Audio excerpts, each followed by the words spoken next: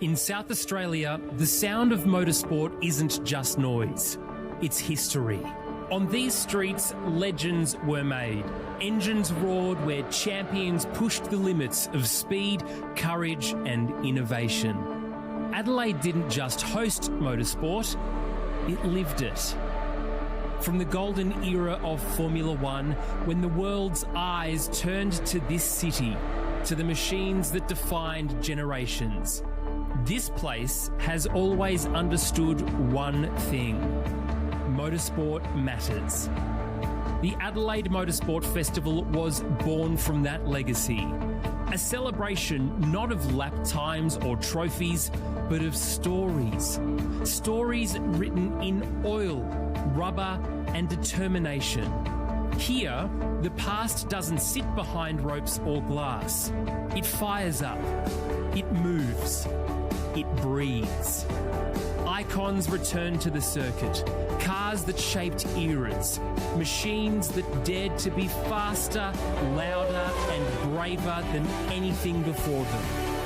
And alongside them, the people. The drivers, engineers, collectors and fans. All connected by a shared passion. This festival is more than an event. It's a reunion. And with the news that top-tier international racing is set to return to Adelaide in 2027, what better way to reconnect with what makes Victoria Park special to so many people than this? Welcome then to the 2026 Repco Adelaide Motorsport Festival. Hi everyone, welcome to Adelaide for this magnificent event, the Repco Adelaide Motorsport Festival. Look, there's been forecast of massive rain here across the weekend. So far today it hasn't eventuated, which is great news. A little bit of light drizzle at the moment, but James Baldwin, this event is something very special. The amount of cars here, the variety of cars, the drivers from all sorts of backgrounds right around the world, and of course this massive Adelaide crowd that always comes out for a great event. That's very true, Mark, and good morning to you. Good morning, everyone. Yes, it is raining just a little bit here in Adelaide, but it's not dampening the spirits of the spectators. It's a sold-out crowd here today at the Motorsport Festival, and I tell you what, this event gets bigger and bigger each year, Brett. There are so many wonderful cars. Even just behind us here, some hypercars that Mika Hakkinen and David Coulthard will be driving over the weekend as well. And of course, mentioning that, there's superstars around all the time too. So this is an event which everyone can get something from. Yeah, it's funny. It's just walking around here, you bump into Craig Lowndes, Will Davison, Jono Webb, you know. It is just an amazing gathering of motorsport. The passion for motorsport in this city is incredible. Of course, it was the home of the Formula One Grand Prix. It now is the home of MotoGP. And here in Adelaide, you can feel that buzz, James, can't you? There's the excitement of spring in the step about this city and what's going to come in MotoGP. I completely agree, and I think it's great for not only this place, the Motorsport Festival and Victoria Park, but just the attitude, especially of South Australians, is trying to steal from my home state of Victoria some more sport to become that sporting area. That's okay, I was born here, so I suppose I get to juggle both of those things.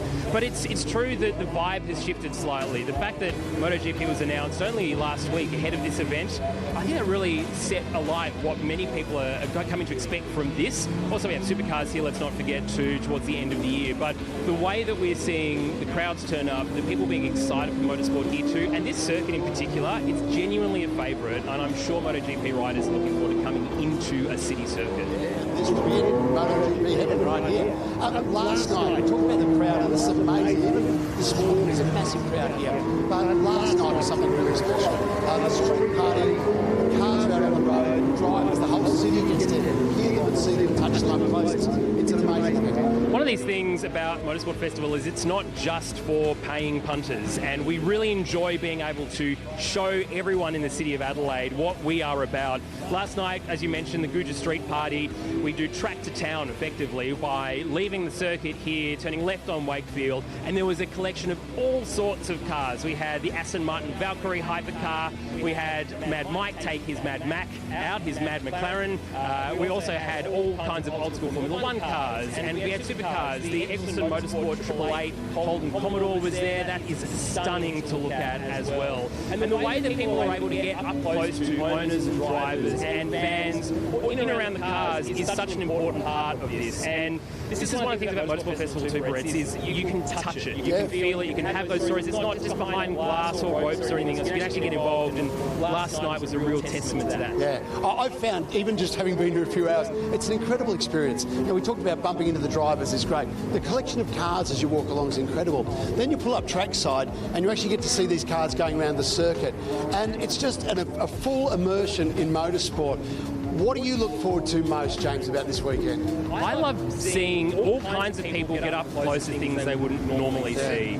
We have superstars of Formula One here like Valtteri Bottas, David Coulthard, Mika Hakkinen, Stefan Johansson, Thierry Boutsen, so many. And yes, it's great to meet your sort of heroes, but so many of us, car people like myself too, we love being able to touch things as well. And so I love looking at the reactions of people as well. It is going to be a great weekend. James, great to have you here. We've got Charlie Barlow down in the Grand Marquee as well, bringing you all the interviews with the drivers. But right now, let's take you trackside. Let's go to our commentators in the trackside commentary box for all the action on track. Thank you very much, guys. Very much looking forward to today's action here at the Repco Adelaide Motorsport Festival. Myself, Dan McCarthy, and Nick Lenthal to call a large bulk of today's action. We're kicking things off with cars that we're very used to seeing here on the streets of Adelaide. It's the 5-litre touring car category for vehicles from the mid-2000s and earlier. So the likes of this Lowndes and Murphy ex-Holden Racing Team car that's out there on the racetrack. A big good morning to you, Nick Lenthal. Good morning, Dan, and good morning everybody out there on the live stream, wherever you might be. I hope the weather is just a little better than it is here. A little bit damp, but not too bad. Just the slightest bit of drizzle. The track is probably improving as we go along, as we just starting out with our group of 5-litre touring cars, a real purple patch in Australian motorsport history. This just another layer in the cake of the Adelaide Motorsport Festival. Started in 2014 and rapidly became a sellout event, and this year is no exception, Dan. No, certainly isn't. It started with very humble beginnings, didn't it, this event, just over a decade ago. But boy, oh boy, has it grown, and a huge crowd already here for the 2026 edition of the race. This car on the screen at the moment, as I said, Lowndes and Murphy driven, the 015 VR Commodore. And yeah, that was raced by Murphy and Lowndes at Bathurst in 1995 in that very livery. And it was also the car that Craig Lowndes raced early on in the 1996 Supercars Championship. And of course, he did go on to win that year's championship. So he took his very maiden Supercars victory in that very machine on a under the lights at Sydney Motorsport Park. He did, and the bit that you didn't mention, Dan, was that he actually had a little bit of a bingle in this car at Bathurst. I think that was in 95? 95, yeah. But you see those names on the window, Lowndes, Murphy. You're going to see a lot of that this weekend. The names on the cars, but also those drivers are here. Yeah, absolutely. Yeah, Craig Lowndes here once again. He absolutely loves this spin. Oh, around goes Martin Wagg. Just losing the rear there in these tricky conditions. Just on the power a bit too early, and around went the rear end. But fortunately, because it's not the Adelaide Grand Final weekend, no concrete wall there, so he managed to get away with it. Use the pit lane apron. Of course, for people tuning in to the first time that haven't seen this event, this is the Adelaide Park Lands circuit that you're used to seeing. This very here is the centre chicane, but rather than turning left onto Wakefield Street, we turn hard right back into what's normally used as the support category out road onto the racetrack. So they blast up Wakefield Street in this direction, turn back hard right again onto the Parkland section. So we're using a shortened version of the Adelaide Grand Final circuit. This section of the track you'll be very familiar with, the Parkland section, as we look at the Kmart Commodore, driven back in the day by Stephen Richards and Greg Murphy in the year 2000, and finished third in both the Queensland 500 and also the Bathurst 1000 that year. So a podium finisher at Bathurst in conditions very much like this, a very wet Bathurst in the year 2000. It was. And Dan, it's good that you pointed out the track layout for people who are not familiar with Adelaide. part of the circuit is dedicated racing circuit in the Park Lands. Then the hard right takes place and you're actually driving on one of the city streets that's been closed for the event. So it's a combination of both, as Adelaide has always been for both the Grand Prix and the Supercars event. I guess the fact that there's no concrete wall might give us some sort of indication of what it's going to be like for the MotoGP when we do that in 2027. Exactly. Brett's and our other commentator, James Baldwin, they were discussing that, weren't they, before the big news that's happened in the last week that MotoGP will be here from 2028 onwards, so very much looking forward to that. Got a couple of Commodores here, the Team Dynamic car directly behind the Kmart machine. Now that is being driven by Scott Dornan, a regular in saloon car competition. Dan, is that the car that they nabbed being tested when they weren't allowed to? It was indeed, yes. That was the very car that was caught doing the illegal testing. We've got a couple of Team Dynamic cars out there in this session. One driven by the number 44 of Andrew Cook, although this one has 44 on it. This one in particular has been driven by Scott Dornan. And great to have Scott a part of the event. A local South Australian who loves his saloon car racing, but great to have him. He's only just bought this car in the last 2 weeks, Nick. And he's managed to get it fixed and ready to go out there on the racetrack in a matter of a couple of weeks. He's been working around the clock to do so. So a big kudos to Scott Dornan for doing that. And what a car with history. As you say, a huge fine went to Team Dynamic for illegally testing this car just over 20 years ago. A fine that I think even still today has not been matched. Well, in those days, there were a couple of test days for the year. That's all you were limited to. And I think this car was caught in Alice Springs, of all places. I mean, you would think you could get away with it there. There's not too many V8 supercar officials up there. But no, they got nabbed and they were very heavily pinged over it. So many 5-litre V8 cars here this year. And Dan, there's a mobile liveried car there on the screen now. Yeah, that's back to the Lounsey 96 and 95 car. Of course, in 1995, Craig Lowndes was just off doing trying to really learn the ropes. 94, 95 as a co-driver, and then stepped in full-time in 96 and swept the floor, winning the championship and the Bathurst 1000 that year alongside Greg Murphy. But they did have a couple of years together prior to that, and that's the car that we're seeing on the screen at the moment. I do note, Nick, that not everybody's as brave as some of these guys out there at the moment. We do have a full field of 13 for this session in these damp conditions. We don't have quite as many out there at the moment, but I'm sure if they've got wets and they're feeling a little bit braver this afternoon, as you say, conditions are getting a little bit better, so we might see a few more out there later on this afternoon. Despite the conditions, there's some hardy fans there in the grandstand at the final corner, not under any shelter.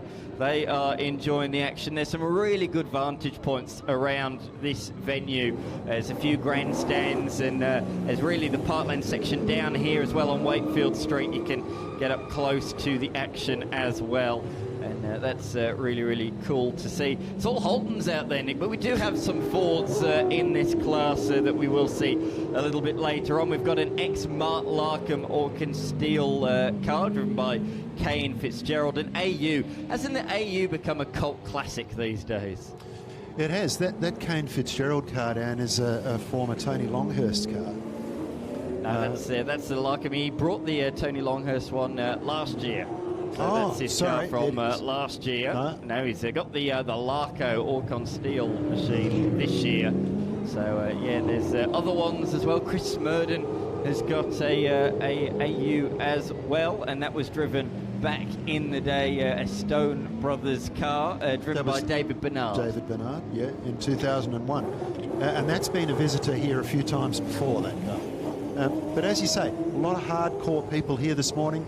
I think it has stopped raining. The track is improving, and there's plenty of people watching this event.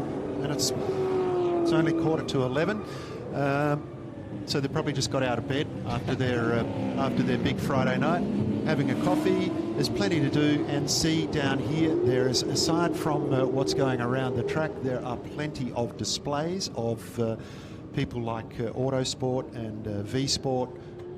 If you want the gear that you need to go racing, they're here. There are people who do all kinds of componentry for racing and street cars. There's merchandise. There's Adelaide Blasting Service. If you've just bought a car that you're going to restore and you want to do the first thing of cleaning up all the underneath of it, you can go and talk to those guys. Ruben's down there will tell you all about it. He'll probably tell you about his R34 that's parked there as well. But there's a lot to see and do down here at the Repco 2026 Adelaide Motorsport Festival. Certainly is, and it looks like the session has concluded. Scott Dornan's going to make a hard left turn into the pit area where a whole bunch of fans are there to welcome him back into the pit lane. Dan, while we've got a second, can I just run you through what's on at the Adelaide Marriott Grand Marquis this week?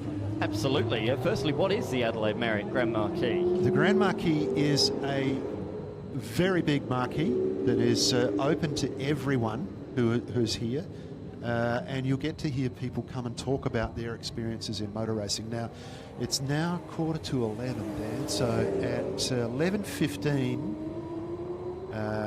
you can see David and Sam Brabham and they'll be talking about 60 years of the Repco Brabham and a whole lot of other things as well. This will all be hosted by Charlie Barlow, our mate. They'll be on at the same time tomorrow.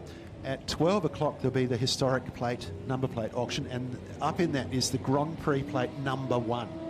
Now some high roller is going to put a big bid on that number plate for sure.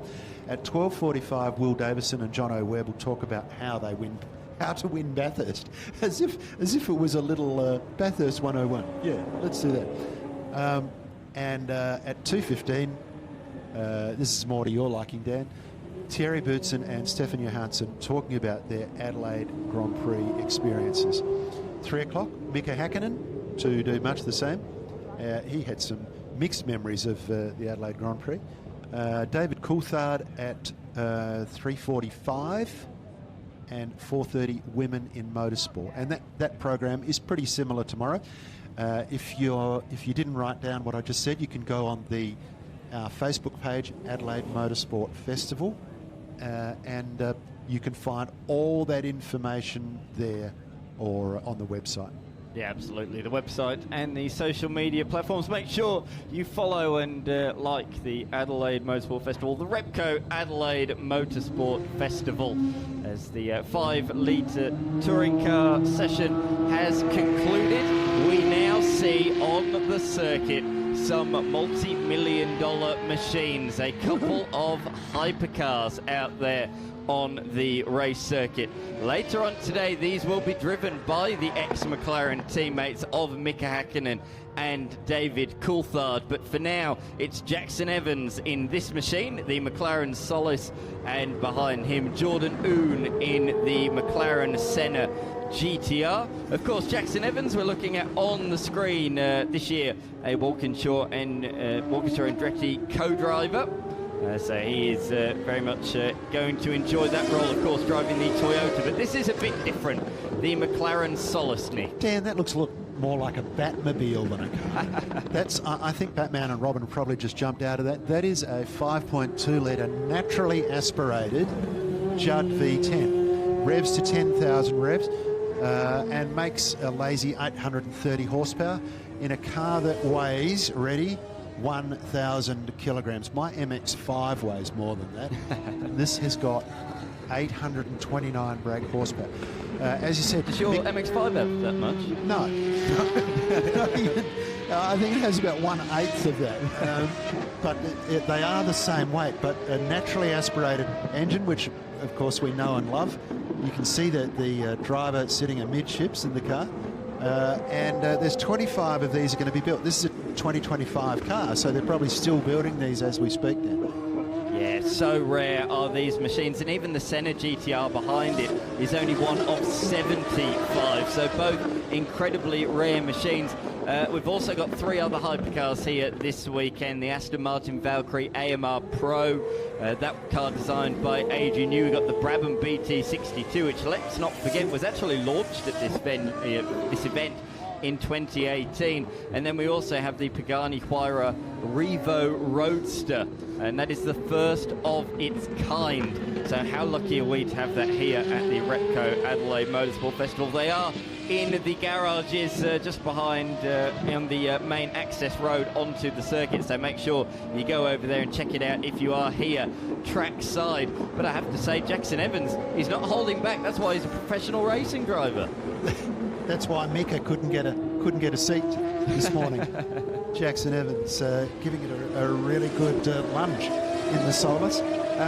And like you said, there's just some other very amazing cars out there. Very, very low volume production, these cars. And last year, the Pagani Huayra was our favourite. A phenomenal sounding car. It had everyone trackside when that car came out. They came running from the coffee shop and the bar just to see that car go around. Absolutely. We should explain that all these cars in the hypercar category you can buy, but you're not allowed to drive them on the road. These are track-only hypercars, so you will not ever see any of these machines on the road. The only time you will see them is at a racetrack on a track day or an event just like this. These cars are tailor-made for an event like the Repco Adelaide Motorsport Festival.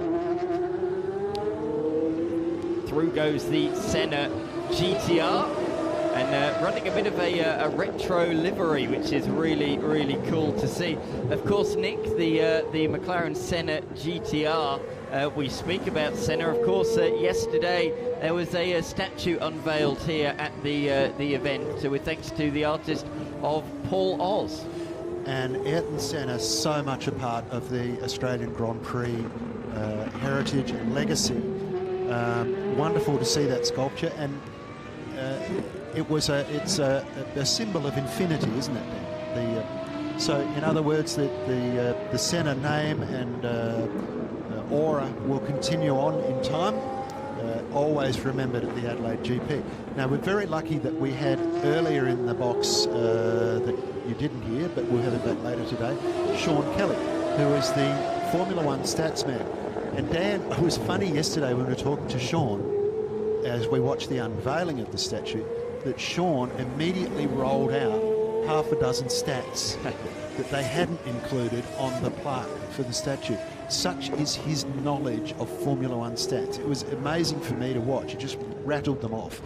And later on today, when we get the Formula One cars out and we get Sean back in the box, I'm going to ask him about those facts that he rolled out about Ayrton Senna yesterday afternoon and his relationship to the Australian Grand Prix. Absolutely. Looking forward to having the virtual statsman of F1, Sean Kelly, join us later on today.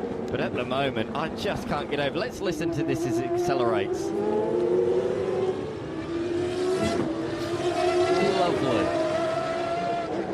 Proper, naturally aspirated V10, Judd V10. Of course, Judd made Formula One engines for a good number of years, and fantastic to hear this thing. Oh. Checkered flag is out, so this is the in-lap, but fantastic to see these two machines out there and being pedalled properly hard as well. In he goes into the hairpin for one final time.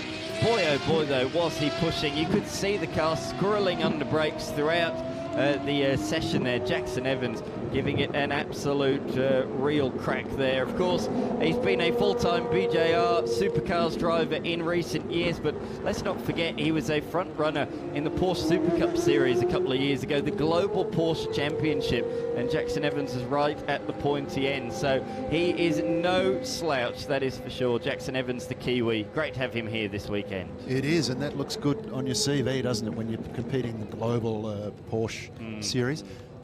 That car, of course, the Solus being followed, the naturally aspirated car being followed by the Senna, which we showed you. I think that's it, just disappearing out of sight there.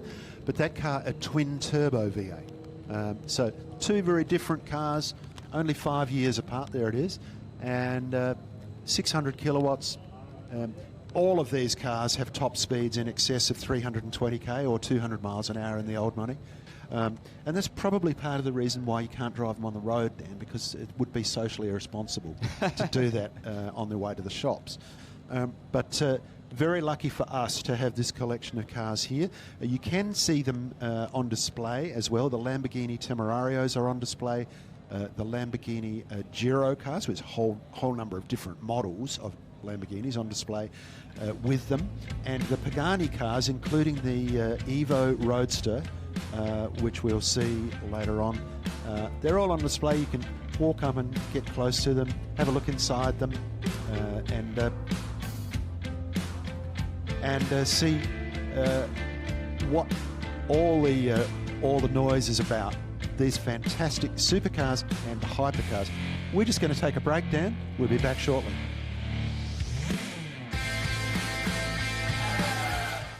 It was in the 60s that Repco placed its engineering capability foremost in the eyes of the world by winning the World Championship not once, but twice.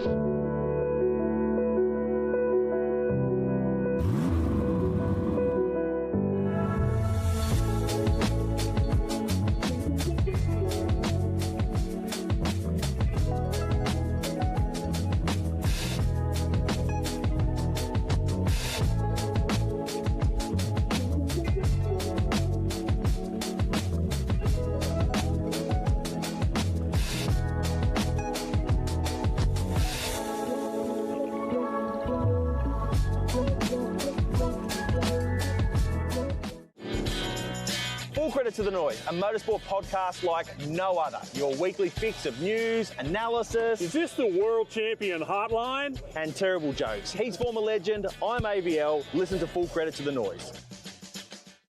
We've come a long way in 40 years.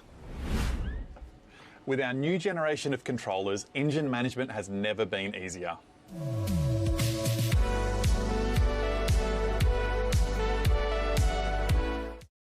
I love riding. It's a real social thing. There's a great bond between riders. Every weekend I look forward to getting out there. It's a freedom like no other. Riding to work is a great way to start the day.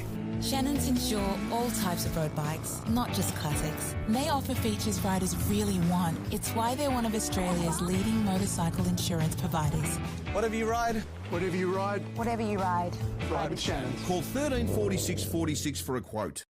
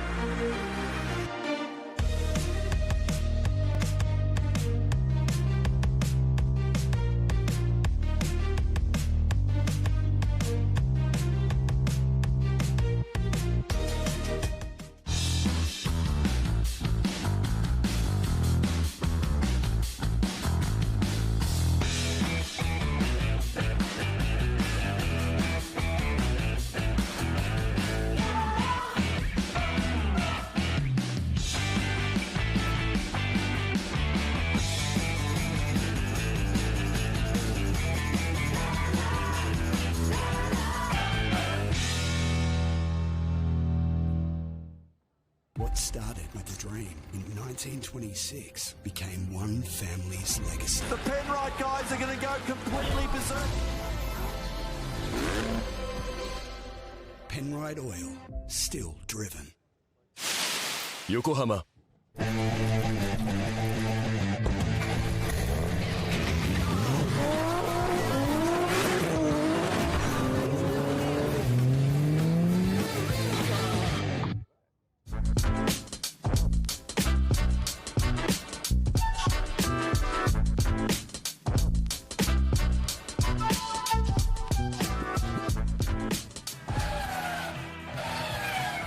So many sponsors as a part of the Repco Adelaide Motorsport Festival. Just as we went to the break, Tony Quinn went out in his Simtech, but unfortunately on the outlap he has had a spin and he cannot get this Simtech refired, unfortunately.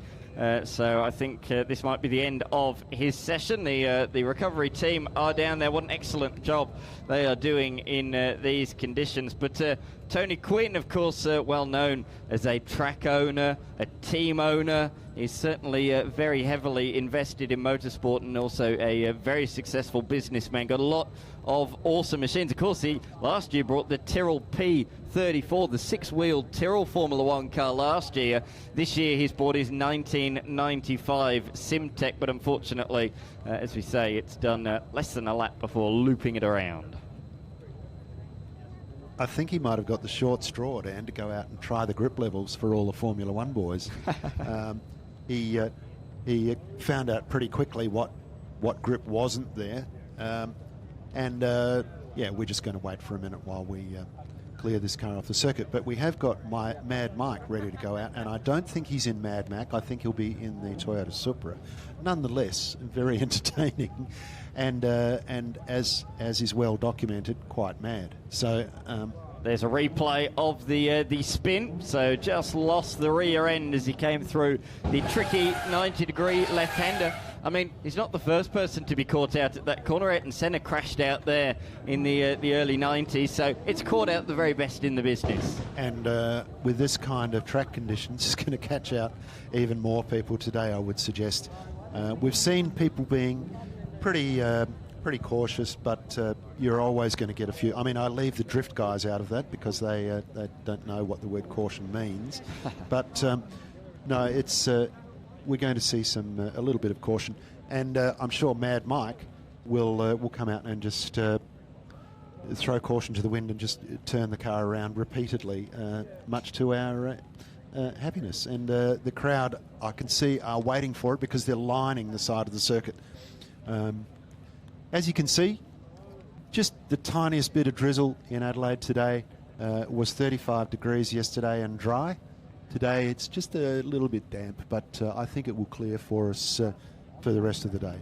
Absolutely, as we can hear the engine firing up over the backside of the circuit. How cool is it, this venue? This is an iconic shot in Australian motorsport as we look back up pit straight, and we're about to see two sideways machines head out onto the circuit. The first of which driven by Kiwi Mad Mike, and the second behind him his good mate Matty Hill. He invited him along, and we couldn't say no. Two very successful drifters and showmen, and they are going to put a show on for us here this morning. Fabulous to watch this stuff. Great car control and a lot of sophistication in the cars set up specifically for drifting. Mad Mike loves a rotary, and he's even in the McLaren that he uses, the Mad Mac car, it's a 26B rotary, so there's a long relationship between Mike Woodhead and the rotary engine. As we watch the spares box, such a great looking shape, this new Supra, Dan, for V8 Supercars is going to be terrific. Absolutely, yes, certainly is, of course, already at its first race meeting at Sydney Motorsport Park, and some good results for the Supras in the final race as well. 4 of them in the top 10 in the final race of the weekend. As you look at Matty Hill in his A90 Super, there he goes, good old Scandinavian fleet. Look at the steering lock in the front wheels. You can see underneath the actual wheels there, underneath the guard and underneath the inside of the wheel. That's remarkable. Do a brake pad check while it's going. Exactly. No, these cars have completely revised geometry in the front end to give them much bigger steering angles. They use much longer arms between the tyre rods and the rack, and they use them to great advantage. It started out as a bit of a hot rod thing 25 years ago, but it's become far more sophisticated, and now there's a range of just totally bespoke car parts that you can buy for drift cars. There's people who are in the industry of tuning drift cars.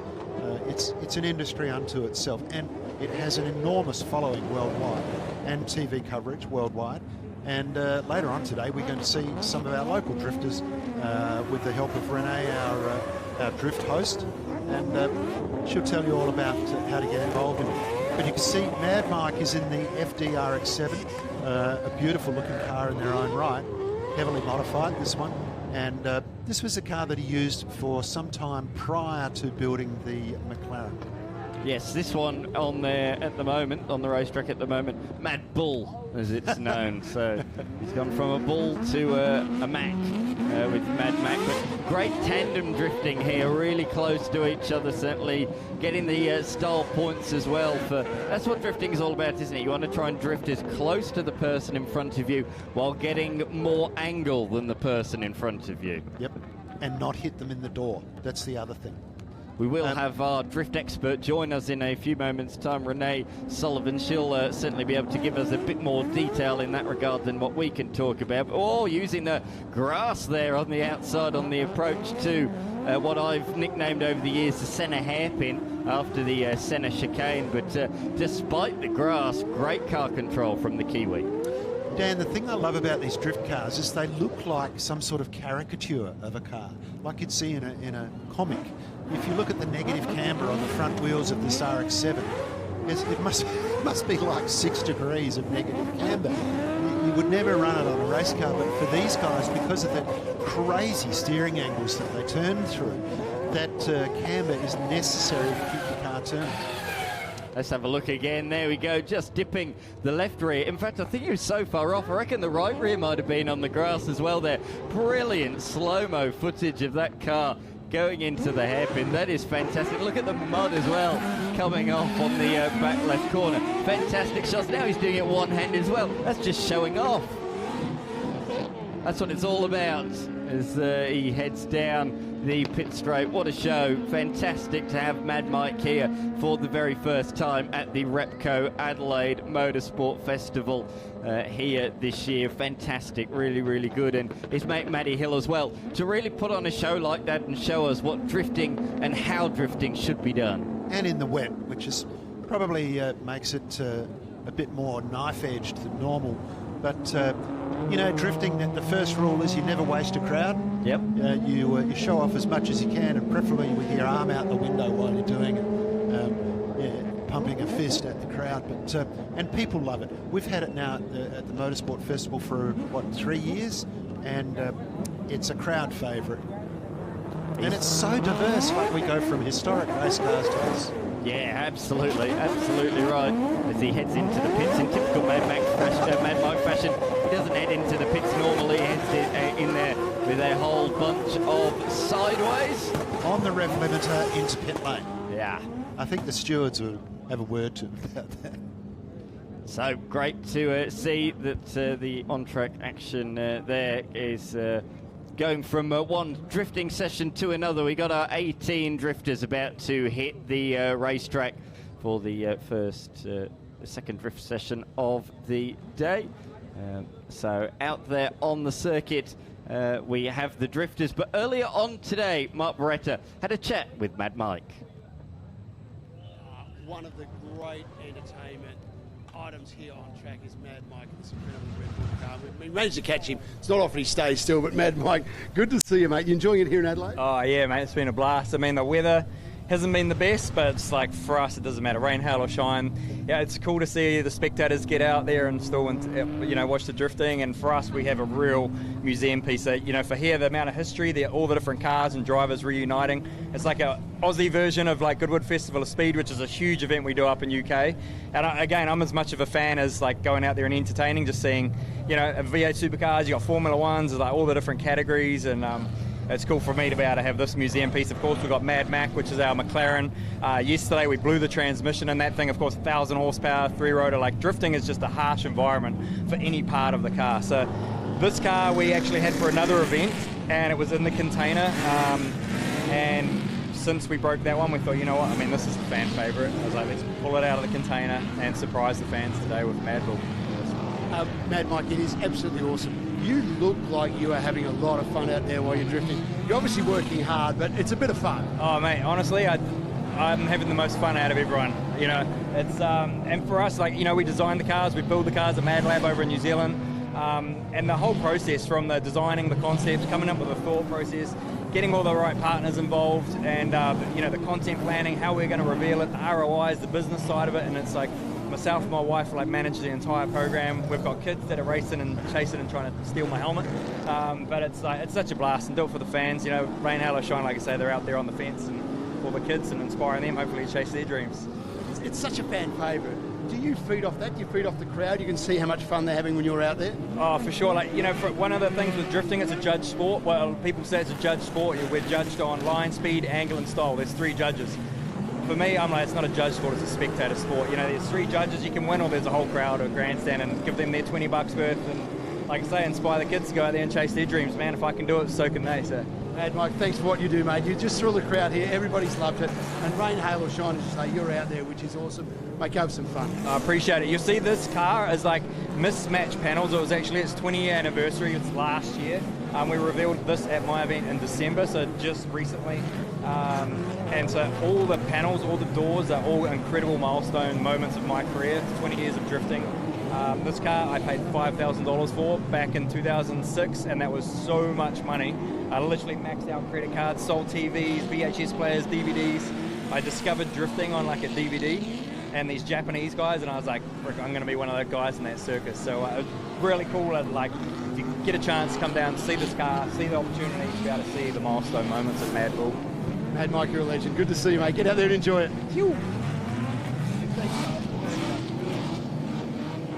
Fantastic to have him here, and very interesting story about Mad Bull as well. Very much enjoyed listening about that. We've got another drift session, the 18 drifters, the local Australians out there on the circuit now. We've got a drifting expert alongside of us in the commentary box. Renee Sullivan, thank you very much for joining us. Thanks for having me, and thanks for the promotion to Drifting Expert. I run all the events for Drifting SA and the Glitter Gang Drift Ladies, but I'm not quite an expert, hence why I'm not out there with these elites out here. And obviously very slippery conditions, but they're doing an amazing job keeping it together.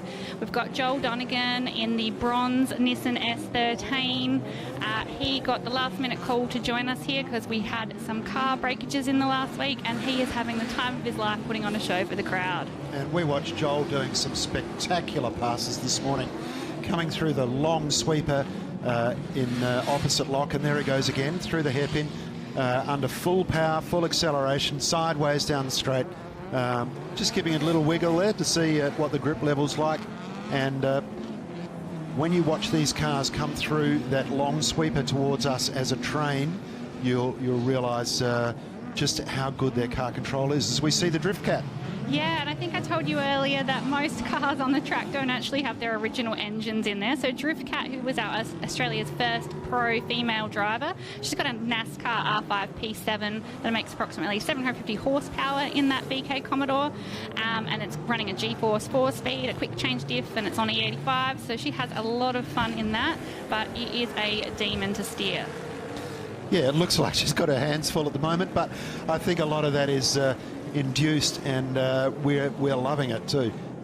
The wet, no problem for these guys. We've seen them do this in the dry, just through horsepower, but today they don't need it to use a lot of throttle to get the car all shook up. And you can see just getting the weight, the loading of the weight from side to side to set the car up into a drift for the next corner, and beautifully done with the arm out the window. Never waste a crowd, Cat.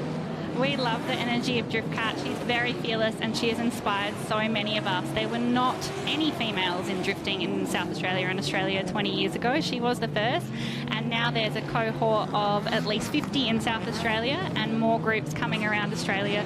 So it's wonderful that it's becoming a very diverse, inclusive motorsport. That's a really good representation for women in a category of motorsport. I think that'd be hard to beat, frankly. Yeah, I would be interested in the statistics. I think it makes a difference that all of the men are so supportive. We've all got our husbands or partners who are helping us fix the cars, helping us get to events, so we're very grateful for the support we have from the men. And we don't quite yet have a female competition. We're still working on that. That would be a cool thing, to have an all-female competition. And we've got a train happening here, Renee. Oh, yeah, these trains are beautiful. They're obviously getting more confident. They're getting used to the conditions and starting to trust each other. A lot of these drivers have been driving together for decades. We've got Dale Campaign in the Wumbier in the front. He is a regular SA state champion. He's also competed around Australia, World Time Attack. Very good skilled driver. Behind him, Matt Russell in the AE86, which you don't see many of them anymore. No. They're getting expensive. So Matt Russell is building a brand new 86 as well, the Toyota 86. So he will have old and new soon, and it will be interesting to see which one he prefers. I honestly prefer the 80s, the 90s Nissans. Yeah, I love the original 86s. They're all wrapped up in cotton wool now because they've become so expensive. But good to see that train happening, and even through the mist of the water spray that's going up between the cars, we can see them with their headlights on. They look fantastic.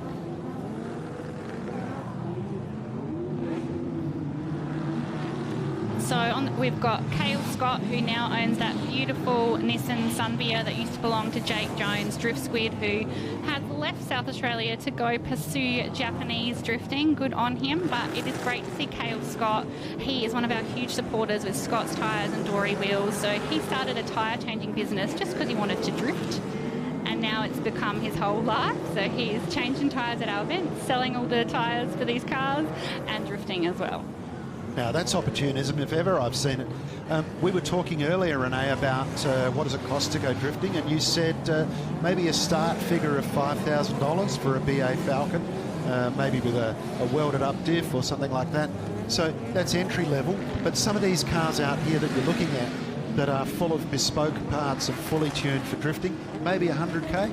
Yeah, I would say a lot of these cars are $100,000 cars. So obviously engines can cost anywhere from 10 grand to whatever you want to put in them. The steering you talked about, so we've got a Castrol steering that's mentioned on that Sunbeam there. That's probably $15,000 if you want to go the top package. And then you're upgrading things like PPG gearboxes, sequentials, they're $10,000 to $15,000. Rear end, so it all adds up. You start with what was a stock car, and then you've modified it to the point of making it something that you can be basically, well, does it steer itself? It looks like it steers itself. Well, look, if you're wondering where all the money goes, these cars completely revised front-end geometry. They're putting enormous amounts of torque through the drivetrain, so all those things have to be upgraded, and that's all off-the-shelf. As drifting today is an industry, all that stuff you can buy, but you've got to get the checkbook out to do it. So that's why I do like the entry-level chassis of the Falcons, or you buy a stock car and all you do is lock the diff, because you can still drift that way. It's just if you want to get competitive, that's when you start getting those steering kits, the more advanced gearboxes and engine packages, so that you can compete at the state or national level. So Scott Roberts is another South Australian boy. Edwardstown Powder Coating is his business and big supporter of drifting in South Australia. And he has spent so much money making this, what was a simple S13. It's now put an S14 front end in it.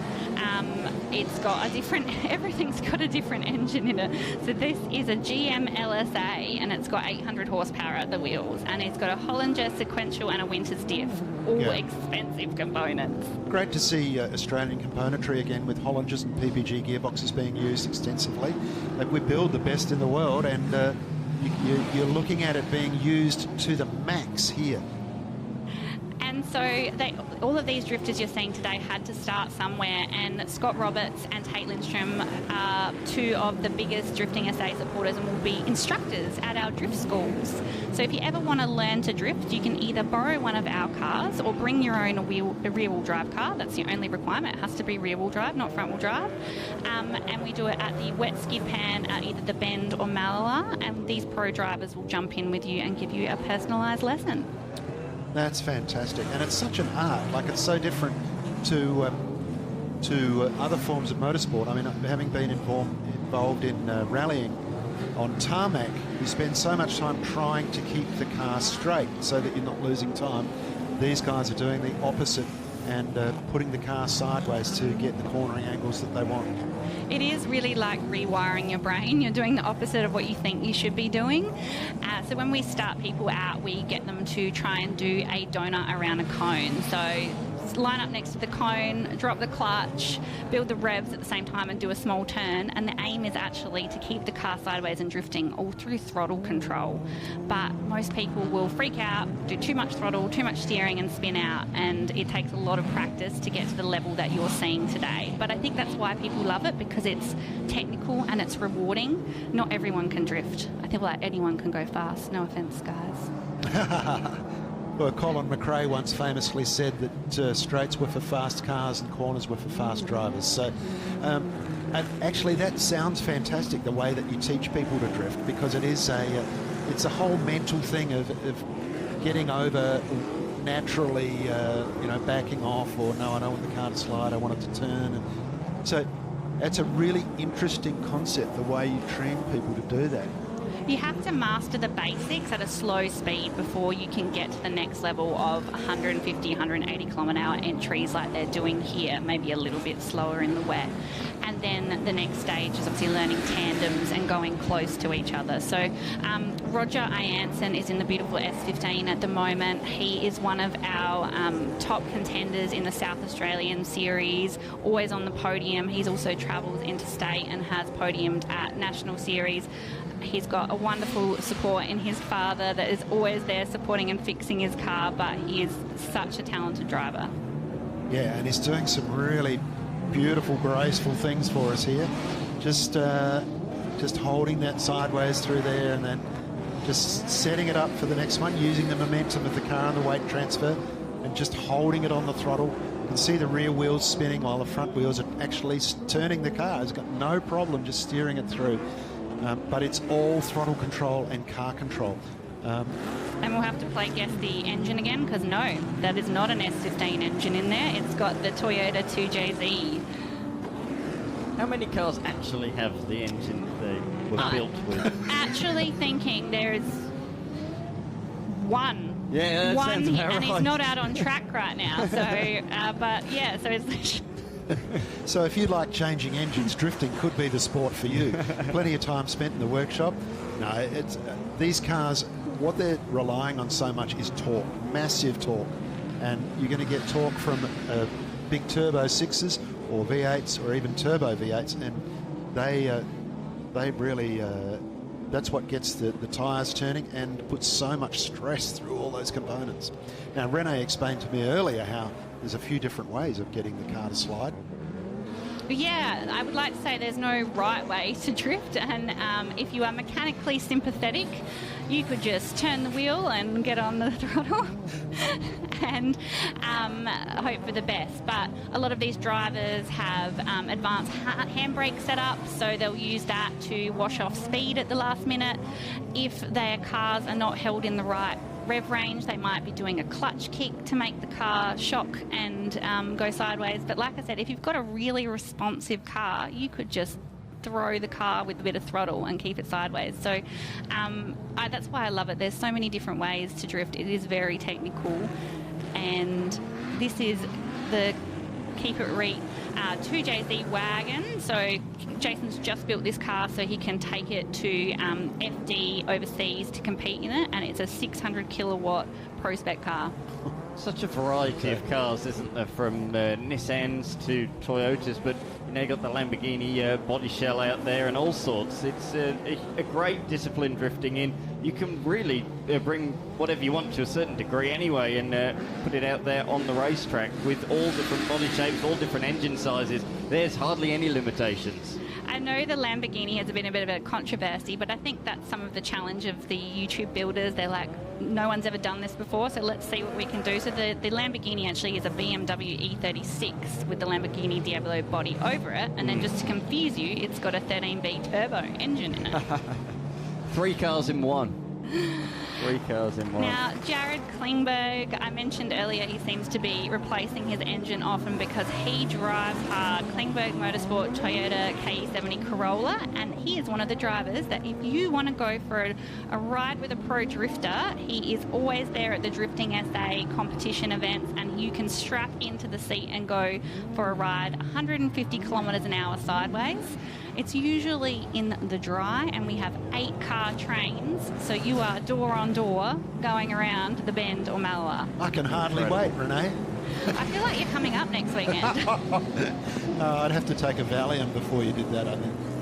But that is a great offer, isn't it? Like, to be able to step in a car and do this kind of stuff on a weekend, half an hour from home. There's not many other categories of motorsport that you're going to get that kind of opportunity to go with someone who's at the cutting edge of the sport and learn from the best. It's a very interactive and inclusive sport. So we find a lot of people start off going for a passenger ride and then they get hooked and they buy their own car or they come and borrow our cars and give it a go. So yeah, I love seeing how addictive the motorsport is once you give it a try. Aha, this is the car I was talking about, the silver S13 Marcus McCarthy. It's an SR20. That's what they came with. Right. So there is one. But I mean, look, a lot of guys, the things that they don't like about motorsport is there's too many rules, there's too many regulations. You know, I'm half an inch over track, so I can't run those wheels. This is a haven for people who like to experiment, who want to push the barriers, who want to try something different, something innovative. Drifting sounds like the spot for you. Now, is Drifting SA the club? Yeah, we're the club. We're a not-for-profit. And how many members would you have in Drifting SA? At the moment we have about 250 active members, but then there's also people that come from interstate or just do occasional events. So it shows that it is a huge motorsport now. It probably was only 50 maybe 6 years ago. I think it's become, especially with COVID, we're one of the few motorsports that could still go ahead. And so we've got a huge diverse, we've got people with their $5,000 Falcons, like I mentioned, their $100,000 show cars from all sorts of walks of life. We've got quite a few paraplegic drifters who are using the hand controllers. So I know we talked about Christina Fithulkas, who is the first female paradrifter, but we have quite a few males who have been competing with that setup, which is amazing. That's good news. That's so empowering to people who have suffered that kind of injury. And look, for a motorsport discipline to have that sort of numbers in the category, that is fantastic, and it's probably growing as well. It continues to grow, and we would like, if you are here today and you're thinking about giving it a go, please come talk to us at the Drifting SA stand or follow our page. We are happy to talk to you about what's involved. So you don't need an expensive car, you just need a rear-wheel drive car, and usually a locked diff, so you don't have an unfun time with the open wheeling. Yep. And is that the checkered flag? That means it's over. I'm sure you won't be too long before you're back in the comms box again, and the drifters are back out there on the racetrack. As we see the cars come on into the lane, it gives us an opportune time to take a quick break. We'll be back on the other side of this. At Repco, we get what gets you going. Because while you told her it would be loud, you forgot to mention how it feels. Repco gets you going.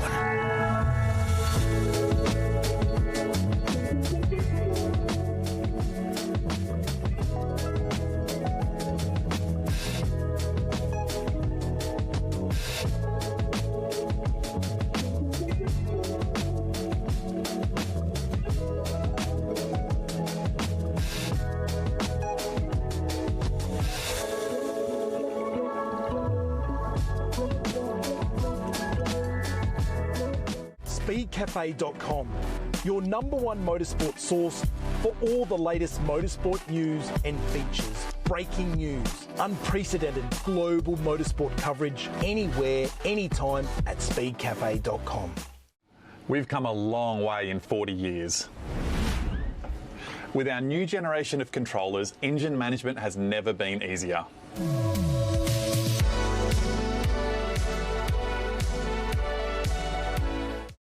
I love riding. It's a real social thing. There's a great bond between riders. Every weekend I look forward to getting out there. It's a freedom like no other. Riding to work is a great way to start the day. Shannons insure all types of road bikes, not just classics. They offer features riders really want. It's why they're one of Australia's leading motorcycle insurance providers. Whatever you ride, whatever you ride, Whatever you ride. ride with Shannons. Call 134646 for a quote.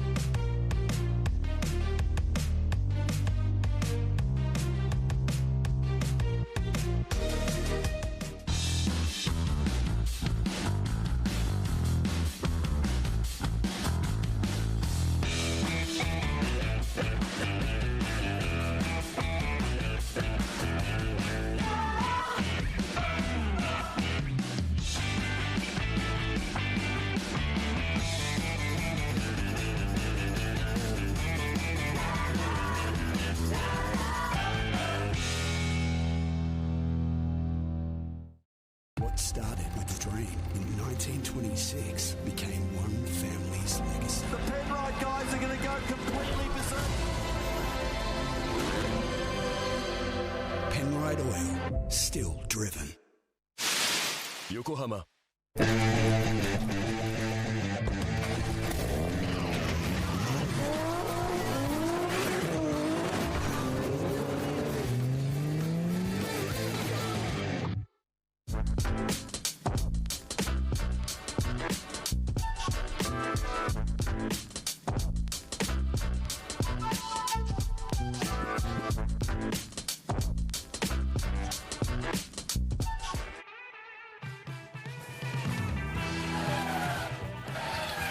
Welcome back to the Repco Adelaide Motorsport Festival.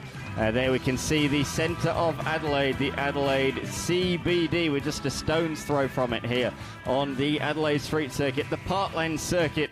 This is brand new for 2026, the Ferris wheel. So a great addition, great vantage point if you are at the final corner. You can see all the way around the final sequence of corners from the venue. Unfortunately, there is a bit of moisture in the air, a bit of a wet one today, expecting around about 40 mils of rain. But despite that, we have seen continual on-track action, and there are a few of the puddles, but no, it's pretty good. Otherwise, we are seeing cars out there on the circuit. And speaking of cars on the circuit, up next we will have something a little bit different, a demonstration brought to us by Haltech, and somebody who knows a lot about this machine is Richard Schumacher. Richard, great to have you here on the here at the Repco Adelaide Motorsport Festival this year, and Haltech a very big part of it.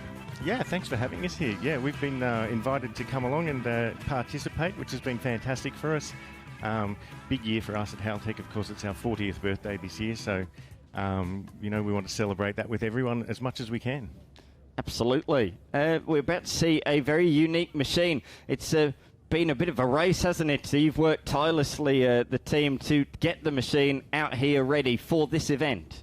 This is legitimately a last-minute build, yes. Yeah, we fired this car up for the first time at about 11 o'clock on Wednesday night. Another one of Jay Duca's rapid builds. He seems to be famous for building things in a short period of time. He was the first person we thought of when we thought we need a car quickly in Adelaide, and he was the right man to do the job, for sure. Yeah. Now, there was for a time, Richard, a Holden product called a Road Pacer, which was for sale in Japan. It was for the Japanese market. It was an HJ Holden Kingswood with a rotary. Yeah, had a third. I know that's sacrilege, isn't it? But I don't know how they went. I don't think they would have been too quick, but I don't think they were anything like this HQ that we're about to see. No, they would have had a fairly asthmatic 13B and I think an automatic gearbox to make things worse. This one has a 20B peripheral port in it, which certainly goes a bit better and sounds a lot better. At the moment, we do have a little bit of a delay. We're just sweeping off some of the standing water out there on the racetrack. Of course, don't want any aquaplaning, so the officials doing a great job, and we've got to thank them for the work they're doing in such tricky conditions here today. So just sweeping off that the standing water so we can send some cars back out onto the racetrack. There's probably a couple of gearbox parts from the drift cars in the standing water as well, that are just shuffling off the circuit. But Richard, Haltech, tell us a bit about Haltech, which we know by name. Well, no, actually, we'll let you. No, we can talk about Haltech because we haven't yet got the HQ on our screen. So tell us a bit about it. Yeah, well, as I said, it's our 40th year this year. We were the first company in the world to do real-time PC engine management, PC tunable stuff. And it's still sort of the core part of our business is engine management, EFI stuff. But we've moved into digital displays and power distribution in the car, so you can run a whole car on a Haltech now, from headlight to tail light, every electronic in a car. Yeah. So do you have to be going racing to use Haltech? Of course not. No, not at all. We're an enthusiast-first company. We want you to love your car. We don't want you to hate your car, so we do what we can to make it better, to make it more modern, make it feel nice, make it drive nice, cold start quickly. Yeah. Very cool. Very cool. No, it's fantastic that it is out there, and it sounds to me there it is on the track at the moment. So tell us a little bit about the build, effectively. Obviously, the body shell is very different to what's underneath. Yeah, well, it's an old HQ race car. So we got that, and yeah, with Jay wanting to be part of the build, obviously he's a rotary guy, so he put the rotary in, and we've got Rob Dahm, who is driving it. He's come all the way from America. He's a YouTuber from the States, and Jay went and picked him up in his rather famous Tirana, which we're seeing on screen now, and picked him up from the airport, and yeah, this is Rob's first experience, in an Australian workshop thrashing to get a car done. Normally he's at Pikes Peak. Yeah. Okay. I did see this YouTube video the other day, and it was quite entertaining. But peripheral port rotaries, for those of you who are uninitiated, have a distinctive sound because they idle at very high revs. Yes. And they sound like they're not running happily at all, but they're about to run very happily. They have that distinctive brap. Mm. Yeah. Yeah, so of course, Rob being American, the steering wheel's on the wrong side for him in the HQ. He has driven a right-hand drive car before. I did make sure before we put him in the car that he had done that. He's owned a couple of JDM cars over in the States, so he's having a bit of fun out there in the wet. Yeah. How good does it sound? Absolutely fantastic as it blasts on past the start-finish line that we use here at the Repco Adelaide Motorsport Festival, and then swings it into the final couple of corners through the fast right-hander, and then under brakes into the hairpin. But on the right we can see all of the build work that has gone into this machine over the last couple of weeks. There's been a lot of man hours in the last couple of weeks for this particular machine to get it here for this very event, and he's just lost the rear and looped it around. He looks to be having a lot of fun though. There's a big smile on his face there. and again. But the peripheral port rotary, very high revving, makes a lot of power up high. And in fact, that was the same as the Alan Moffat RX-7 that ran at Bathurst back in the day. And that car, that very car, is here this weekend. Moffat's RX-7. It sent shivers up my spine when I stood next to it and touched it yesterday. It's just a gorgeous thing. I was there when it raced at Bathurst back in the day, and that also is a peripheral port, so you're going to get to hear that. So listen to that. That is so good. He's not holding back as it might be a new build, but he is absolutely revving that as he comes out of the hairpin and up the hill. It does look pretty damp down there, and I think it's just bursting in to wheel spin, but he's putting on a show for the fans, which is what we want to see. Yeah, well, he put the tune in this, so he was on the laptop doing the tune, so he's fairly confident in it. He knows what he's doing. And he's got the safeties turned on, I know. What revs do you think he set the limiter at? 9,000. 9,000. Wow. Okay. Well, that'll give him a bit of space. Yeah. The rotor would probably happily go past that anyway. But getting back to Haltech, who are your customers? Are we talking purely Aussie V8s or JDM? Or? We do a bit of everything, really. If it's a petrol-powered engine, we can run it more or less. So we do a lot of stuff from a lot of plug-ins for that sort of golden era of JDM, 90s, 2000s JDM, anything with an LS. We've got a really good product for LS guys if you were putting an LS into an old HQ, for example. Yep. Yeah, really, sky's the limit. Well, that's the interesting thing. There's a lot of old cars out there with new components. Yeah. Putting LSs into old cars. You've got people like Tough Mounts who can supply you all the hardware to put the engine in, and you come along with all the software to help the car run properly. And that includes things like mapping the ignition, the fuel.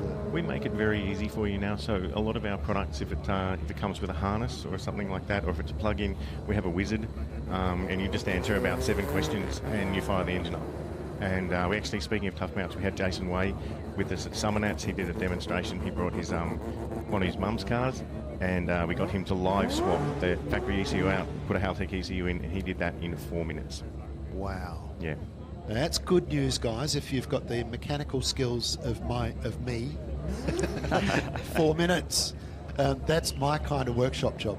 No, that's really interesting to hear. Now, Richard, Haltech sold all over the world? Everywhere. Yep. Customers in the United States? Big customers in the United States. We're in the UK. We've got an office in Europe. Japan. Wonderful to hear.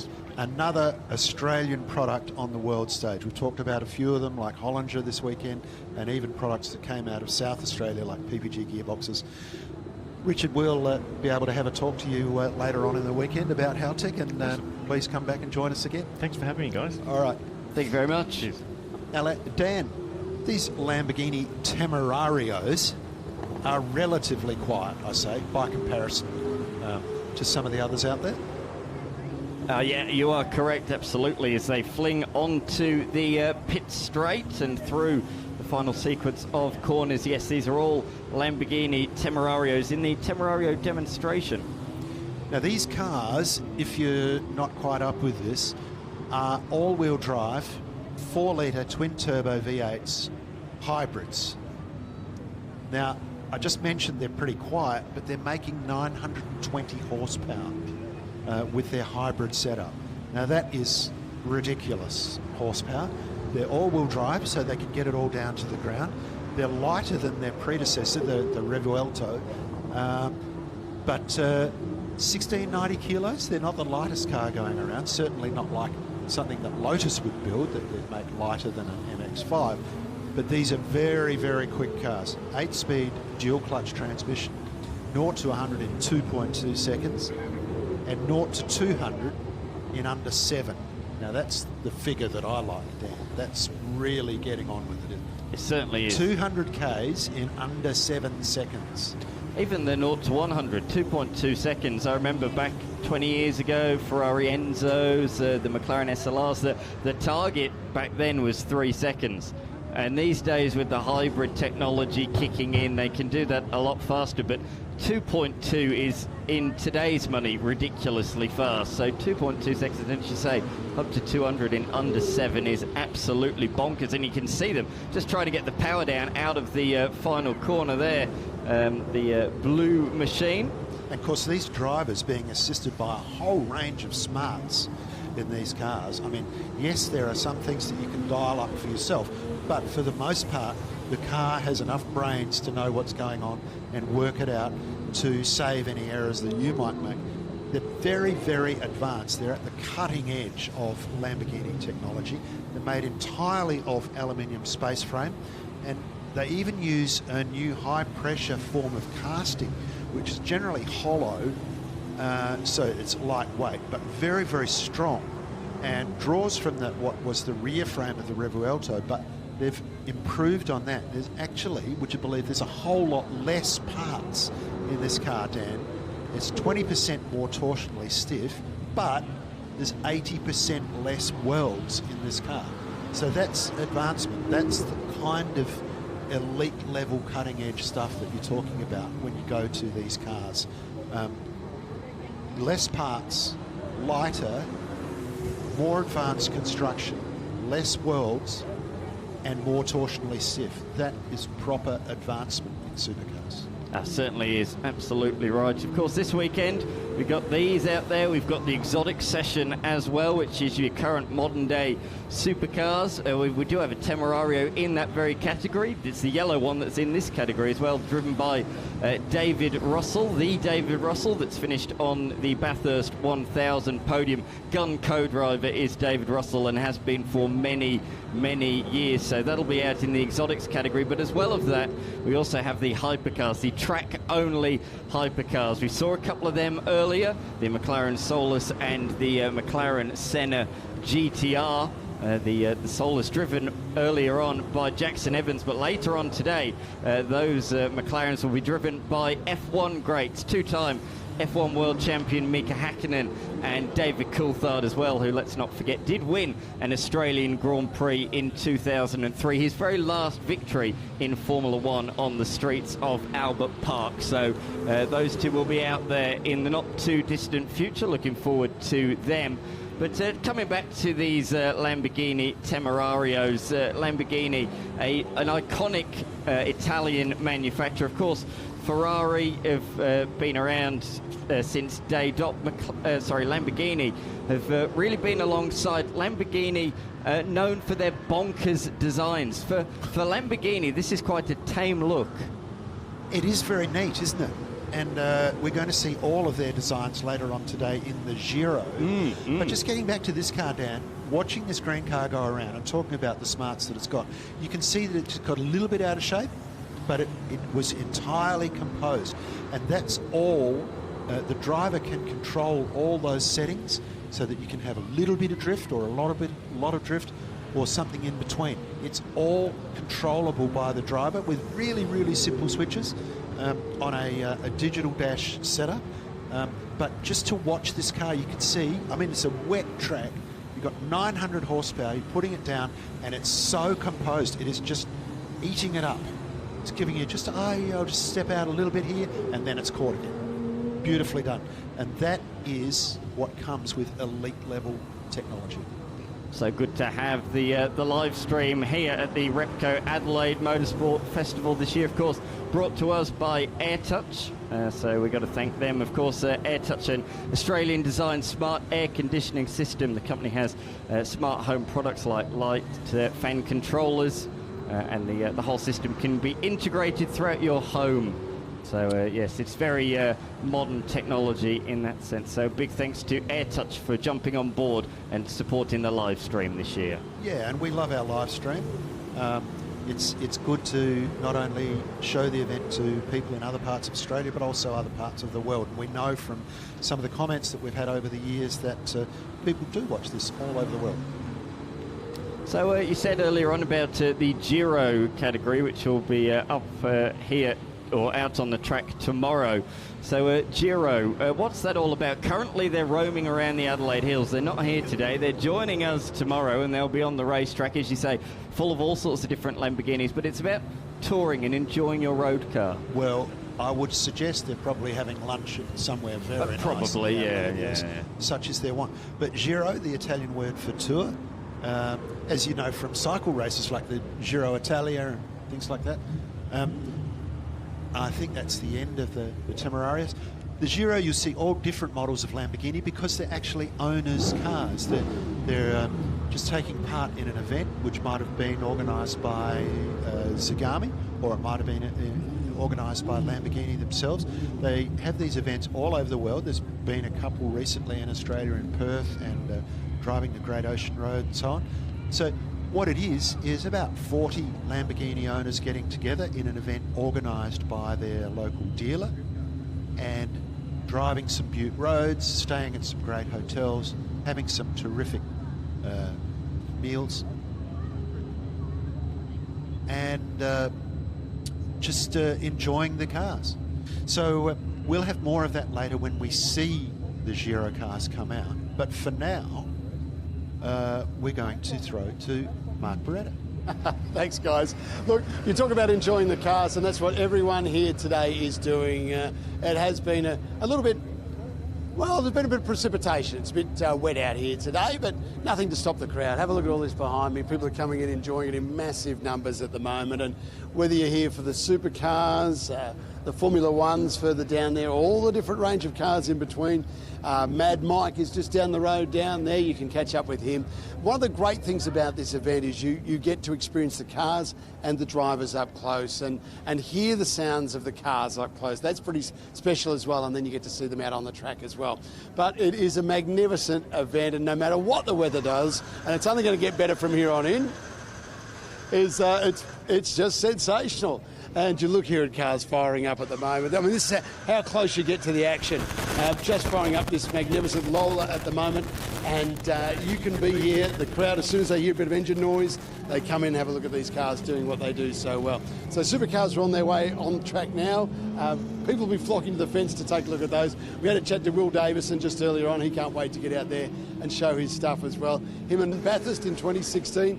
Great to see them here. They're amongst an incredible cast of legends of motorsport from Formula One and Supercars. So let's get back there and catch up with the Supercars, guys.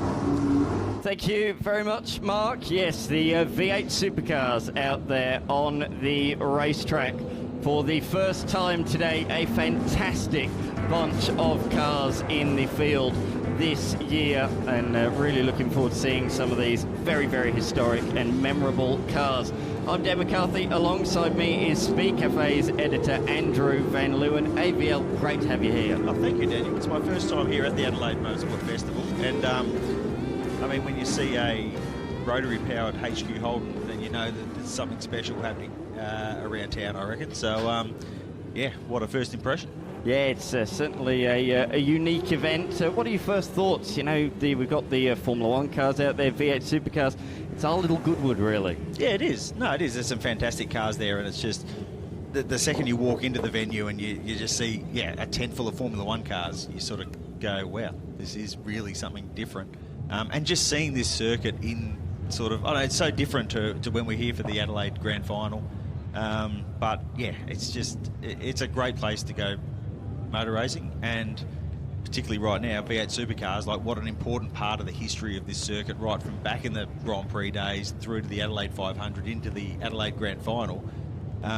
This is the bread and butter of motorsport on the Adelaide streets. Absolutely it is. Absolutely. Of course, V8s came back with the sensational 500, as it was known, back in 1999, and what a success that was. And it's been here every year ever since, apart from 1 year due to COVID, effectively. So it's fantastic. And pretty much all of these machines have driven on these very streets. The one at the front of the queue. Now, this car's not been seen for a long, long time. Yeah. A lot of people will recognise it. HSV livery, car number 15, Rick Kelly's title winner. Yeah, amazing car. What I really love about cars at that era, like their H-pattern gearboxes, they were really proper old school touring cars. You know, that was kind of towards the end of that era, but they were just incredibly difficult cars to drive. Like it was you can see, we look at the Supercars drivers when they go and compete on the world stage, they are just so competitive at whatever they do. And it's because to drive these cars well, you have to be a good driver. Yeah. And particularly back in the H-pattern days, that was just how it is. Like if you could master that, there's not much in the world that you can't do. Yeah, correct. Absolutely right. That was the era of Rick Kelly and Garth Tander at HSV. HRT had Mark Scaife, Todd Kelly. Of course, Team Vodafone were just coming up then. And, of course, it was the controversial title decider at Phillip Island between Lowndes and Rick Kelly. I was there. That was my first year of my journalistic career. That was 2006. And, that was a wild day. I just love those 5-spoke wheels on those cars. Yes. How good do they look? They just look sensational. Certainly do. Of course, you're here on behalf of Speed Cafe, and we have to say a big thank you to Speed Cafe. You are hosting as well the live stream, so many people will be tuning in on the Speed Cafe channels as well. So if you are, thank you very much for joining us. So great to have Speed Cafe here. Yeah, no, it's like I said, I've been meaning to come for years. This event just falls at a busy time of the year, particularly this year when we've just come off Bathurst 12 Hour and into Sydney Supercars. But I had to come and check it out, and I'm really glad I did. Although, I got to say, I don't know what you're doing with the weather here. Not my fault, don't blame me. It's not. It was fine yesterday. It's really, it's really not ideal, but that's all right. We see the first ever Team Penske Supercar from 2015. That car, the last car driven by two-time Supercars champion Marcus Ambrose. Of course, he went over, did the great things over in America, and then he came back for... effectively, it was going to be a bit of a resurgence for him in Supercars, but after a couple of rounds, he decided to hand over to Scott Pye. He rejoined Scott Pye for the Enduro season, and this was Marcus Ambrose's very last car that he raced in this livery on the streets of the Gold Coast. Yeah, for sure. I mean, obviously his comeback to Supercars didn't quite work out the way I think he would have wanted or the team wanted, but what an absolute legend of Supercars racing, you know. Two-time champion, just really set the benchmark, and then went on and set a benchmark in NASCAR. Yes. You know, like he went and really did incredible things over there at a time where it was incredibly difficult to integrate yourself into a completely different discipline of the sport. So there's absolutely no doubt that Marcus Ambrose is one of the legends of Supercars. Absolutely, the only Australian to win in the top tier NASCAR Cup Series, and he won twice on the road course of Watkins Glen. And of course, this weekend we have that very vehicle here. Yes. Tabitha Ambrose will be driving it. Yeah, that's a pretty special moment, you'd think, for that family to have Tabitha in that car.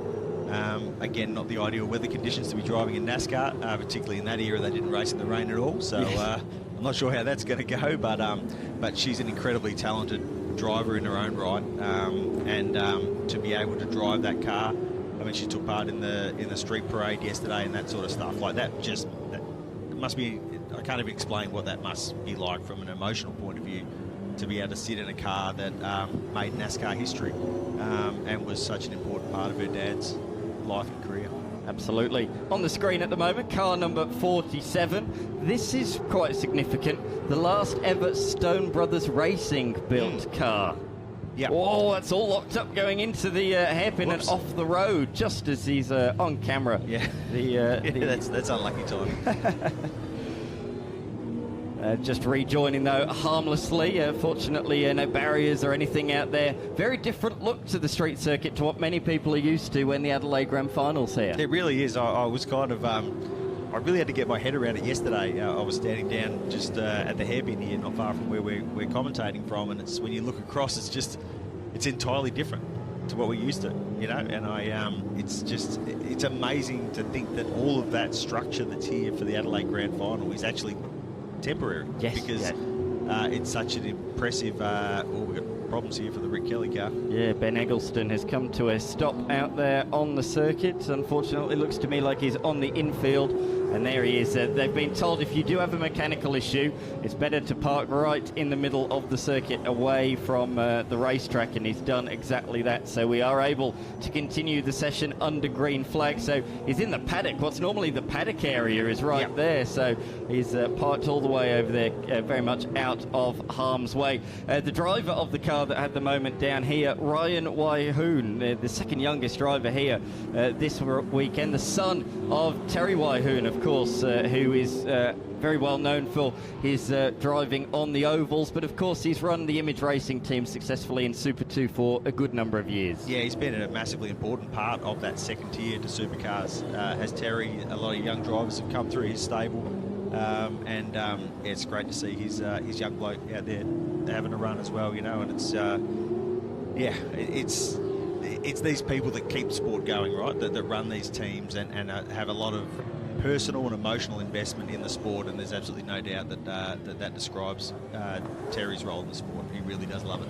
Speaking of personal investments and attractions to cars, Will Davison is out there on the race circuit in the very car he won the 21 in Perth in the 2015 Supercars race. So really cool to have that out there. It's the first time this car has been in the public eye since it was on the streets of the Sydney 500 Sydney Olympic Park street circuit back in 2015. It has not been seen in public since then, so 11 years ago. And this really did have a cult following. Yes, it was only around for 3 years, and it only had 2 race victories, one in the hands of Lee Holdsworth and the final one in the hands of Will Davison.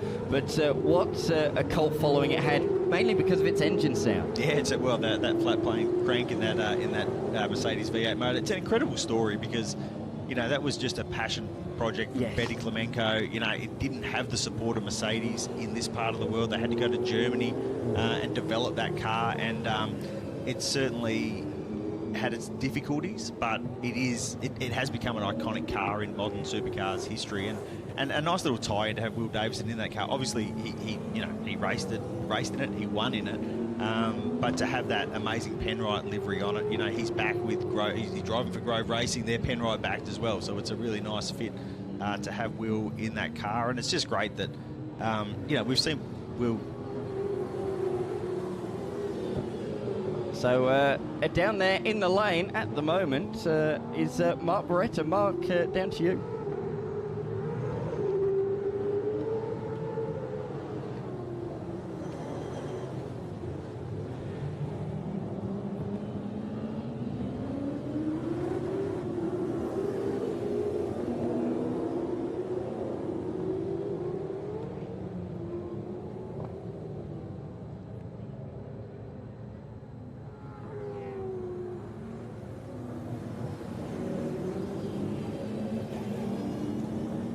we're having a few technical issues down there with Brett, so we'll get back to him blame shortly. the weather, Daniel. That's got to be the issue, I think. I agree. I couldn't agree anymore. Ray Hislop on the back of Chris Stillwell, and he'll fling it up the inside. A couple of FG Falcons, one FG, one FGX. Of course, that came into the Supercars Championship in 2015, and it really did hit the ground running, didn't it, early on? That was a fast car when it rolled up in the championship, and that was the year that Mark Winterbottom did win the championship for Tickford, which was the Ford homologation team at the time, and that was a particularly good package, that FGX package. It really took, towards the end of the year, Triple Eight were kind of back on level playing field with them in terms of pace, but they, that car did burst out of the blocks, no doubt about it. Yes, certainly did with Frosty Winterbottom and Chas Mostert, the teammates. But David Reynolds was in there as well, and certainly taking it to the two of those in the Bottle-O car as it was back then. And he had a couple of good results. He didn't actually start the year in an FGX. He only got his for round 2. Yeah, but it's one of the great what could have beens that season because of Chas Mostert's crash at Bathurst, where he was really pushing Mark Winterbottom, his far more experienced teammate, very hard. And it would have been fascinating to see how that championship played out if he hadn't have injured himself and basically ruled himself out for the back end of the year. And even David Reynolds was coming on very strong late on as well. Yeah. And it looked like he had all the momentum in the world, but he had an incident with Shane van Gisbergen at Phillip Island, and that really put pay to any title chances of him. But again, was that the he's dead to be broke? Exactly, yes. Yeah, that's what an absolute beauty. Yes. Reynolds, he has quite a turn of phrase, that guy. Absolutely. Still a character of the sport to this day. Great to see this out there, old FPR racing machine with the Moffat tribute livery that they ran back in 2012, wasn't it, to celebrate 60 years of racing at Mount Panorama. Through the hairpin and onto the straight. He's ran this in a few different categories, including Super 3 has Ray Hislop, and it's always had the Newlon sponsorship on it, but he's tried not to touch the Repco livery too much. It's a nice way he's done it.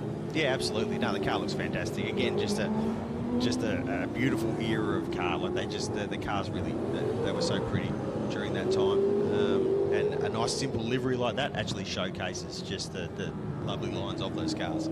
Absolutely, it does. Down to you, Mark, in the pit lane.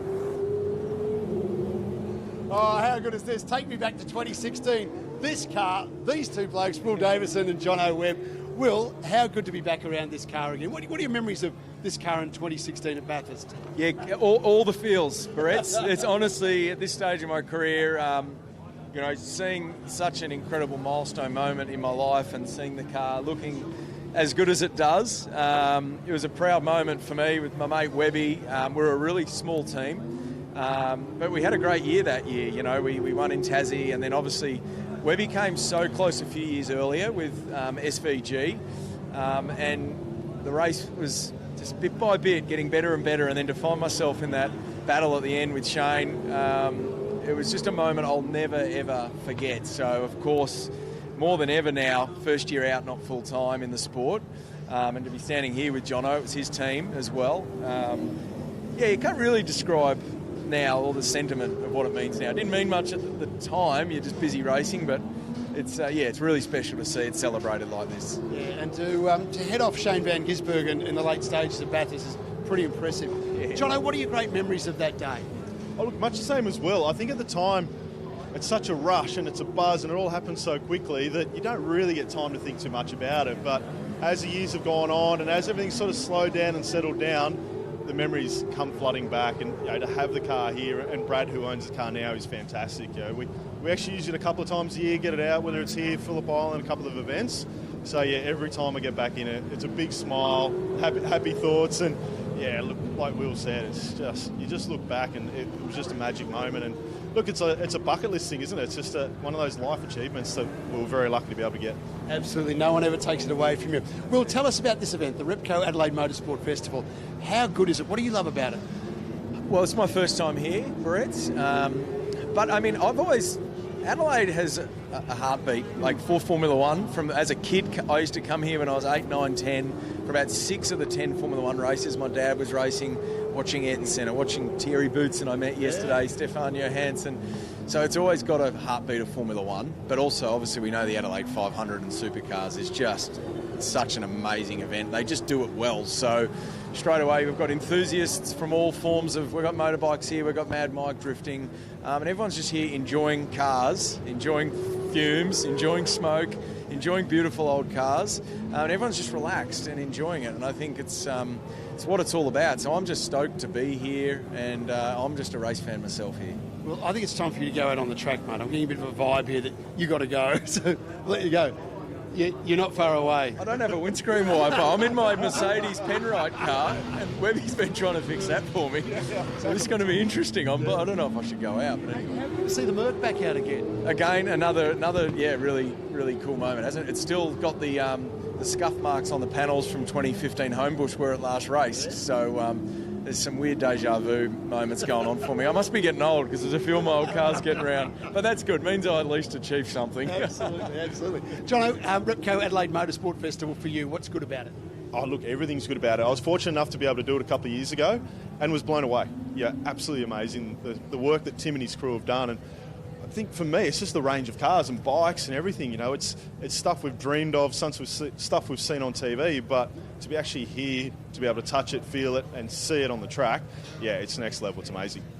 And Will, you mentioned some of the legends of motorsport, Formula One and Supercars who are here. It's almost mind-blowing that they assemble here in Adelaide, isn't it? A week out from the Grand Prix is great. It's unreal. I mean, I was at breakfast this morning with Martin Donnelly and just getting, obviously, he famously had his career-ending accident in 1990 in Formula One, and he's here, hearing his stories. Thierry Boutsen winning the 89 Grand Prix here. Stefan, yeah, just quite incredible the people that are here and have. You always hear it that this was a special Grand Prix for all of them, but actually hearing it from their mouths saying this was a highlight race for them. So I love it. It's pretty special for me to meet those guys. And the Hesketh James Hunt car was meant to be here, which is owned by James Hagan. I was meant to be driving that, but it's stuck in a customs somewhere, unfortunately. So I'm pretty gutted about that. But yeah. Well, awesome. Guys, great to have you both here. A couple of legends of Australian motorsport, and just enjoy it out there. I can tell by the smile on your face you're having a good weekend, Will. Oh, absolutely. It's very, very relaxed, a lot less stressful than my normal supercar scene. Awesome, so it's very refreshing. Enjoy it. Jono, good to see you, mate. Looking forward to it. Thank you. Thanks very much. There we go, guys. A couple of legends of supercars, and they'll be out on the track soon. Great chat down there in the lane. Brett's yesterday with Jono Webb and Will Davison. Will Davison, a real historian of the sport. He's loving his time here at the Repco Adelaide Motorsport Festival. Thank you very much, Andrew Van Leeuwen, for joining us in that session. My absolute pleasure. I might swing back later and we can have a bit more of a chat about V8 Supercars. Absolutely. No worries at all. Yes, you'll join us for the rest of the V8 Supercar sessions across the course of the weekend. Look forward to seeing you then, Andrew. On the track at the moment, we got the Repco, the Ford Mustang GT out there on the circuit. We were meant to have the motorbikes, and Mark Brax is here in the commentary box, but it looks like we're going to send out Gary Reid in the Repco Ute underneath the Penrite Arch at the moment, so we're going to send him out for a bit of a play. He's a real showman, is Gary Reid. He'll be out there in a few moments' time. Yeah, in a few moments we'll see him on the track. But motorbikes have been a real talking point of this venue in the last couple of weeks. Mark Brax is the motorbike man, the expert commentator who will commentate all of the sessions. Mark, wherever you go this weekend, it's all talk about motorbikes. Yeah. For the good and the bad reason, depending which part of the country you come from, I suppose. But I'm sitting here looking at part of the new MotoGP track, and where it will continue on into the Park Lands. I'd like to do a bit of a wander around and actually see what where the new track is going to be. I've seen it on the map as everybody else has on the aerials, but to actually see it in 3D would be good to see where they've actually envisaging this track to go. And I've known for a while that they wanted a street race, and when there was a pushback from the AGP core that they weren't going to have it there, and I believe that, well, I know Sam Sheehan, the owner of the Bend, had made no secret of the fact since he built that layout up there, or down there at Tail and Bend, in 2018 when it opened, that he had desires on getting big international events there. He's had international sporting events there, endurance racing, but his the apple in his eye was either the GP or the World Superbikes, and it looks like he's got both of them at the moment. So,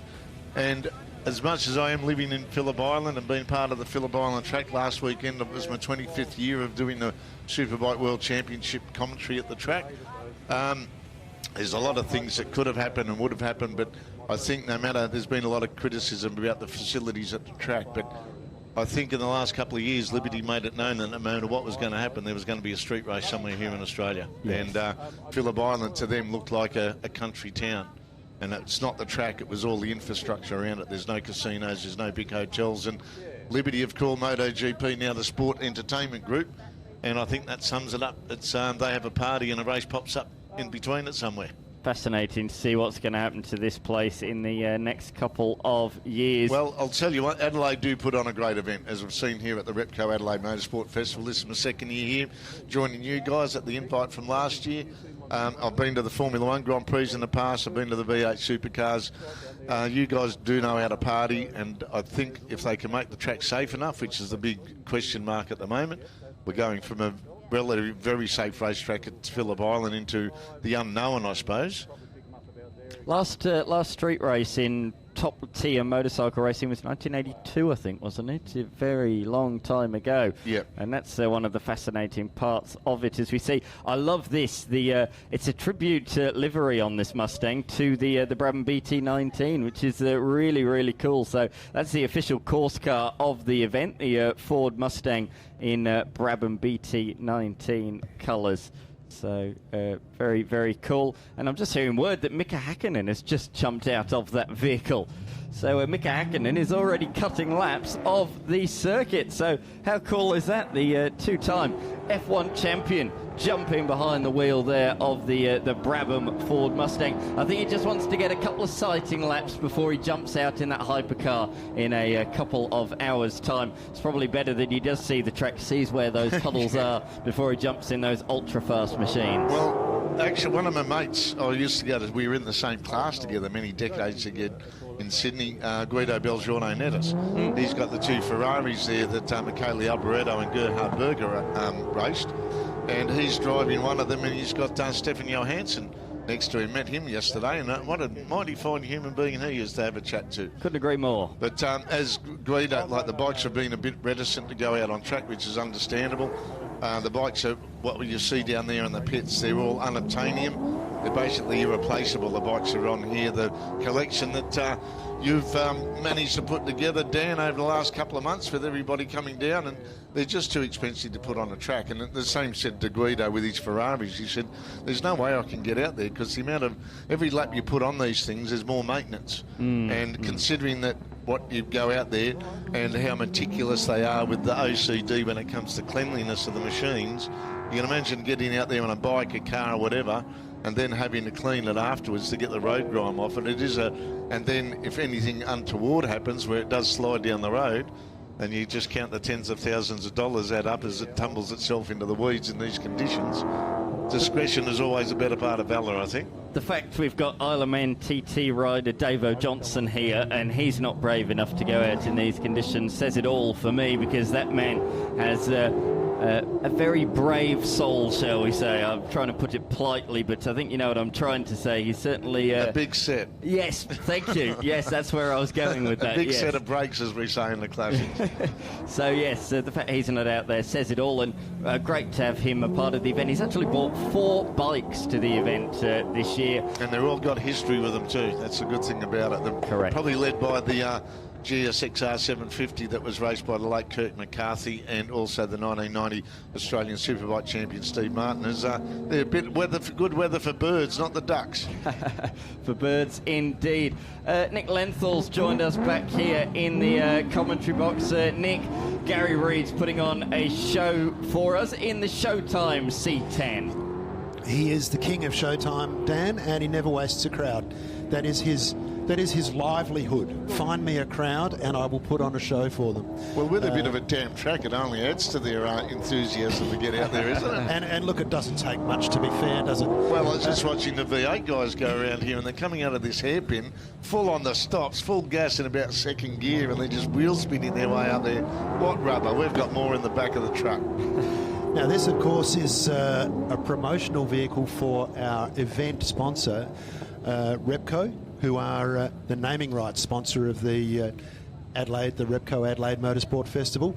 Gary, we know him as the force behind Freestyle Motocross Showtime, which comes to Adelaide for the Adelaide 500, but you can also see it at Waterworld on the Gold Coast.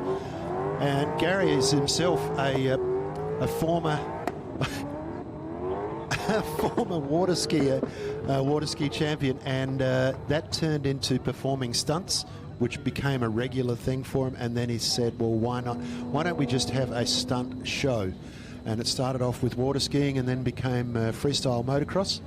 And now you see him in what was once a VE Commodore SS, and that's what it still is under the skin. They took everything out of the Chevy C10, took the body off the SS Commodore, left everything in place, even the air conditioning, even the carpet. They cut the floor out of the C10 and just very neatly sat it on the Commodore chassis. So getting engineering approval was simple because it was already engineer approved under ADRs as a Holden Commodore VE SS. But you wouldn't know it to look at it now. This Arizona car with its rusty bonnet was a six-cylinder, but between Gary and his mate who has a workshop in Queensland, they put it together themselves, and what a great promo vehicle it is. Danny did the Adelaide Rally with Greg Murphy, and apparently they just squabbled all the time. They were just at each other's throats the whole time, like good mates would be. Social media certainly said that they did anyway. They were discussing for quite a while. They had live social media. I was a real hoot out there. So, yeah, very cool to have the Repco Showtime machine out there on the circuit. Now our intrepid pit lane reporters are out there in the lane. James, I think you're down there with someone. I'm down here in a sea of Porsches and awesome supercars, guys. There is an absolute phenomenal vibe here. I don't know if you can hear behind me, but all of the Porsches are starting some action, which is great. Look, what I just want to say is that there's plenty of people out here. Yes, I know it's raining, but I'm undercover. A lot of you I can see, fans-wise, are undercover as well. I just want to take you around some of the really cool cars that are in here. A lot of these will be owned, of course, by privateers, and maybe they don't want to get them quite so wet. But if we pan the camera across, we can have a look at all of these Porsches who have started up. Of course, Porsche Carrera Cup here in Australia is a really awesome proving ground for so many young talent that have come through that whole platform. And this is some of the heritage and the history of that too. We've also got newer Porsches here, like the GT4 RS. This is a phenomenal machine that actually, well, it almost dominates a lot in GT3, GT4 categories in Speed Series here in Australia. But I love it. I love being able to get up, touch the cars. Maybe I'll touch this Ferrari logo. Yes, that feels good. But of course, make sure you ask all of the owners if you were to touch something. But in terms of the weather, well, go for a little bit of a walk here, if you don't mind. We'll try and have a look at some of these cars, which are open. Might get a little bit wet, so maybe they won't be taken out quite as much as we would hoped. But look at this in terms of the history that we have. On one side of this, we've got cars from Repco in the 1950s. The other side, as I said, we've got Ferraris from the late 2010s and current vintage cars as well. And the crowds are here enjoying it. So yes, the weather might be a little bit moist, as you've said, but there's so much to see and do. So many wonderful people as well. And we look at the back of this tent here. Look at these gentlemen. Gentlemen, I'm going to have a quick word with you. How are you doing, lads? Well, tell me a little bit about this car that you're sitting behind. Okay, it's a 1966 Elfin 400. Four were made in Adelaide, down at Edwardstown by Elfin. It's the first big banger that Australia made in the Can-Am style. So it's powered by a Ford V8 in the back end with a Hewland gearbox. Basically a Formula 5000 with 2 seats. And built in 1966, as I say, only built 4 of them, but just a fun thing to drive. It's like wrestling a gorilla. What have you noticed about the crowd? Have they been coming up and asking questions? Yeah, and what a fabulous crowd to get on a rather dewy, damp day. It could have something to do with the fact they pre-purchased tickets. I think that's a very good idea. But yeah, look, we've got such a range. You have a look up and down the tents, right from fantastic modern ultra cars through to dear old bangers, the drifters and the muscle cars. It's all, I guess, a celebration. The beauty of the I like about this event that I think Tim's done so well is the cars of the stars is not the individual, and I think that's great. So if I'd like to be a part of it and show a bit of old banger history. The only ABS you've got is your foot jumping up and down on the road. So eloquently said, I'm not sure I could say it any better. Let's go back to commentary. Thanks very much, James. On the track at the moment, we have the Tipo F1 cars. These are open-wheelers that have not raced in Formula 1. So we've got Indy cars, AU4 cars, we've got Formula Holdens, we've got a couple of old-school Formula 5000s as well. There is plenty on the track, but also off it as well. And I believe Mark Breda is down there in the pits with Rod Wilson. Sure am, and right here in the Zagami Autosport Garage, and these are just things of beauty. Probably the fastest cars here this weekend. Rod Wilson, these are beauties. Tell us a bit about the 2 cars. Oh, these are quite incredible. Essentially, they're a Formula 1 experience car that's been built in New Zealand by David Dicken and his organisation, Roden Cars. We became their agent probably 3 years ago, and we started coming to this place with a single car that we own. But they are as close to an F1 experience as you could ever get, and quite easy to use. What will happen to them this weekend? Can you get them on the track, do you think, or we wait and see? Yeah, we were on track yesterday. We've got both our Zagami-owned car and our very first customer car that we sold earlier in the year. Yeah, both cars were out yesterday. We're a little bit nervous about putting them out on a wet track. We're probably not as geared up as we should be or could be. But yeah, they'll get back out on track at some point. Zagami has become a name so synonymous with this event, and the hospitality marquee trackside down there is something really special. It's a great partnership between the two. Yeah, absolutely is, and it gives us an extraordinary opportunity to bring over some amazing cars and showcase them. We've got the 2 Roden cars in this paddock. We've got a pair of Ferrari Challenge cars. We've even got one of our clients here with a 1957 Ferrari Testarossa who's doing the historic event. So we brought 5 cars over in the truck. Rod, do you get to drive this weekend? I am driving this weekend, the company car, you could say. So I was fortunate enough to drive our Ferrari Challenge car at Bathurst a couple of weeks ago for round 1 of Ferrari Challenge. We're a great supporter, given that we own 2 Ferrari dealerships, one in Melbourne, one in Adelaide.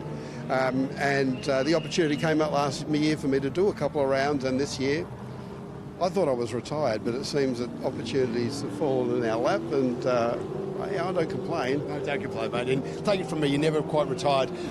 What's it like to jump behind the wheel? What are these like to drive?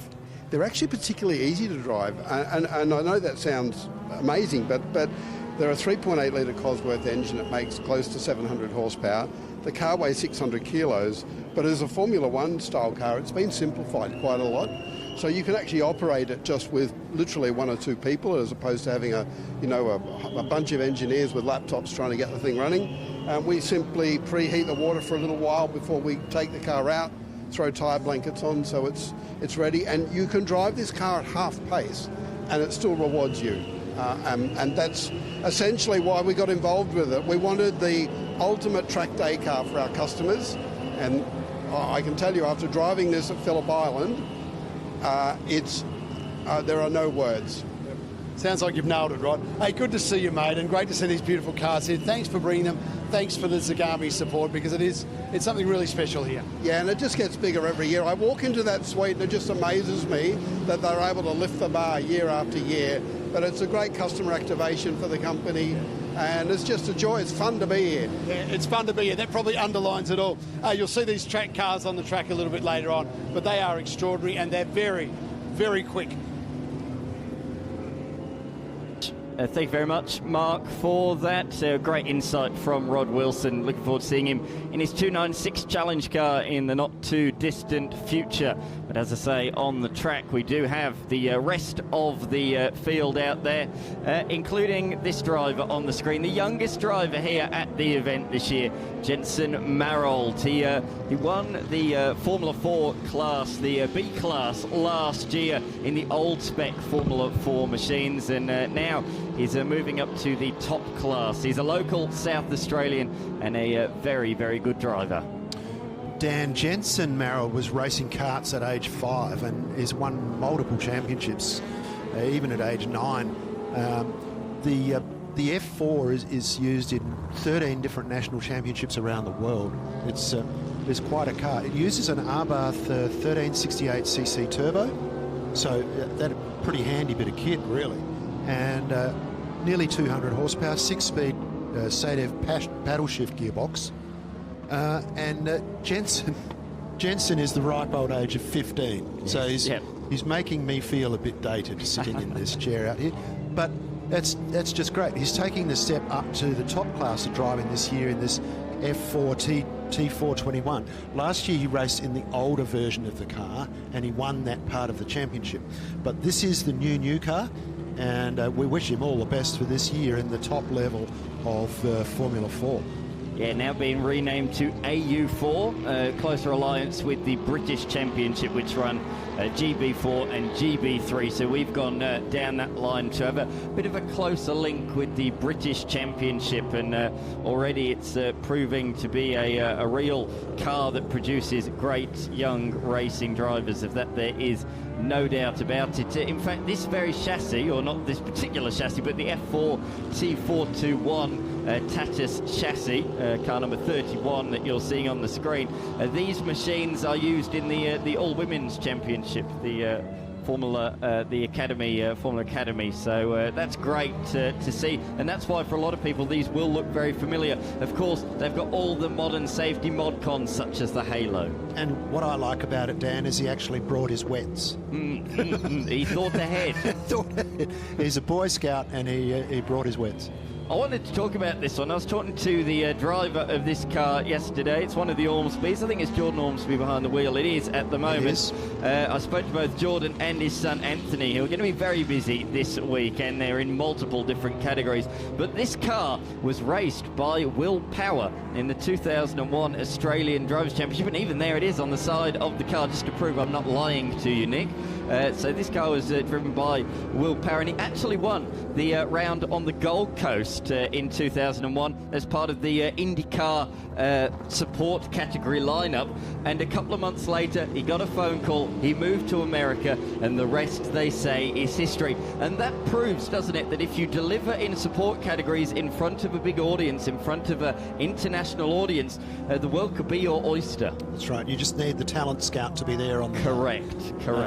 But it is. Look, it's very much the spirit of this event to bring a car out that's been driven by someone special and get that memory evoked again.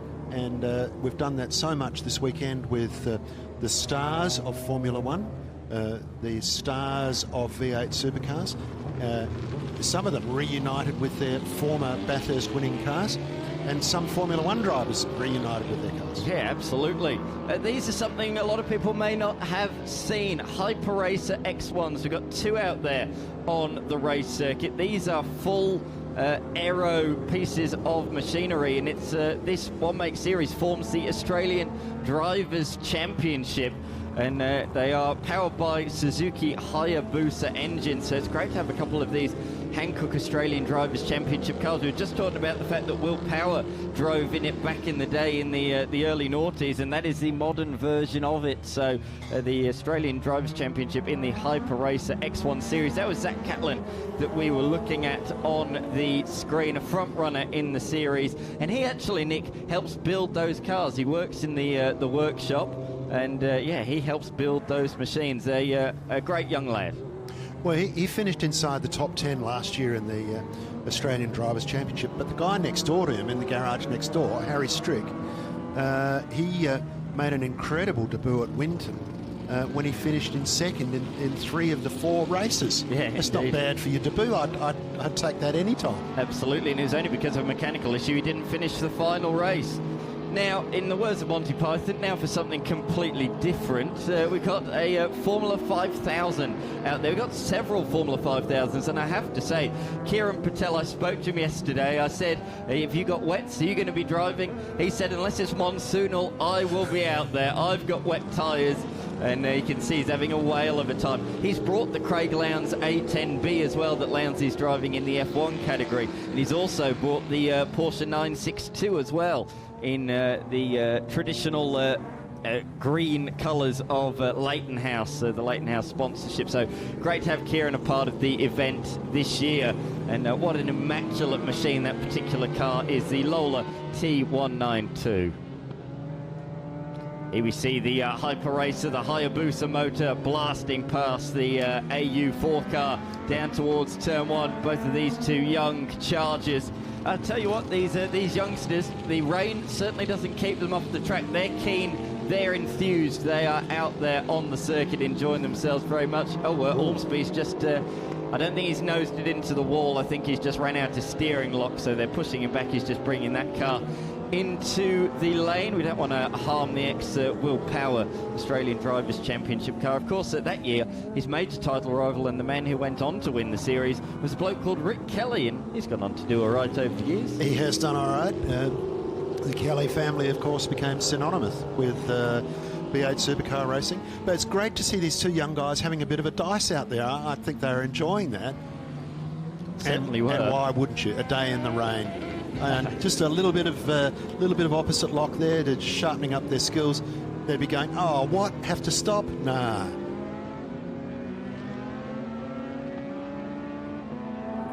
As we see the cars coming down into the hairpin, we just saw the checkered flag was waving.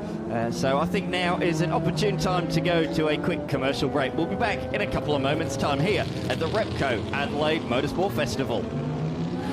It was in the 60s that Repco placed its engineering capability foremost in the eyes of the world by winning the World Championship not once, but twice.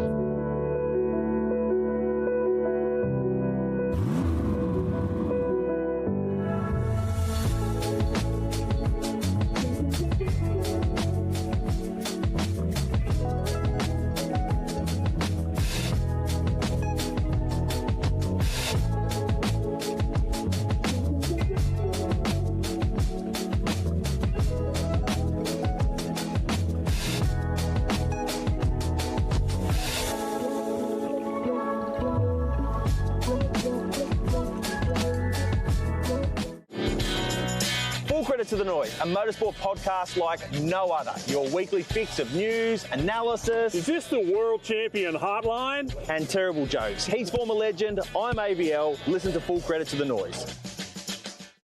We've come a long way in 40 years. With our new generation of controllers, engine management has never been easier.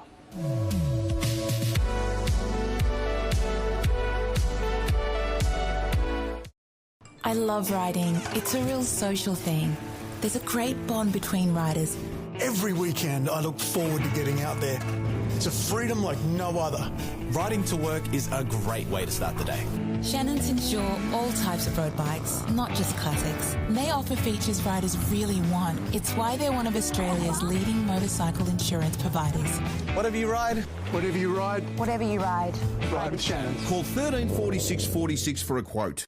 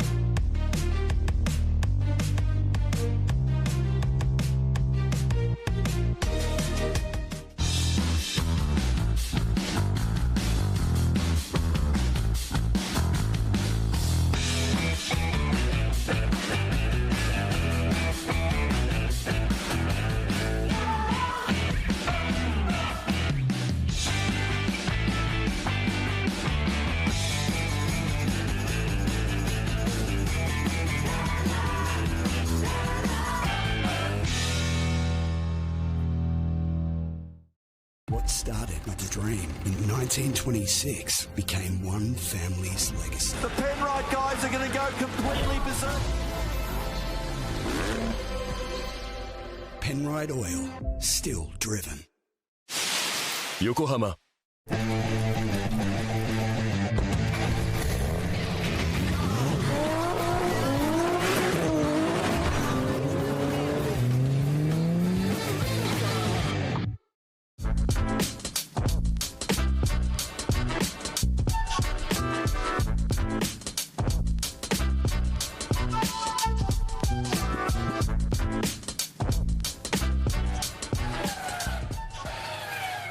Welcome back to the Adelaide Motorsport Festival, proudly sponsored by Repco. It has been a superb day all day, despite the weather. I know we keep mentioning that, but I'm joined by a collective noun of Davidsons. We'll figure out what that is later, but it's Supercars legend Will Davidson. Well, welcome to the Adelaide Motorsport Festival. Thank you. No, it's great. Awesome to be here, actually. I'm loving it.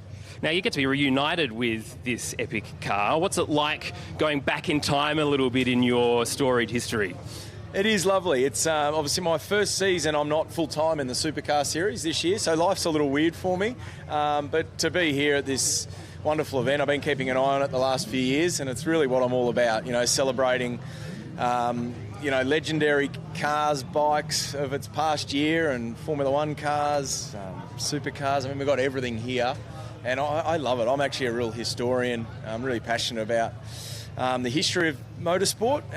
This Park Lands here actually has so much history, from the Formula One days to obviously the Adelaide 500 over many years. So, I'm really proud to be here, and there's 4 or 5 cars in my retro liveries. So I think that means I'm pretty old, but it means I've at least done something the last 20 years. You certainly have, mate. I mean, 2 Bathurst wins is something to be very proud of. You would have raced here last then as a full-time driver at Adelaide. What's it like coming back to a slightly varied circuit for Motorsport Festival?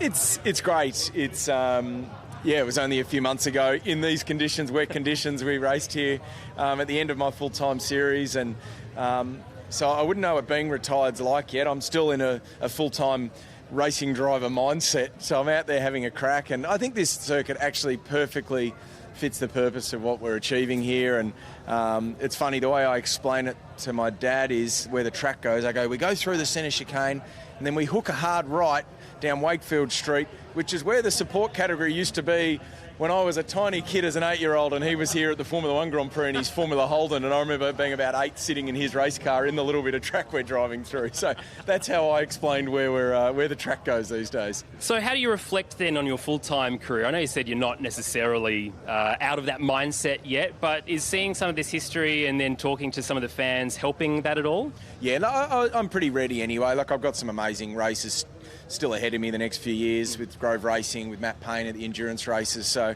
still firmly got my eyes on trying to make sure I get another Bathurst or 2 to my name.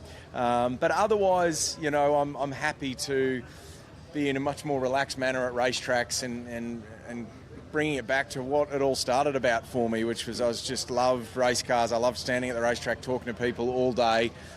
So this year already I've done some racing I wouldn't have otherwise done over in New Zealand and being here in these demonstration runs.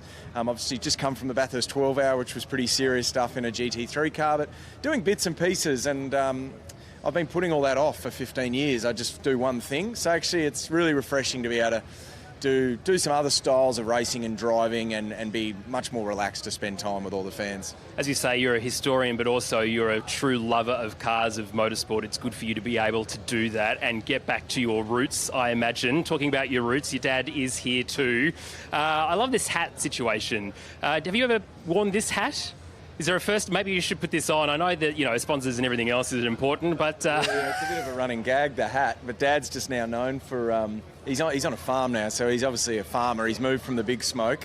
And I tried to buy him a new cowboy hat a year or 2 ago, and it wasn't the right one. My wife and I, Rihanna, we got it all wrong. But he's even repping the Ecurie Australie, which was my grandfather's team in the 60s. Wow. And Dad now runs under that in his historic racing, which he loves. So I like that's a custom straw cowboy hat, Dad. That's very cool. But that emblem actually means a lot on the front there to our family. I think that is spectacular. Dad, bringing you in, Richard, the way that you are able to watch now probably hopefully with some pride with your son, what he's achieved, but also your own motorsport career. What's it like being part of this festival whilst also watching him out in this Erebus? Well, I think it's the first motor race I've been to in the last 20 years where I'm actually relaxed.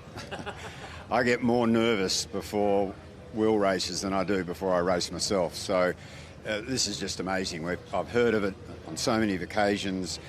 Friends have been here, but we've never made it over here because, we're always busy running around the country following this bloke. Shame about the weather. We were standing under this tent yesterday trying to get out of the sun and absolutely baking, and I've got the sunburnt face to prove it. But the red wine last night, Dad. Yeah, might have had a little bit to do with it. But no, just enjoying it, just thoroughly enjoying it. Well, it sounds like you've got a real storied history from your family's point of view, and there are so many other stories like that in and around the paddock, privateers who have sons who are racing and families like yours, and yours is just one of the epic stories here. Gentlemen, thank you to you both. Let's go back to you guys in commentary. Thanks. Okay. Sorry, we're just chatting, Martin and I. Great to have another legend of Formula One here with us, one of our favourite Irishmen, Martin Donnelly. Martin, good to see you here. Thank you. First trip to Adelaide. What are your initial thoughts? What do you think? It's like being back home. It's wet. I mean, I came all the way around the world. We've had rain for 47 days, and it's still raining here, But I mean, it's a great event, well organised, and it's nice to make new friends.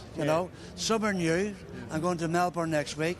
And, I'm hoping that somewhere along the way I can find some closure in this project, Yeah, fantastic. We'll get you some good weather too, promise. Great to hear you talk about new friends, but a lot of old friends of yours here too. Good to catch up with a lot of old colleagues here, a lot of Formula One people here in Adelaide, which is great. That's right. Well, you obviously the big lads, your Hacknens and your Coulthards, and obviously Thierry and Stephen Johansson, the next Ferrari driver. So I'm in good company. And, to get back into a car, an F1 car like this is pre my time. It's got a turbo engine. It's got like 1,500 horsepower in qualifying trim. And I had the pleasure of telling Steve yesterday when I came back into the pits, said, look, it's all one piece. Be thankful because the last car I drove wasn't like this, And they're very happy. Fantastic. Now, listen, I want to ask you about, because Melbourne Grand Prix is next weekend, I want to ask you about our Australian driver, Oscar Piastri. What are your thoughts on him? And he got so close last year to a world championship. Could maybe this year be his year? Well, I hope so. I mean, it's a new ball game. Nobody actually knows with the new engines and new tyres. And teams will be developing those cars as they go on. But you need to come out of the gate fighting and be up the front. Don't need to win every race. Got to realise that today you're going to finish third or fourth. Collect those points. Don't have no DNFs. He has the talent. The team know what they're doing. He's got the world champion to face against him. And motorsport is a very psychological program. And when your head drops, which I think his did last year, it can be one of the world's hardest things to get that chin back up again. And he's got a good manager, Mark Webber. Mark had the same battle with Sebastian Vettel. So he knows the mind games that go on, and it's him and his team around him have to keep him positive all the time. Yeah, awesome, love hearing that. I've got to ask you about the Repco Adelaide Motorsport Festival. What have you thought of it? Well, today's the first time we've seen public here. We had a few runs yesterday. It's unique. Very few places in the world can host this sort of event, And the organisation club have gone to a lot of effort. It's very unfortunate for the spectators. It's a bit wet at the moment, but it's been going now for quite some time because it's based on its success and it works. And it's not broken. Don't try and fix it. And I hope that Tim's watching. He'll invite me back again next year.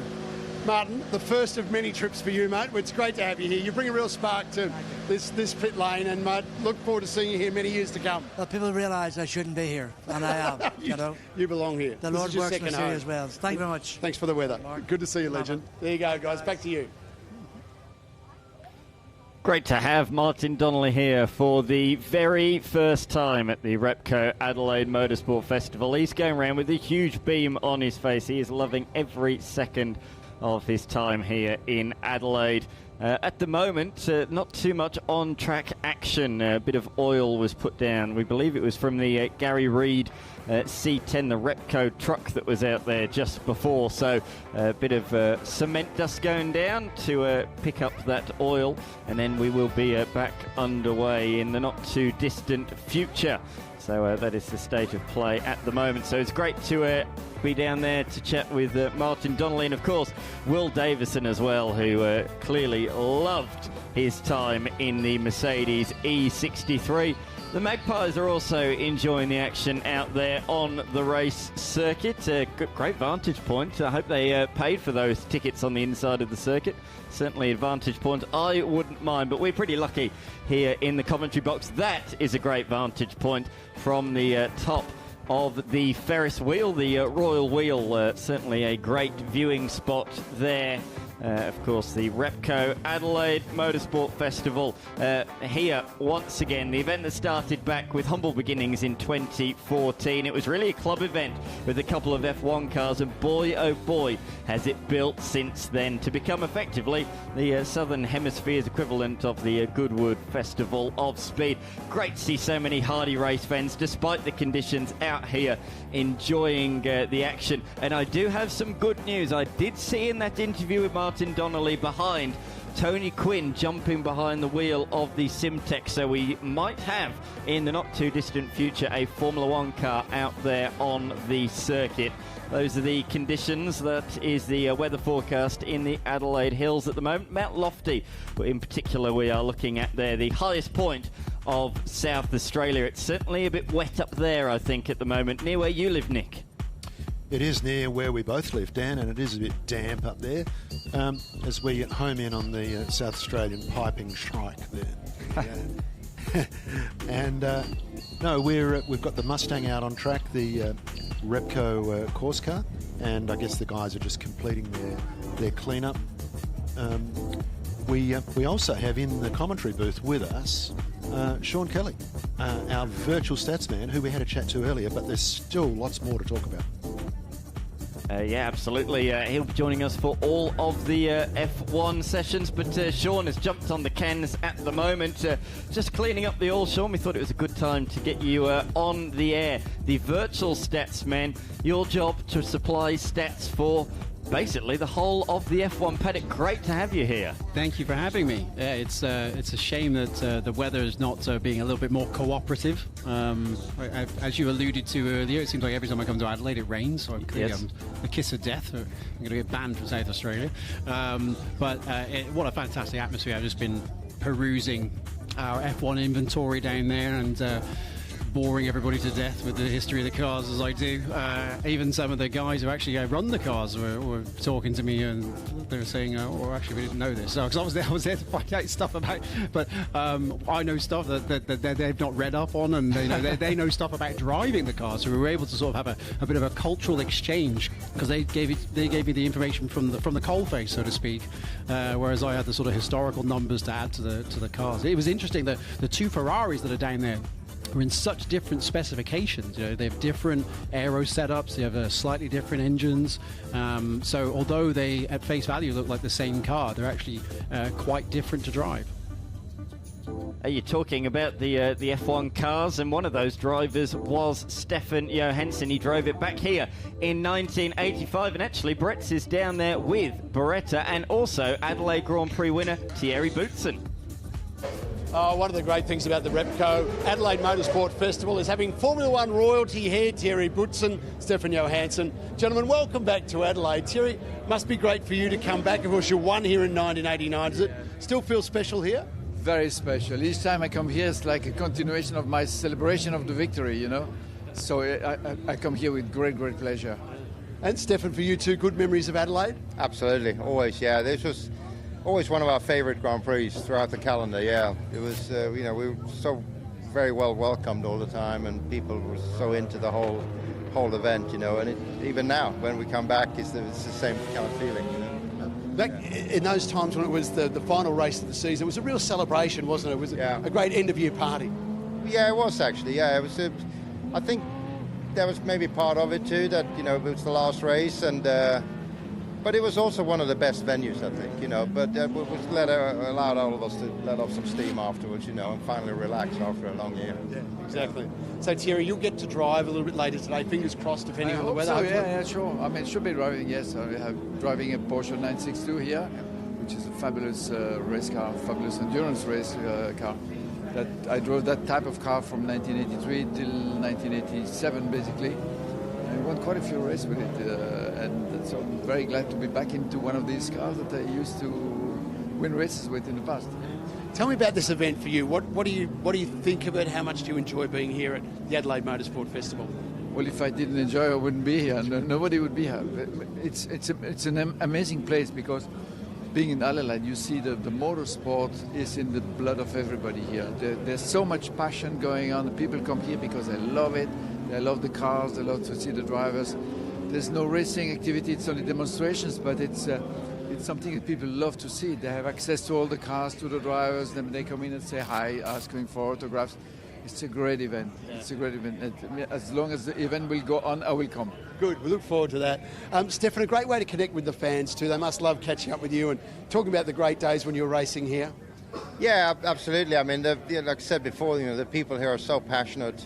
I think in general in Australia, you have a really deep racing culture here, you know, and you've churned out some pretty serious drivers and engineers and designers and everything over the years, and mechanics, you know. So I think it's just part of your culture, and it's just great to be here and celebrate the golden years of Adelaide, you know, and see all the passion from all the people that comes here.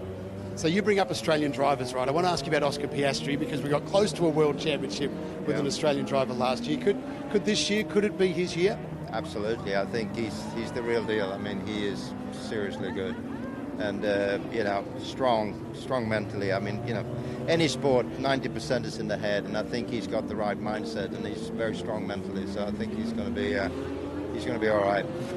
We look forward to it. Thierry, next stop for you, you'll go to Melbourne Grand Prix? No, I won't be.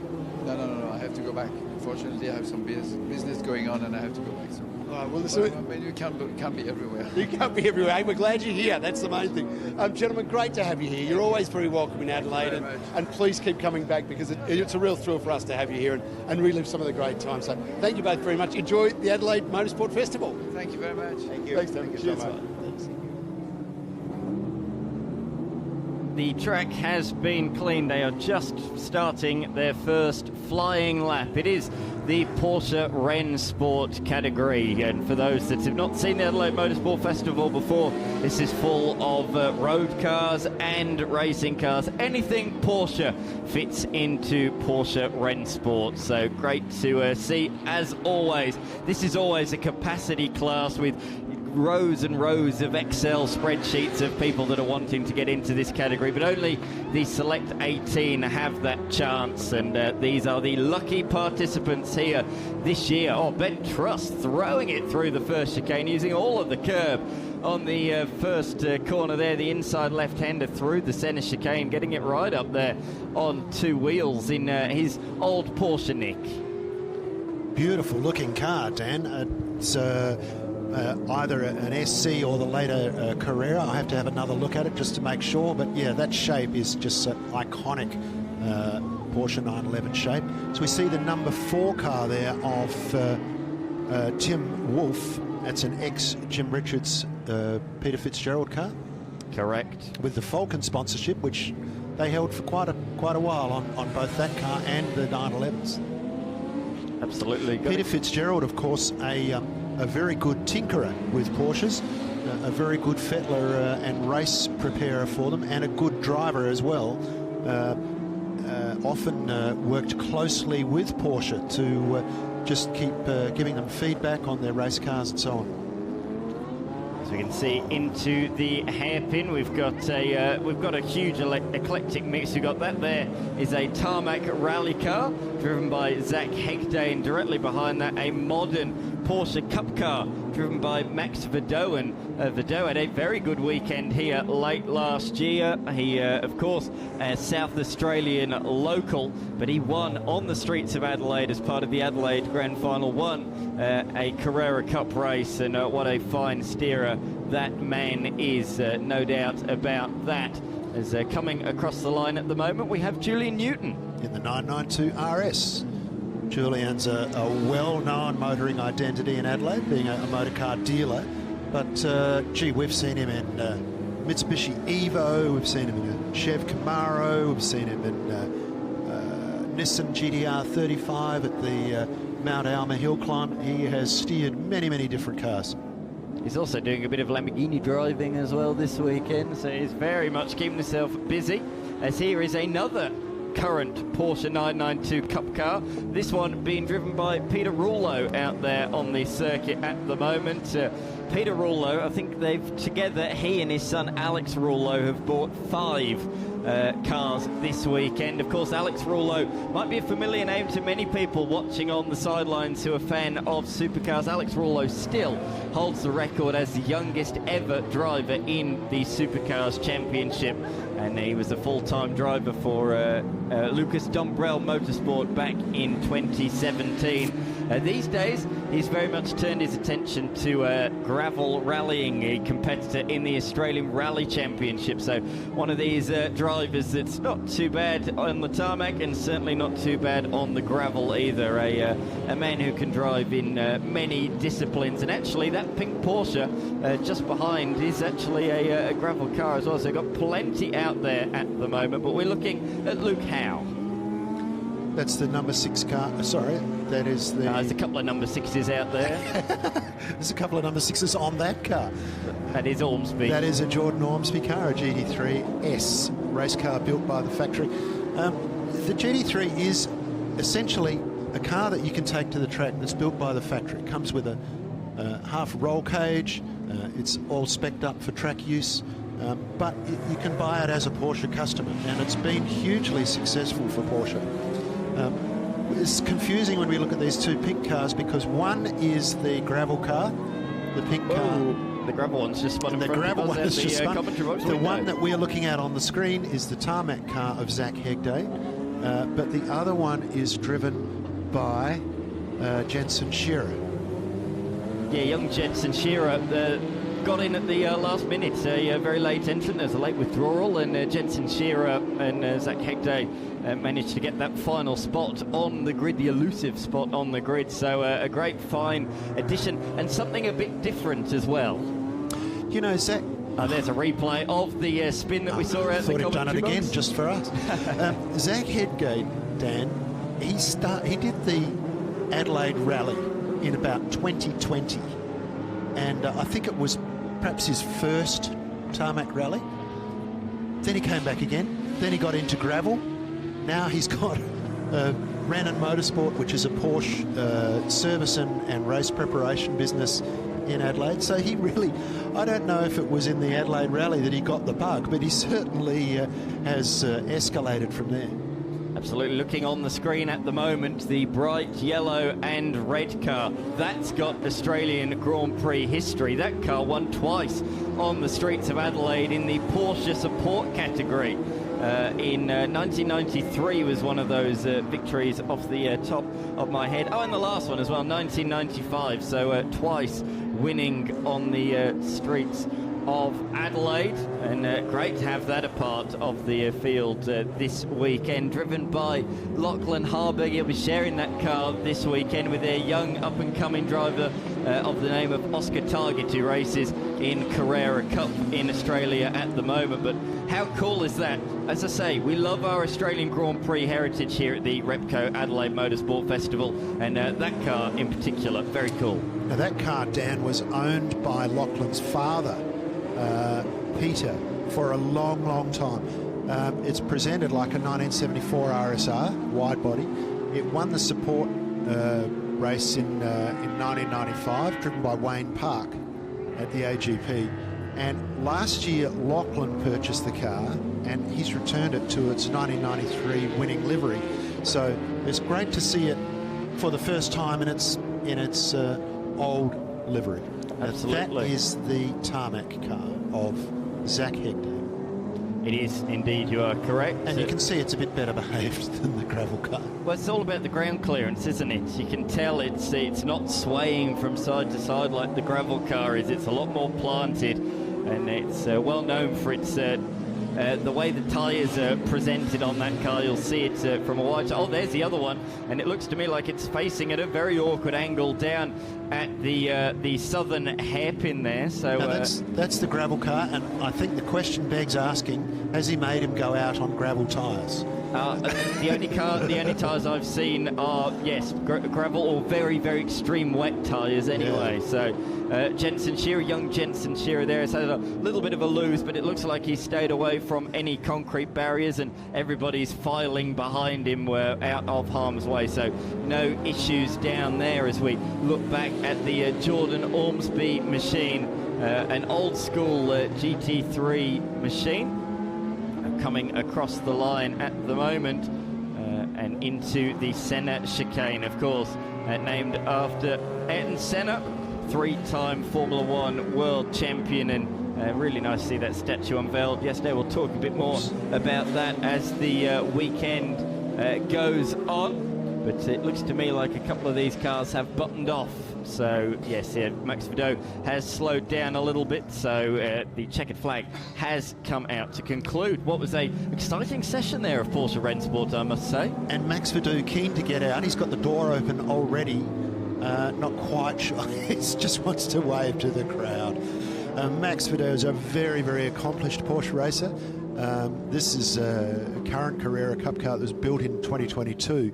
And Max, well supported by his parents' business in Blackwood, the MV Automatics business. They've got a history around motorsport, and now part of their business is auto transmissions. The other part is preparing race cars. So Max has sort of delivered a whole new aspect to the business.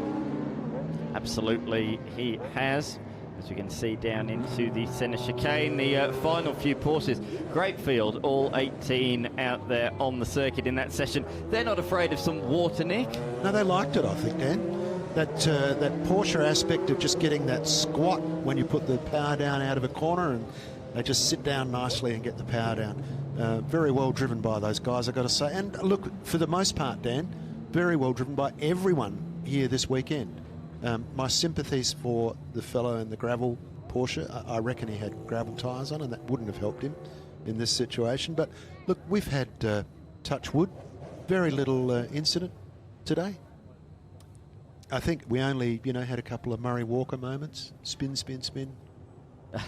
Absolutely, that was down here where we are at the very final corner on the traditional track is where that phrase was first coined.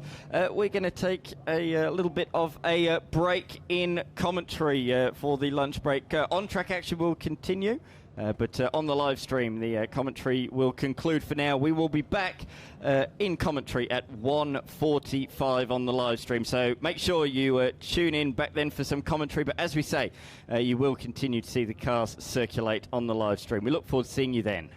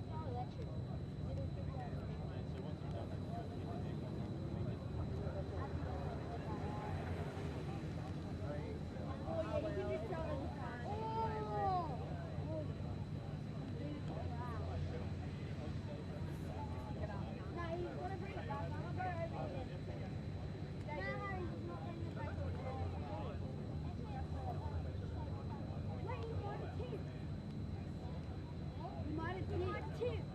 Because otherwise you can't get back.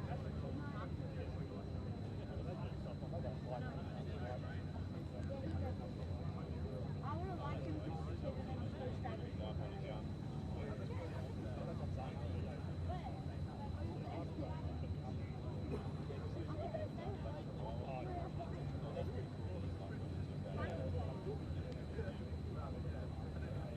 Then that toy shop was fast, all the way down there. Maybe that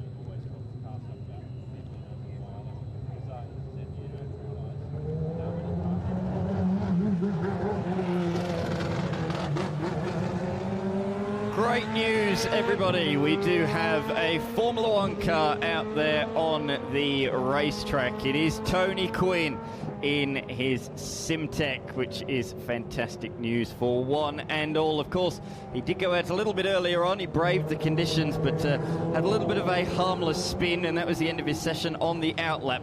Fingers crossed we can get him a little bit further here this afternoon. And great to see that it is out there around this racetrack. We've got the full plethora of commentators for this session. Nick Lenthal remains alongside myself, Dan McCarthy, but once again we are joined by the F1 statsman, virtual statsman, Sean Kelly. Sean, this is what you came to see. It is, and Tony Quinn promised me that if the track was empty, he'd go out there as a favour to me, because he said, you guys are going to talk about me, I better get the car out on the racetrack. So good on him for getting out there and giving us something right now. Of course, this is the first time 95 Simtech has raced around Adelaide, because Simtech went bust after the Monaco Grand Prix that year. It never made it to this racetrack. And in fact, they had 3 drivers on the books that year. It was supposed to be Jos Verstappen was the lead driver. Domenico Schiattarella was his teammate in the first half of the year. He was supposed to swap with Hideki Noda. If you look on the engine cover of that car, it's got Men's Tenoras, which is Hideki Noda's sponsor. The team went bust before Noda ever got in the drive. So that was money well spent, wasn't it? And also, historically, this car has a footnote in F1 history, because the last time we ever had a 26-car field in a Grand Prix was the first start of the Monaco Grand Prix in 1995. Now, both Simtechs were damaged in that, and they didn't take the restart, and they went broke after that race. That, to this day, is the last time we've had 26 cars on the grid, which, of course, was the normal number we had for Formula One in Adelaide. In the 30 years since, it has not been repeated. I still want to live to see the day we get 26 Formula One cars on the grid again. I enjoyed the early sort of V8 era, those 2010s when we had Marussia and Hispania racing, because we did get back up to 24 again. Of course, we are back to 22 this year with the emergence of Cadillac, which is absolutely fantastic to have them on the grid. So we're heading in the right direction, and with F1 the way it is at the moment, who knows in years to come. Yes, but obviously it's a much more difficult proposition to enter Formula One now financially. Yes. It's much more of a franchise operation. Back when Simtech entered Formula One in 1994, the only prerequisite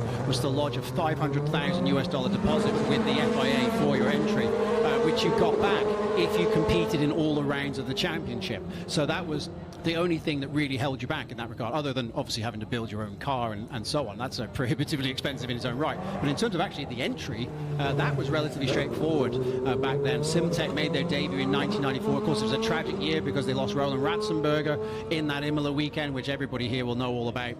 In fact, one of the sponsors, Barbara MC, which is on this car now as it circulates around, the Barbara in question was a woman in Monaco, I believe she was a lawyer, who was a personal sponsor of Roland Ratzenberger, who continued with the team after Ratzenberger's death, sort of in solidarity and so on, and in fact it was still on the car in 1995. So this car was designed by Nick Worth, who went on to design the Benettons and indeed the first Virgin Formula One cars. He was the first guy to design a car entirely using CFD back in 2010. It turned out to be a little bit ahead of its time, but eventually we'll be doing it that way. This car ran in the top 6 in the Argentine Grand Prix. It was the best that Simtech ever ran a Grand Prix. Verstappen had it in the top 6. I believe it eventually had a gearbox failure. The hydraulics failed on the gearbox. I was talking to Tony before he went out on the track. He was telling me they've replaced the hydraulic gearbox system with a pneumatic one for reliability purposes. And he had no idea when I told him that there had been gearbox problems on their star appearance in that Argentine Grand Prix in 95. So I said, well, it's good to see, Tony, that even 3 decades after Simtech went out of business, you're still refining the car.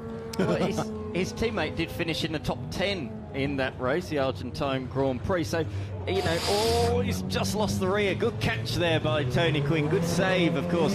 Fresh off the back of competing at the Bathurst 12 Hour with both of his sons and his grandson. How cool was that, that they shared an Audi R8, the 4 Quins together in the Bathurst 12 Hour. So Tony's got a bit of recent racing mileage under his belt. But just going back to the Simtech, it seemed to be a team, at least on results, heading in the right direction early in 95. The car was certainly better than the 94 car, but as you say, financially they were in a state of problems. Yeah. I mean, they started well in 1994. Obviously, David Brabham was one of the drivers. You know, Jack Brabham was involved with the team and sort of in a peripheral figure. They had the sponsorship famously from MTV, which is a very avant-garde sponsorship in Formula One in 1994 to have MTV involved. And it was a heavy car in 1994. It was underpowered and it had a sequential gearbox. They finally went semi-automatic in 95. They had a much lighter car. It was much more designed for performance, but unfortunately for them, the sponsorship didn't materialize. As I understand it, as the story was told me, there was one of those sort of sharks that you get in Formula One who talks a big game, is going to throw a lot of money around and so on. And it turned out that they were, all talk and no trousers. And unfortunately for Simtech, it came along at just the wrong moment. And then both cars were damaged in Monaco, which just when you're at the point where you're about to call it a day, it's like, well, now what do we do? Now we've got two damaged cars and we didn't even race. By Canada, unfortunately, the shutters went down. Yeah, absolutely. A real shame, but great to have the Simtech here, as you say, on the streets of Adelaide for the very first time. And Tony, a braver man than some of the other ones to be out there on the circuit in these conditions. So I do think Tony deserves a round of applause for that. We can see that the recovery crews are out there on the circuit at the moment. Tony Quinn's just bringing that car into the pit lane. But at least, Sean, you have seen a Formula One car on the streets of Adelaide. Yes, we've been teasing it endlessly and wondering, were we going to get anybody on the racetrack? And I'm glad Tony lived up to what he said to my face, which is, I will get the car out there.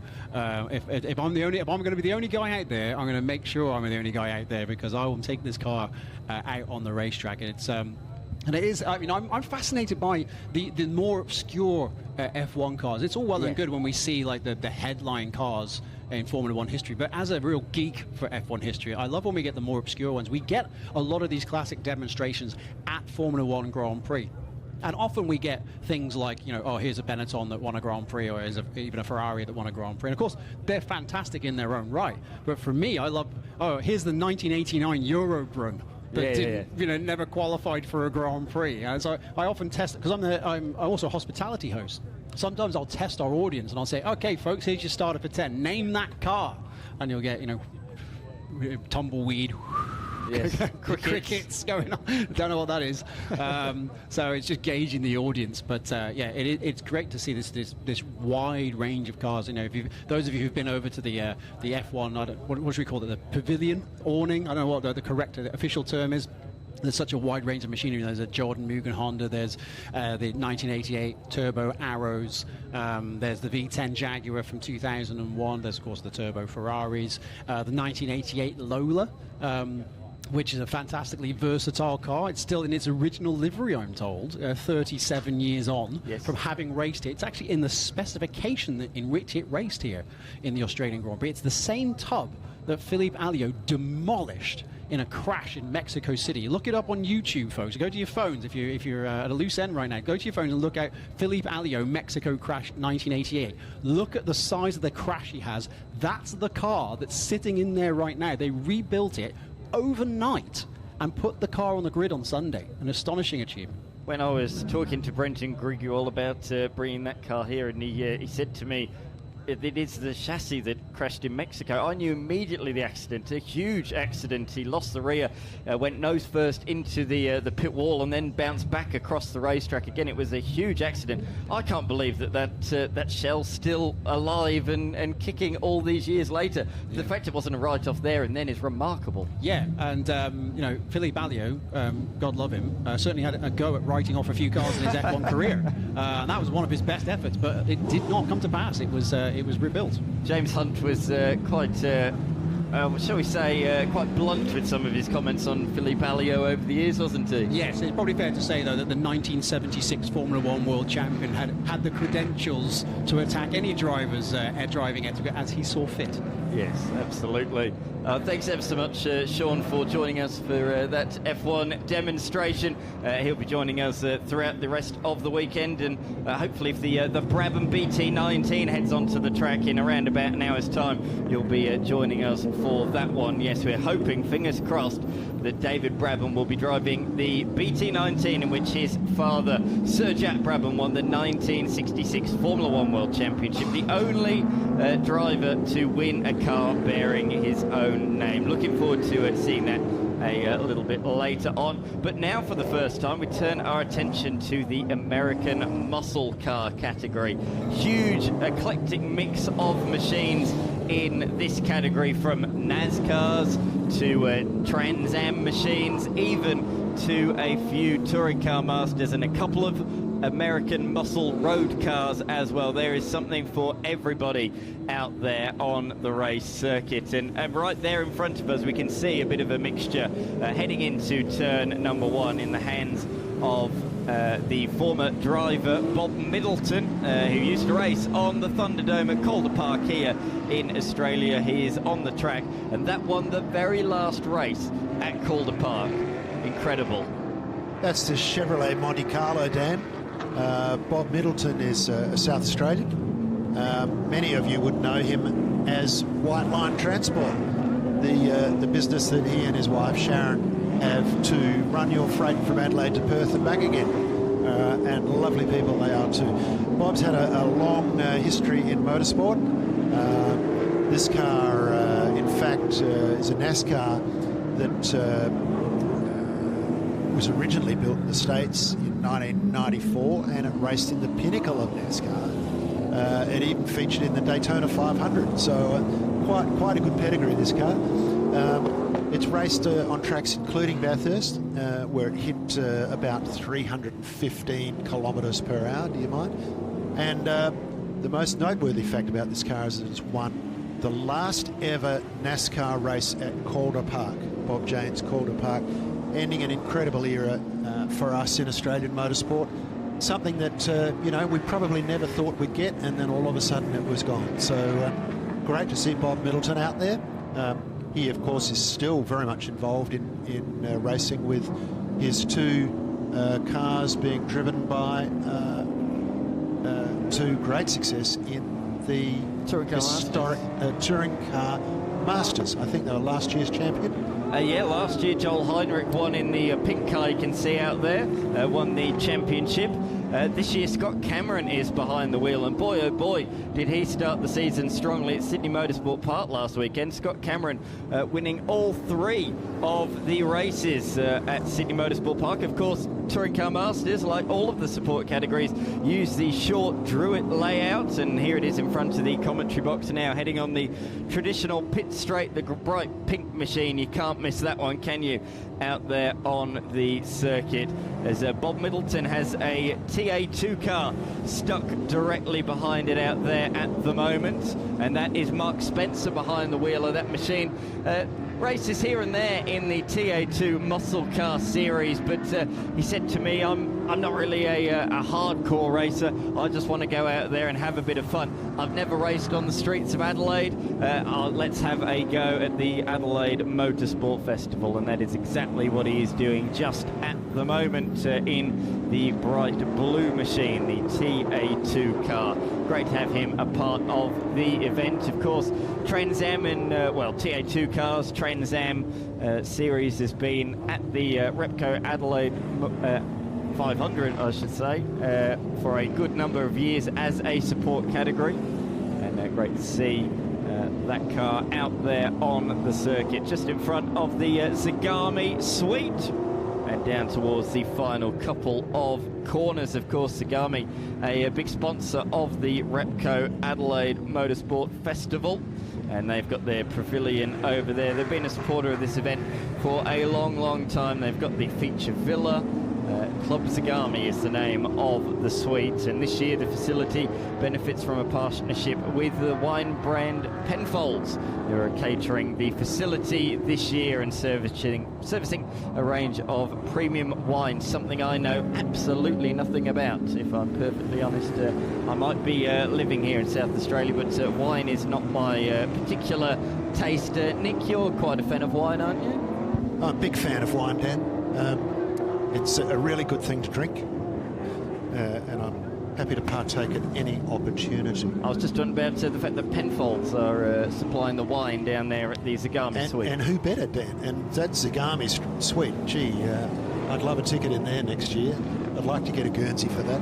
Okay. A lot of people. A lot of people. Sounds like I need a new commentator enjoying for next year if there's a job going around.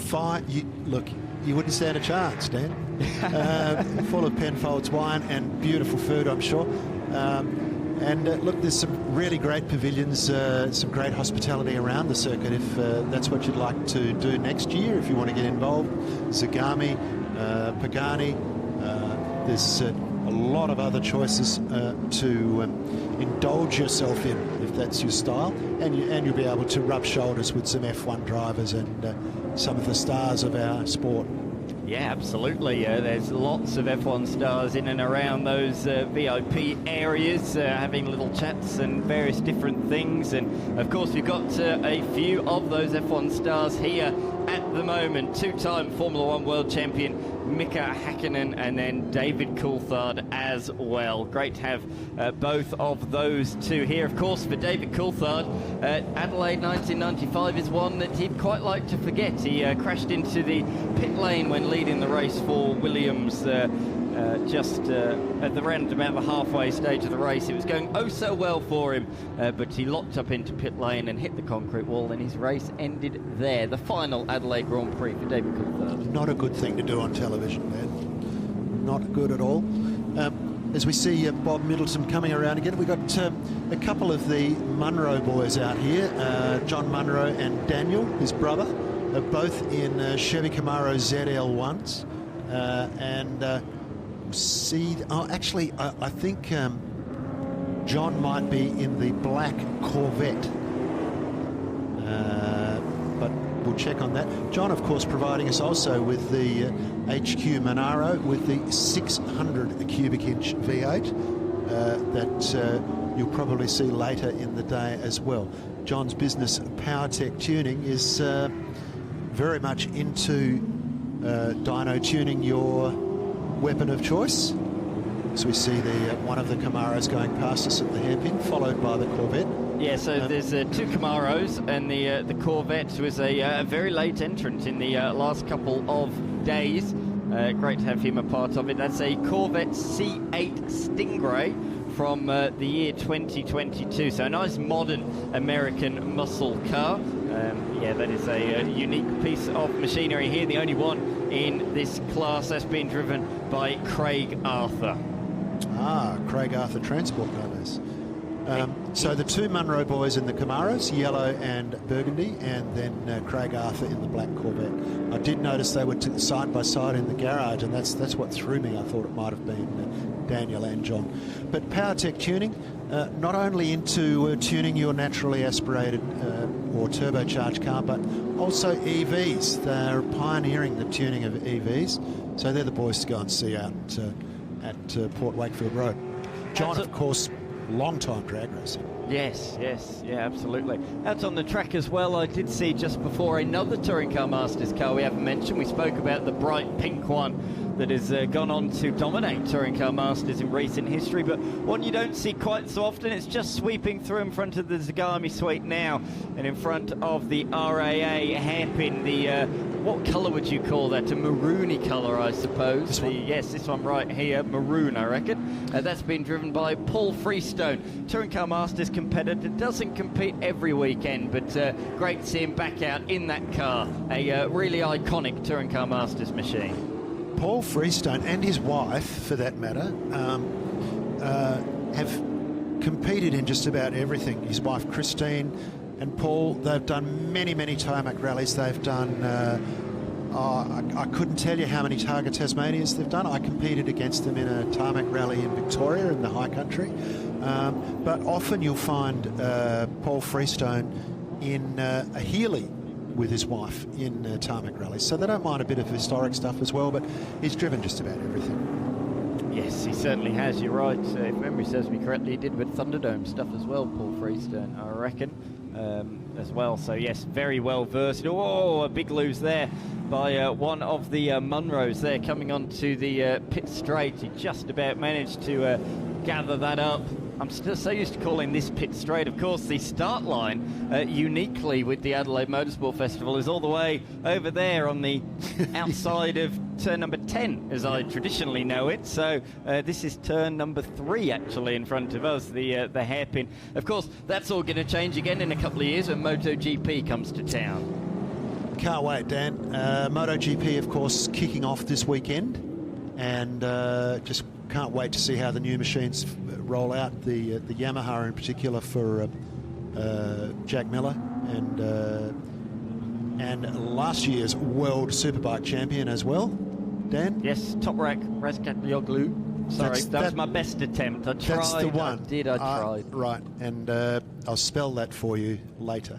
Yeah. No, really good to see it kicking off this weekend. I just, having been to Phillip Island for MotoGP and for World Superbikes over the years, can't wait to see it hit the Adelaide streets. I think it's really interesting that its governing body would go for a street race. I'm kind of intrigued by that because motorcycles require so much runoff, and partly because often the rider becomes separated from the bike and they're going in two different directions, still carrying a whole lot of speed. But it remains to be seen how we deal with it, and I know that they will deal with it brilliantly. I mean, who would have thought 40 years ago that we were going to have a Grand Prix? And right. We sure did. We really smashed it. We certainly did. Speaking of people that are very good at driving racing cars and are certainly very successful in motorsport, currently in the Adelaide Marriott Grand Marquis, we have Jamie Whincup and Craig Lowndes. Currently they are there talking about their legendary 1-2 finish at the Bathurst 1000 back in 2010. Craig Lowndes won the race in the VE Commodore, the Team Vodafone sponsored Commodore at the time. Alongside of him was Mark Scaife, and in second place was Jamie Whincup and Steve Owen. And I think to this day it is still only the third 1-2 finish in the Bathurst 1000. So a very rare feat that is achieved, and those guys are talking about that historic moment currently in the Adelaide Marriott Grand Marquis. Many more stars to come in there in just 45 minutes time. Thierry Boutsen and Stefan Johansson will reminisce about the glory era of the Adelaide Grand Prix, followed by F1 legends Mika Hakkinen at 3 o'clock and David Coulthard at 3:45.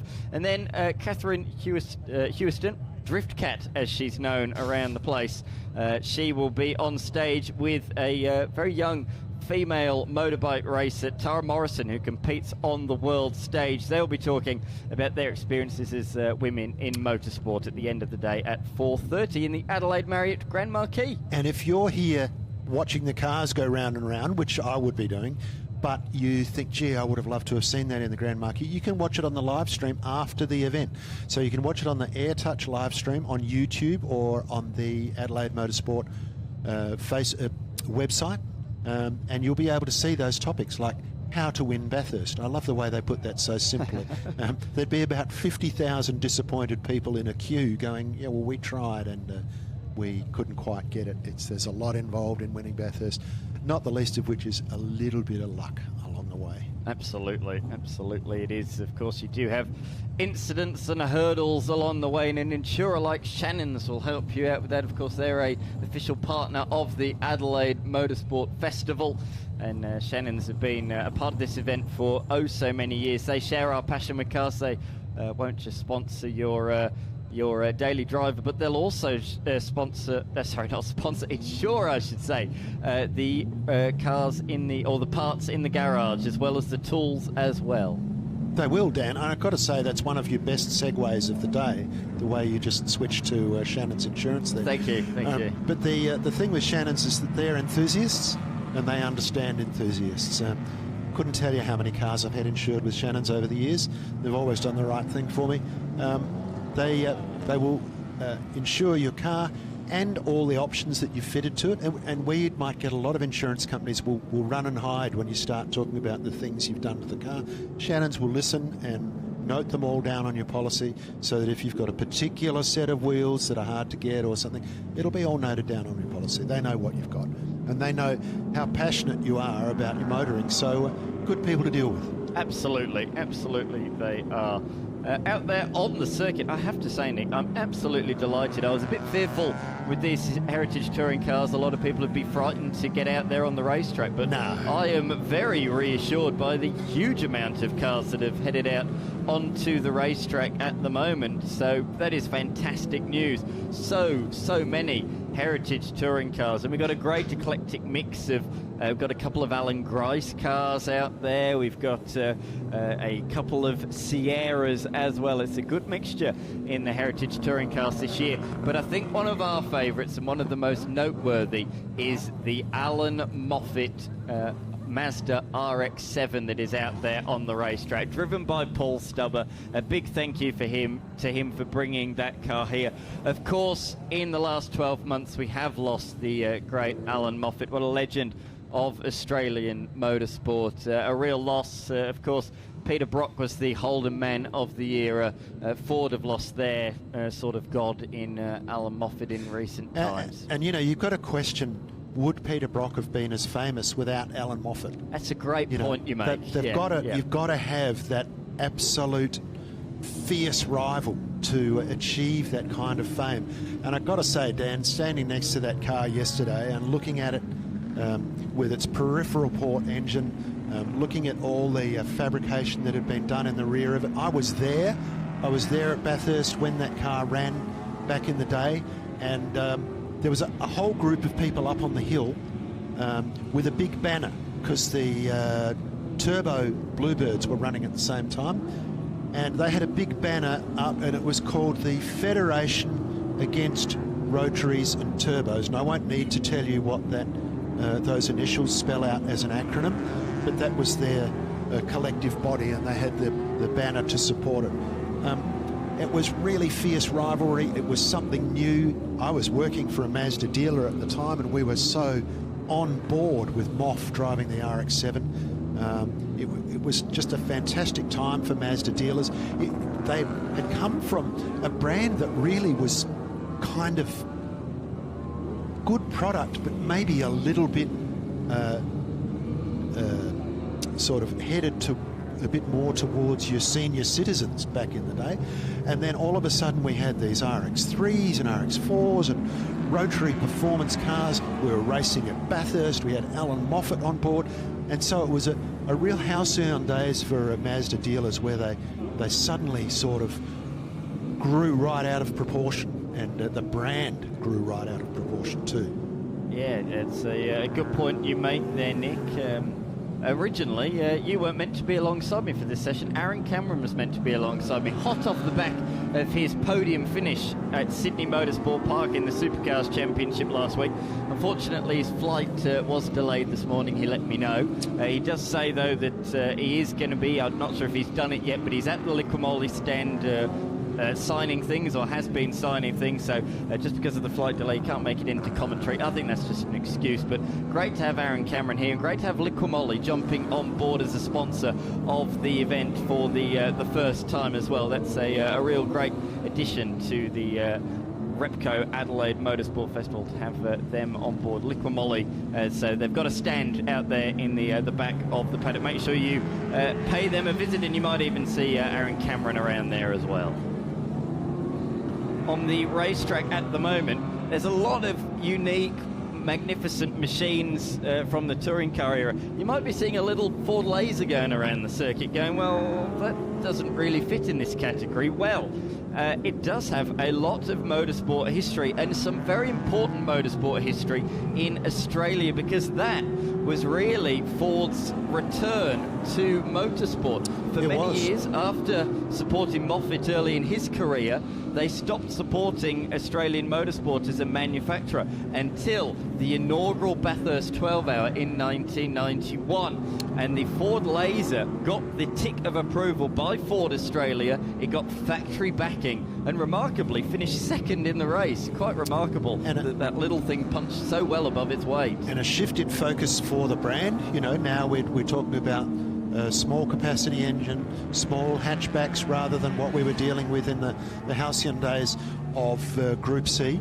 But yeah, driven by Kent and Brett Yilden and Ken Douglas for the 12-hour. finished behind the Grice, Fitzgerald and Arkell car in this laser 5-door hatch. I mean, it was a Nana car. Yeah. But it didn't just do that, though, did it, Nick? It then went on to have success in tarmac rallying as well. Yeah, in the hands of Tim Linus, who at the time was a Ford dealer in the Barossa. And of course, Tim has driven everything from 350 Mustangs in the Targa Tasmania to this little car. And he's actually here this weekend in his McLaren 650. So Tim loves a steer, and he loves a chat as well if you get the chance to go up and have a talk to him. Very keen about historics, and often a visitor to historic meetings. But what a great little car. What a great story. It certainly is a fantastic story, as is that car, the MZ Commodore, that's going down the pit straight at the moment. Of course, that car was driven back in the day by a couple of ex-F1 drivers, Larry Perkins and of course the late great Denny Holm. They shared that car at Bathurst on one occasion. But let's not forget, Nick, it's been driven by a third F1 driver. A couple of years ago, Valtteri Bottas had a steer of that machine back in 2024. So the Stephen Perrott machine being driven by 3 F1 drivers. 1967 F1 world champion Denny Holm, Larry Perkins, who people around here all know as the 6-time Bathurst winner. But let's not forget, he did race in Formula 1 for a good couple of years, and then most recently as well, Valtteri Bottas. It was the second car built by Perkins, but probably its most notable result was that Larry Perkins and Denny Holm and Pukekohe in New Zealand, in the car's debut, they finished first at Pukekohe in 1987, second in the Sandown 500, and it did all the Australian Touring Car Championship rounds, had many poles, and Stephen Perrott purchased the car in 2005. Just had a full restoration since then. It certainly has, as we see. There's the little laser coming around. Number 7, car number 7, second in the Bathurst 12 hour. Can you believe it, that little car?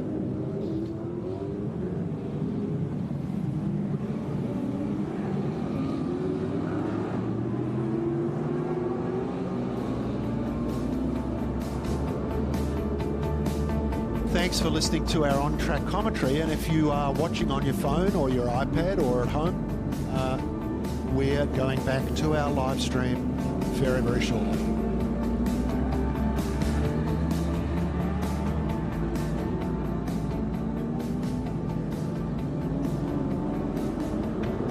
Just watching the STP car on the screen, and now the NZ car leading the Moffat Mazda into view.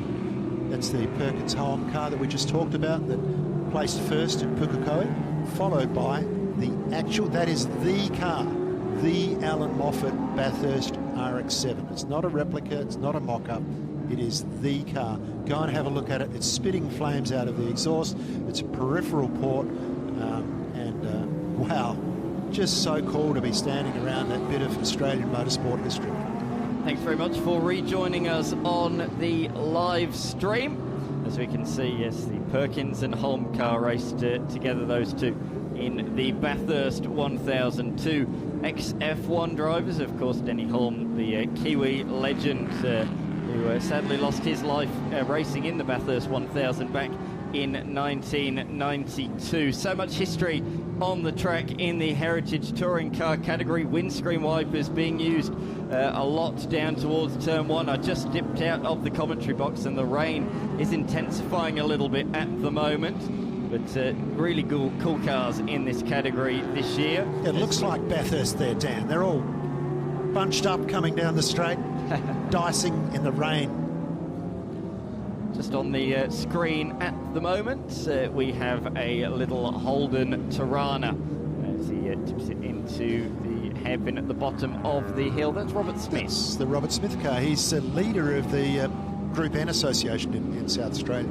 It's the Tirana's first visit here. It's been here, I think, last year for the AMF, and it's followed by the Gricey Craven Mild Tirana A9X. Wow, what a bit of history. Indeed, certainly is. One of 4 Alan Grice racing Tiranas from that era. This was the car that finished second in the 1978 Bathurst 1000. Of course, finishing second in the Bathurst 1000 around that era was always behind Peter Brock, and that was very much the case in 1978. He did lead, actually, the Sandown 400, Alan Grice, early on, and was looking good until his engine blew. So it's got some good history, this particular machine, but incredibly, this car, the Grice car, or we're just looking at there, the Craven Mild machine, this car, incredibly, was turned into a sports sedan, and then remarkably, in the early noughties, it was turned into a road car. So it's gone from a race car to a road car. Fortunately, I'm delighted to report that it is back in its original colours, back to original spec, with thanks to Tony Sawford. Great to see that on the track. Imagine that. Imagine saying, what do you drive on the road? Oh, I drive a Bathurst podium finisher. An ex-Bathurst podium car. But it does bring back, for those of you who are a bit younger and didn't know this, there was a time around about XY GT Falcon and earlier when they drove the cars to Bathurst to race them. No trailer, no, we'll just prepare it in the workshop, drive it out of the workshop, drive it down to Bathurst to race, probably drive it home on Monday if it's hasn't been involved in any kind of carnage. But that now just seems unbelievable, Dan. Like this, with the V8 supercar era that we're in now, driving a car to Bathurst just seems incomprehensible. It does, doesn't it? It does. That's the era in which we left a long, long time ago. As we see the Ford Laser that was a factory Bathurst car at the Bathurst 12 in 1991. Being driven this weekend by Rebecca Drummond. Great to have her a part of the category here this weekend. There's some real good vantage points around this place. The Zagami VIP area, you got the Zagami one as well. 2 real sponsors of the event. We've got to thank those guys for being a part of the Repco Adelaide Motorsport Festival once again. Zagami, a long-time supporter of this event, and their VIP area is called Club Zagami. Offers some of the highest levels of hospitality at this event. And this weekend they're being supplied with Penfolds wine. Very, very nice if you have that. But so many sponsors on board this year. Of course, AirTouch. Thanks to AirTouch, we are able to bring you this, the Adelaide Repco Adelaide Motorsport Festival live stream. Thanks to AirTouch for the very first time. And of course, the event probably wouldn't even float if it wasn't for the South Australian government being on board with the Adelaide 500, which they reinvented after a short absence after COVID, and the Adelaide Motorsport Festival, the Adelaide Rally, and now, Dan, we look forward to the Adelaide MotoGP in the years to come. Remarkable, isn't it? It is. I thought this event was done, buried, finished a couple of years ago, but the now Premier Peter Malinauskas promised, didn't he? He said, if I am elected as Premier, I will bring back both the Adelaide 500 and the Adelaide Motorsport Festival, and he very much delivered on that promise. And there is another election actually in a couple of weeks' time, but out on the track at the moment, the GT style cars are heading out there. An eclectic mix of machines, from Porsche Carrera Cup cars to, well, basically there's some what-make series out there. So you've got Ferrari Challenge cars, Lamborghini Super Trofeo cars. We've got a few GT4 cars out there. The SJ 1000 billet blocked 1,000 horsepower Subaru WRX. Exactly, which neatly leads on to the point I was going to make. Yes, we've got some hill climb cars out there as well as some proper modern day GT3 machines. So plenty to sink your teeth into. These cars are so popular, not only in Australia, but around the globe. GT3 racing in particular certainly taking off at the moment. Ferrari Challenge, we've got a couple of Ferrari Challenge competitors out there that were racing on the Bathurst circuit as part of the 12-hour support category a couple of weeks ago. And in fact, Mark Beretta had a chat earlier on with Rod Wilson just to chat about that very machine. It was Yeah, really cool. See, there it is, the one with the purple headlights that you can just see on the third row of the grid. For those joining us for the very first time, welcome to the broadcast of the Repco Adelaide Motorsport Festival. As the name would suggest, it is very much a motorsport festival. So out there on the circuit at the moment, the GT style category. We've got so much out there, from Formula One cars to there's even some Indy cars in TPO, F1. We've got GT cars, we've got sports cars. We haven't seen them yet today. We've got sports cars, Le Mans style cars, and Can-Am cars sharing the track together. Looking forward to seeing those machines out there. We've got a couple of real modern LMP3 machines, so there really is something for everybody. And if you just like a little bit of fun, we've got the drifting category for you as well. And we've got some very old cars, Dan, in the historics, and we'll be getting to those again very shortly. Just with our guest commentator, Anne Osco, who's going to tell us a bit about her local knowledge of those cars. But yeah, we've got a plethora of motoring history out here, and you've got to think of this as a moving museum. Static displays don't do it for me anymore. I want to see them driven in anger. I want to hear them, and that's what we're getting right now. What I really like that about current day motorsport is people now realise the value of those machines. You know, back in the day they used to just wreck the cars or use it to build the next car, whereas now we actually appreciate what we had back in the day, and it's all about restoration and preservation of those old machines. But this is a bit more of a modern day category. I think the oldest car in this field's from 2002. We've got a Ferrari 360 Challenge out there, but other than that, it is all pretty modern machine, including this Ford Mustang GT4 driven by Wallace. Jack Wallace races in the monochrome GT4 Australia series, so we've got a couple of GT4 cars as well. Blake Purdy in the Nippies GT4 car, the Audi R8 GT4 car, another South Australian. And great to see both of those two here. Very delighted to have those two youngsters enjoying the streets of Adelaide for the first time. In the case of Wallace, Blake Purdy has actually driven in S5000 at this track. Right. And on the screen we've got Ian Wilson, noted Adelaide identity. If you drive a Land Rover or a Range Rover, you would know Ian Wilson's Triumph Rover spares. And this is a TVR, not a car you see often, Dan. No. Not even on a racetrack, you won't see it that often. Powered by a Rover V8, and if Ian being Ian, he would have developed that engine to the max. He's a pretty handy steerer too. He's been involved in sports car racing for some time, even at the national level. And this is a great looking car. Certainly is. He's roaring down the back straight. You might think, you look at these other cars, you think, oh, that TBR doesn't really fit in this category. Well, it does, and we're seeing it. It is ultra fast down towards the centre chicane. There's the 360 Challenge just being flung through the first couple of corners, and that is Camelo Calabro behind the wheel of that machine. Yeah, that's the 360 Challenge Stradale, CS as it was often referred to. The Challenge, of course, was a one-make series that Ferrari implemented, and it kicked off and grew enormously.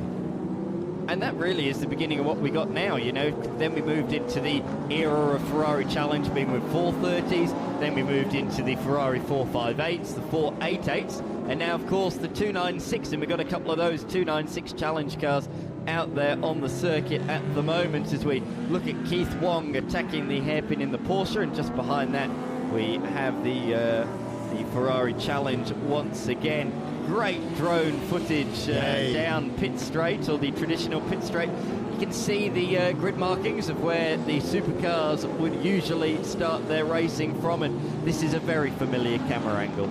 Well, this is familiar to us, Dan, to have the drone up, because when we do our rally coverage, we get lots and lots of drone coverage over mountain ranges because they're so hard to access with the cameras. But today hasn't been the right weather for a drone, so we haven't had the pleasure for this morning, but good to see our drone pilot up there again. I just caught Here we go.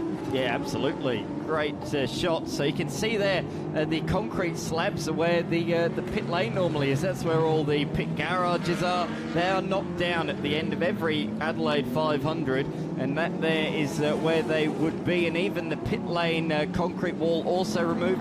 You'll note no grandstand as well on the other side where the grass is. It is a very different looking place at this time of year, which not very many Australians see unless they attend the Repco Adelaide Motorsport Festival. It is very unique, that is for certain. Out there, though, we can see the back of Dan Day's Subaru heading towards the hairpin as we have a look at the awesome Mazda RX-7 of Brad Trenwith, who's going through the final couple of corners and crossing the line. He's just allowed Dan Day to move on through. Dan Day, you touched on earlier, a very, very capable hill climb driver, and did race in the Super 2 Series for a year or so. And that car, Dan, despite its 1,000 horsepower, is loving these conditions with its all-wheel drive. Dan, of course, very capable of steering it. 8 times winner of the Wollonga Hill Climb, just half an hour from here. And we've got a few of those guys. Nick Strakheisen, also a front runner in that event in the R35 Nissan. He's here today in that car as well. So a couple of the leading exponents of hill climbing here today, and both not afraid of the wet conditions. And I think you're right, Dan. I think it is getting a little bit more damp. Yes, yeah, it certainly is. At this point in time, looking back to the TVR, that was a big crank of oversteer, wasn't it, coming out of the hairpin? Put the power down in the rear tyres, didn't like that one bit, and again, out of the 90-degree left-hander as well. These guys are pushing pretty hard, I have to say. These guys are having a proper crack. We've seen some of the other categories, they don't want to make a fool of themselves. The speed that these guys are flying around is pretty cool at the moment. We can see the GT4 battle just gone past these two. Those are the GT4 rivals of Blake Purdy and Jack Wallace. So great to see that they are having a good battle out there. There you can see Adelaide, South Australia. The place to be, Nick, I tell you. Where would you rather be than right here, right now? This is the best place to be. Motorsport capital of Australia, Dan. Indeed, indeed it is, and we're proud of it as well. Now, Nick, you really like this one, don't you? The Lamborghini time attack car of the Rouleaus, Peter and Alex Rouleau. What a unique piece of machinery this one is. This is a Lamborghini RX GT3. It's been turned into a time attack car in recent times, and these guys have driven it. You can see by the aero, both on the front and on the rear, it is far beyond GT3 spec. Now, if you're not familiar with time attack is about getting in a car, flicking a switch and doing the fastest lap you've ever done in your life, and you probably get one go at it. And the cars that are built for it are absolutely off the Richter scale. They do so much to take weight out of them. There's hardly anything left of the body shell, and what is there is carbon fibre anyway. They've got lots and lots of horsepower. This car is a Lamborghini R, and the R stands for Reiter Engineering. Now, they developed this car to keep pace with the later Lambo models that superseded it. It's 60mm wider track, and it's got a Hollinger gearbox in it. There's only 10 built, and they've got more aero, bigger rear wing, as you can see. Just being caught, actually, by the Super Trofeo car that we're looking at now. So the two Lamborghinis in unison. So now we're looking at Emil Norton in his Lamborghini Super Trofeo, a car, the model anyway, raced all around the globe in Lamborghini competition. He moves up the inside, actually, of the time attack car at the hairpin. As we see a replay, Nick, a big spin down at the centre chicane for Ormsby. Whoa. Goodness gracious me, he's going to get two wheels up in the air over the gravel. A quick 360 pluck of gear, and he should be okay to get back going, but that was a hairy spin at full pace down at the centre chicane. Yep, and a little bit of a bouncy bounce. We see the TVR coming straight at us. I don't know if this is a Chimera or a Cerbera, Dan. I'm not that good on TVRs, but if you're watching and you want to send us what it is, that'd be very, very good.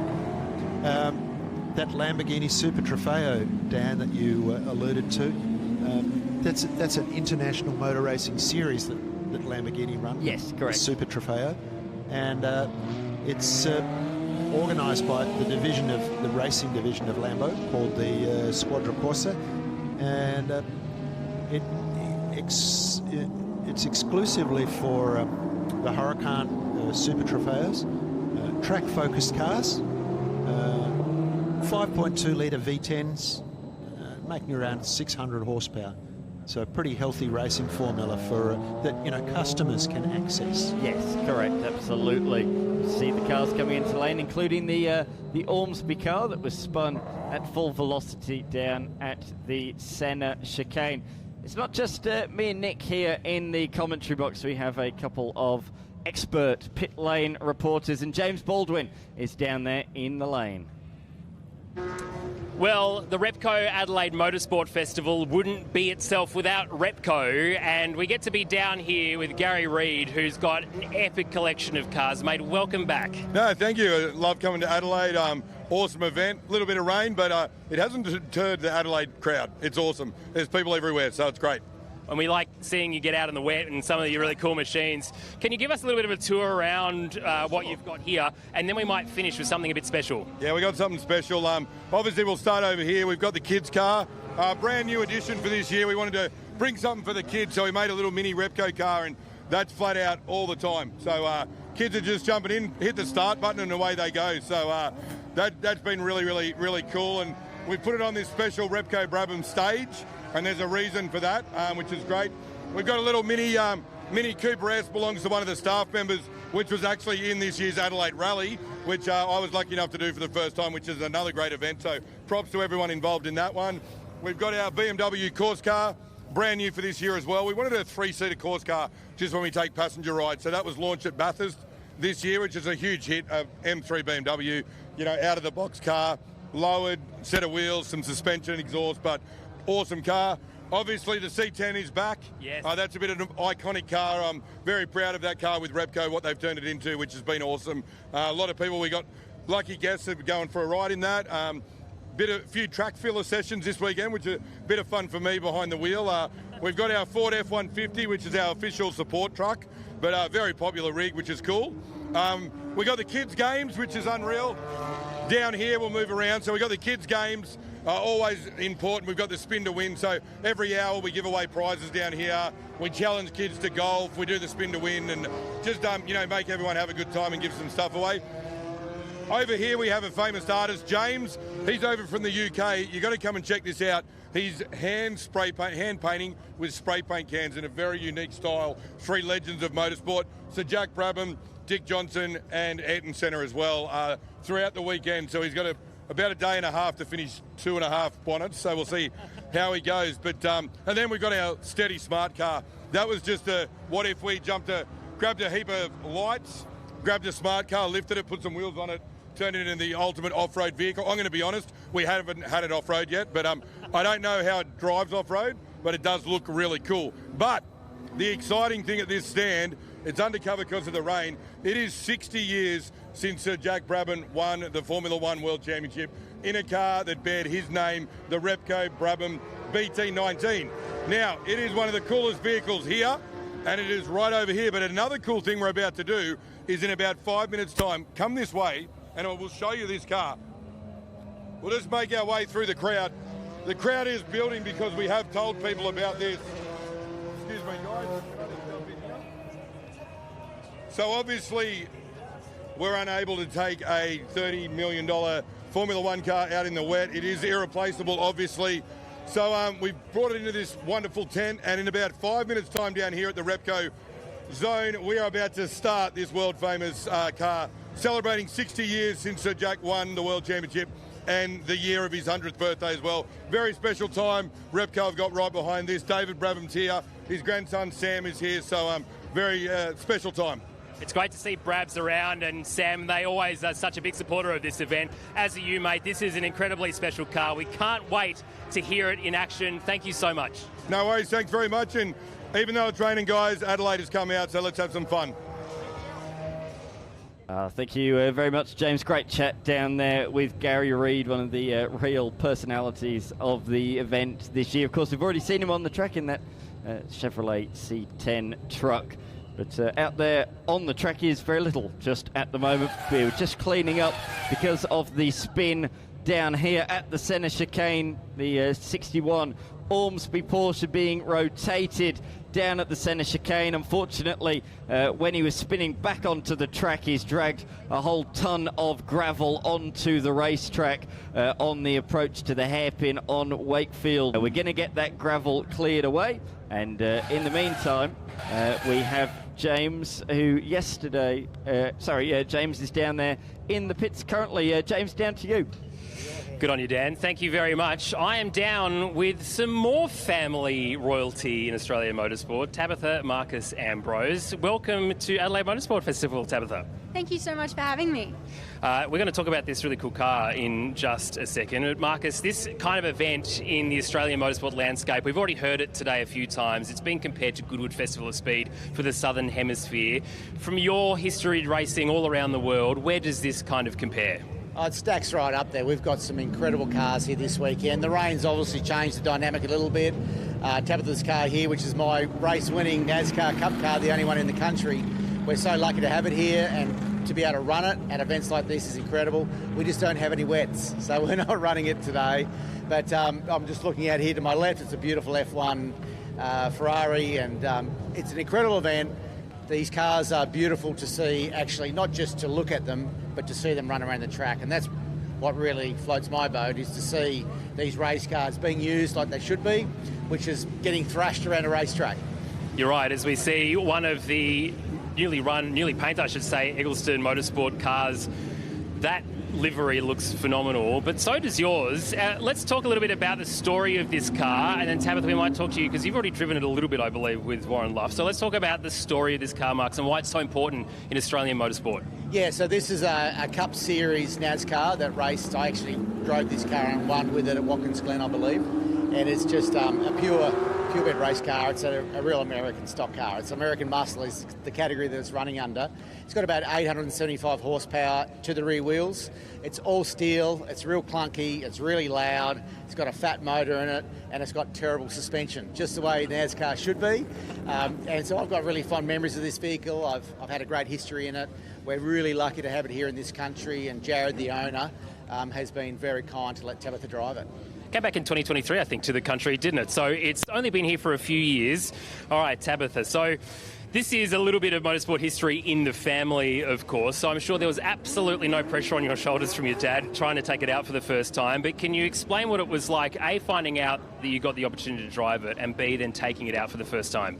Well, first of all, we got the ring from Adelaide Motorsport Festival, and they're like, hey, we've got this car. It'd be so cool if, the Ambrose name could be attached behind it. So when we first got the car called, Dad and I, we looked at each other and we're like, dang, is she ready for this? Like, can she actually, perform? Because it's a big deal. I mean, we're on Adelaide Street Circuit, and Adelaide puts on such a great show every year. So, I mean, it is a big deal to be out here and on this track. So, but I got to shake it down at Queensland, which was so cool, and to have go from a Formula Ford, which is 100 horsepower, to this, which is almost 900, is just insane, and is such a big jump.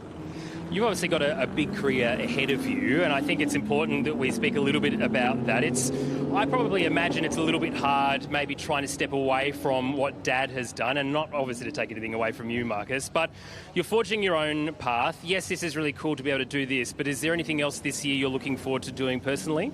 Absolutely. I mean, I'm proud to be an Ambrose. I think I'm third generation now, but forging my own path is definitely something that I want to do. And so to be able to race Formula Ford and be quite competitive, and also set my eyes on some, more top tier categories, I'm looking forward to that next step from Formula Ford.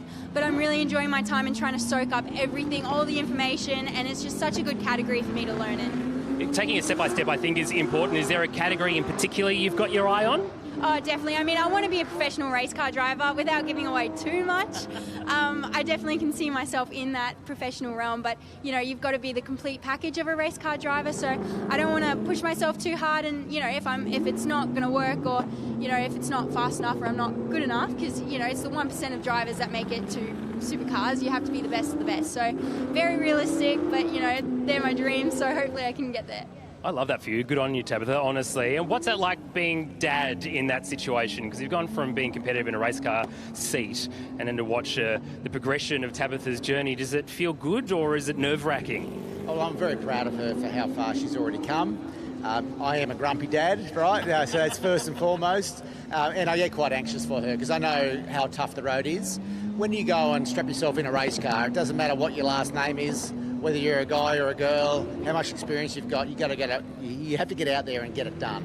And so that's a test that Tabitha's still learning. And we don't know the answers yet about how far she's going to get in the sport. So if it's just this and she gets to race these beautiful cars at events like this, what an amazing thing that she's been able to achieve. If it keeps going, well, good on her. Well, we all cannot wait, Tabitha, to see what happens with your career. Thank you so much for associating the Ambrose name again with this incredible machine. Marcus, thank you to you. Tabitha, thank you to you. Back to you. Sports cars are out there on the race circuit at the moment. A great chat, James, with the two Ambroses, Tabitha and Marcus, and really cool to have them here this weekend. Unfortunately, Tabitha in the conditions earlier wasn't able to get behind the wheel.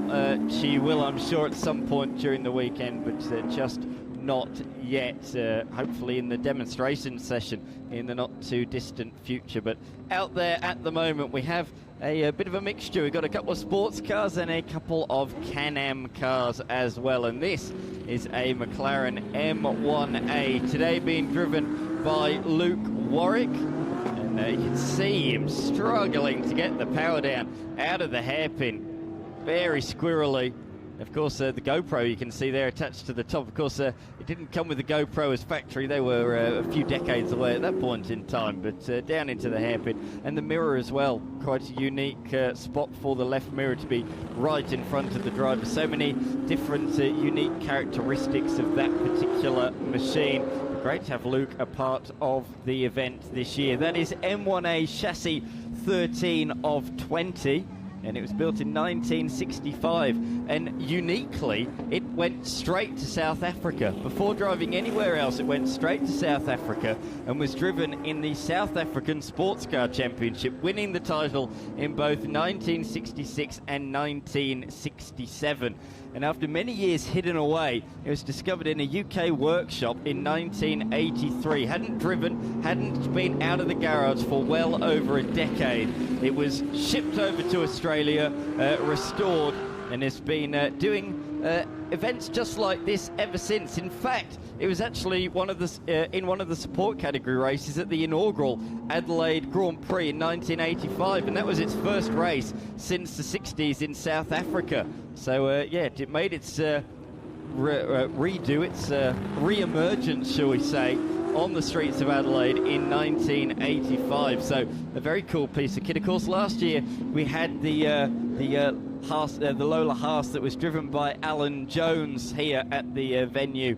Of course, we celebrated last year at this event 40 years of the Adelaide Grand Prix, so it's fitting that we had the Alan Jones car here that was driven around and effectively opened by the 1980 Formula One world champion. So it's great that we can see that machine, another car from 1985 back here on the racetrack. The other car out there at the moment is Scott Borman's Ligier JSP 325. This is a brand spanking new 2025 spec LMP3 car, bright yellow and green, and boy does it look the part. So this is driven in the categories such as European Le Mans, Asian Le Mans, as well as Le Mans Cup as well. I was just trying to think of the last one off the top of my head. It's Le Mans Cup as well. So these cars are effectively the second tier category. You then move up to LMP2 within those categories, and then move into the World Sports Car competitions after that. So great to have that. Of course, this event all about looking at heritage machines, cars from years gone by that have raced here, had success here, but it's cool as well to have a few modern machines. Of course, we've got the track-only hypercars, but very cool to have a current spec Ligier LMP3 machine as Nick Lenthal has joined myself, Dan McCarthy, back in the commentary box. Nick, a really cool thing to have the LMP3 car here this weekend. It is, and doesn't it sound good, Dan? I mean, aside from looking amazing, it looks like a work of art. It's a beautiful sounding thing with that LS engine, and being driven to perfection too. It's we would have liked to have had a couple more sports cars out, but some of them are being a little bit cautious about the damp circuit, and I think actually it has rained a bit more rather than less. But we've got a lot to look forward to. There's plenty to do in the infield as well. If you're down here and you're looking at the entertainment, there is the Repco display down in the infield with all kinds of hot cars on display. But we've got our roving reporters down there, and they might even be having a chat with Craig Lowndes. Well, the Adelaide Motorsport Festival would not be complete without this man. Craig Lowndes, welcome back to what is a great start, or almost start to your year. Yeah, it is actually. And you're right, this event has grown over the years. It's been amazing to see just the different cars that come back every year. It allows the owners and drivers like myself to come and have a bit of fun, drive some beautiful cars, and just really enjoy the atmosphere of what motorsport was when we grew up. That's a really good point, what motorsport was when we grew up. And certainly for Adelaide, it's going to change quite a lot. The news of MotoGP coming here in 2027, it feels like walking around that the hype around motorsport has already grown ahead of this event, but this is a great way to start again to bring people back internationally to this great place, isn't it? Oh, absolutely. I think this has been an iconic event. When it was Formula One, then it was Supercars, now it could be MotoGP. Like, it just keeps growing year and year, and it's just sort of to be able to showcase what this is. And people ask me about what's so special about the Adelaide street circuit, because it's location. You can't create it. It's naturally born, and even when you go to Melbourne Grand Prix or anywhere else, it doesn't have the same feel. Like, you know, you talk to people about want to come to a Supercars round, or we always say this one because it's just it's iconic, but it's just the atmosphere that comes on. You got when we're here, you got Speedway, you got motocross, and again you have this event here this year at the start of the season, where again you see some beautiful cars that you don't normally see. A lot of these cars are normally in garages, and it's a great opportunity for people to bring some cars out and drive them around. What are you looking forward to most this weekend? Hopefully the Arrows. We had a little issue last year. We actually had a head gasket issue, so I did a couple of sessions, didn't do all the whole weekend. Gary and the guys that were looking after this car, they've completely rebuilt the Megatron engine, and I just took it for a run then, give it a shakedown. It's the first time it's been on track. I'm really looking forward to boosting it up and having a bit of fun and been putting on a show. That's what it's all about. Good on you, mate. Thank you very much. Thank you. A V8 supercar legend down there with James Baldwin yesterday. Sunny conditions there. But we've got supercar legends, but also F1 legends, and we have a couple of F1 stars in cars right now. Both of them ex-McLaren drivers, in fact, ex-McLaren teammates. Leading the way in the bright orange McLaren Solus is two-time Formula One world champion Mika Häkkinen, and directly behind him in the McLaren Senna GTR, we have Scotsman, former Australian Grand Prix winner in 2003, David Coulthard. So DC having a blast in the Senna. We can see on the screen at the moment, and he moves past Mika Häkkinen down towards the Senna chicane. How fitting is that? This is a cool moment here today on the streets of Adelaide. We had to get our stats man back. Sean Kelly has once again joined us in the box. How cool is this? Mika Häkkinen, David Coulthard sharing the streets of Adelaide. Yes, indeed. Two drivers late of the Grand Prix era here. Of course, Häkkinen was on the track here in the deluge of 1991. That was his rookie season in the Lotus 102. For Coulthard, much is made of the fact that, of course, he hit the pit lane entry, as you mentioned earlier, in 1995. That was his only appearance here in Adelaide in a Formula One car. He then joined Mika Häkkinen as a teammate at the start of 1996, and they did 99 races as Formula One teammates, which at the time was a record. That has since been surpassed by Michael Schumacher and Rubens Barrichello, and by friend of the festival, Valtteri Bottas and Lewis Hamilton, who did exactly 100 together as teammates at the Mercedes team. So yeah, it is certainly great to see them reunited. I'm kind of surprised actually they're not getting a little bit more racy, because you know what racing drivers can be like. Once you give them a couple of cars on a racetrack, things can escalate. Absolutely, into the hairpin. Häkkinen's pulled out a bit of a margin at the moment. DC's pulled out a bit of a margin on Häkkinen at the moment. In the centre, of course, David Coulthard in 1994 effectively took the place of Ayrton Senna after his passing. So it's quite fitting that he's in a McLaren Senna. Yes, and in fact, actually, in one of the awnings here, I noticed that there's a 1994 Reynard Formula 3000 car, which, if memory serves me right, I haven't checked this, but I believe that was the car that David Coulthard was driving on the weekend of Imola 94, because International F3000 was racing at Silverstone that weekend, and he was racing for Paul Stewart Racing, and I believe it was a 1994 Reynard. I don't know if DC knows that car's here.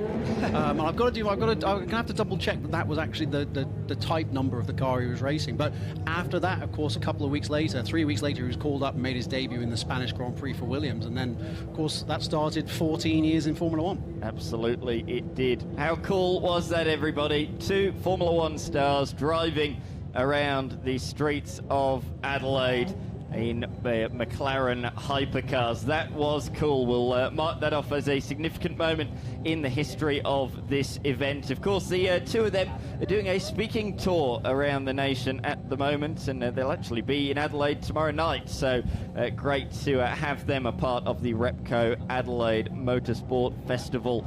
Of course, David Coulthard, he was here late last year driving a Red Bull Formula One car in the streets of Adelaide, but for Mika Häkkinen, he's not been back here for quite some time. Looks like we've got some bikes heading out there, some very brave souls heading out onto the course, which is very good news. But Sean Kelly, that was a cool moment.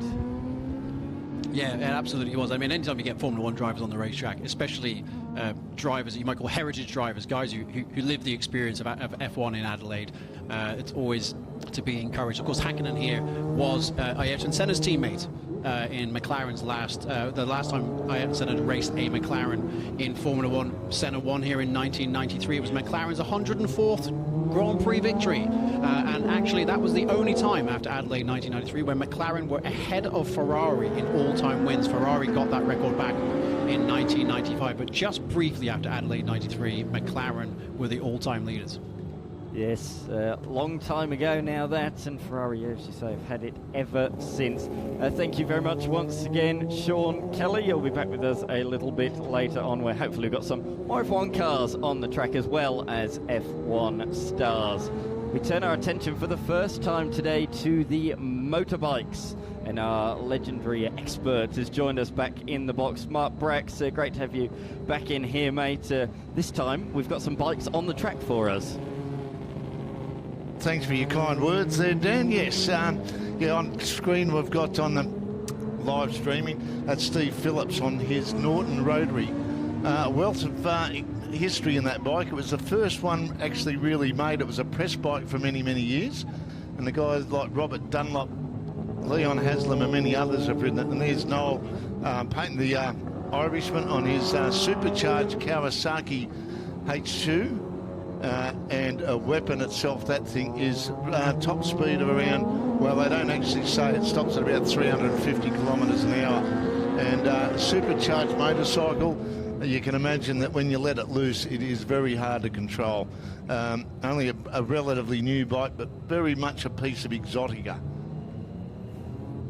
And they've been starting them up in the pits to give the fans a bit of a hurry up about what these bikes actually sound like. And they're all out, looking like they're all out there on slick tyres, which with the precipitation and a bit of other residuals that might be escaping from cars over the course of the race. And there's a great view of this magnificent Repco Adelaide Motorsport Festival layout.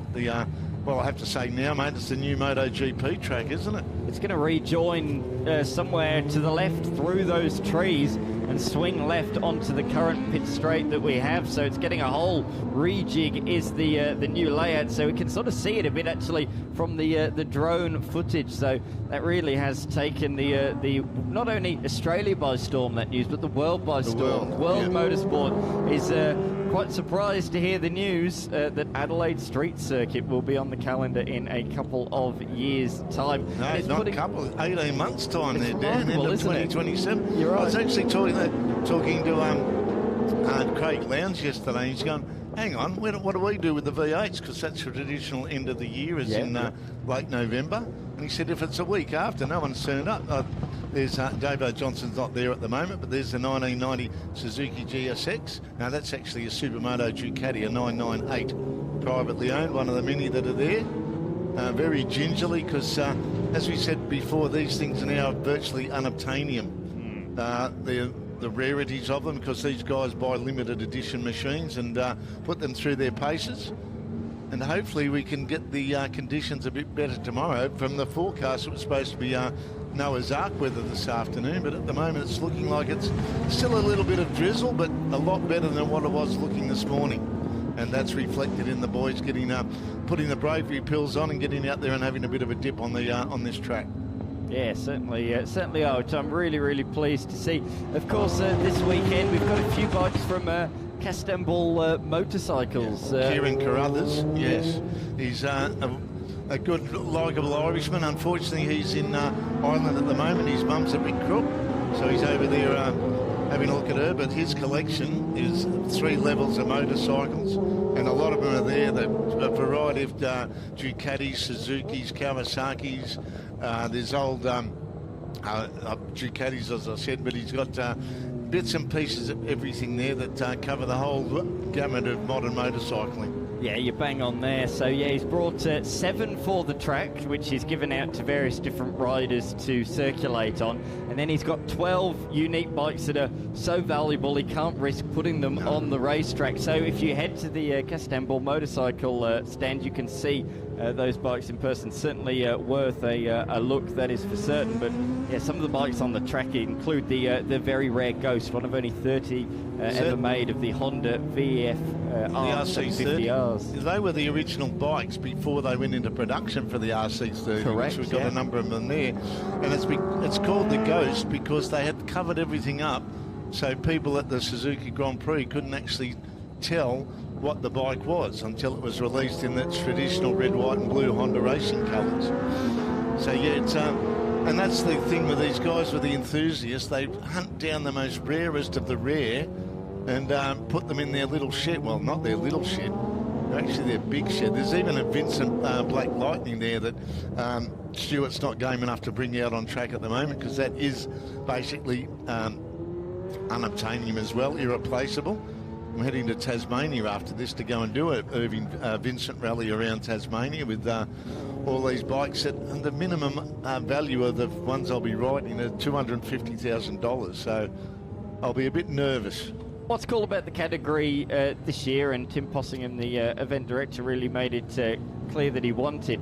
We've had a lot of race bikes in the last few years, but Tim said, you know, we've got all these exotic categories, but we don't have an exotic category for the bikes. So this year, we've opened it up to a lot more road bikes as well, unique, the sort of hypercars of the motorbike world. Exactly. Well, we've got that on screen now on the Speed Cafe live streaming here at the moment with the Kawasaki H2R. Kawasaki, a very small company when it comes to motorcycling. They're Kawasaki Heavy Industries. They're more into making ships and trains and everything. The motorcycling is basically a tax write-off for them that they use. But their technology, as we've seen, the Kawasaki Z900 from the early 70s right through to this bike released in 2024, supercharged machine. Kawasaki do it well. They won 6 Superbike World Championships. Well, they've won 7 Superbike World Championships, 6 with the immortal Johnny Ray, who's still punning around being a test rider. But Kawasaki, one of the great manufacturers of the modern era, considering the size of them compared to the likes of Honda. And when you were saying about Exotica, I think we're going to have a bit more of a surprise next year, Dan, because we nearly got 3 wheels here this year, didn't we? We might have 3 wheels next year. Fingers crossed, fingers crossed. We spoke earlier on during that session about Castrol motorbikes. Yesterday, we come up with a little bit of a package about what that's all about.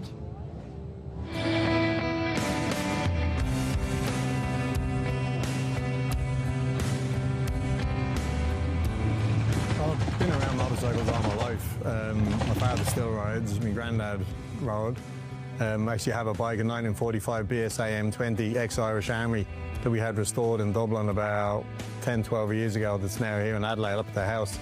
So my grandfather rode all through the war on bikes and he came out of it and bikes was all I ever heard about. He was actually trained by Stanley Woods, who up until the Second World War was one of the most winningest riders of the TT. So I was listening to stories about Stanley Woods, who was a Dublin man and Irishman, growing up as a kid.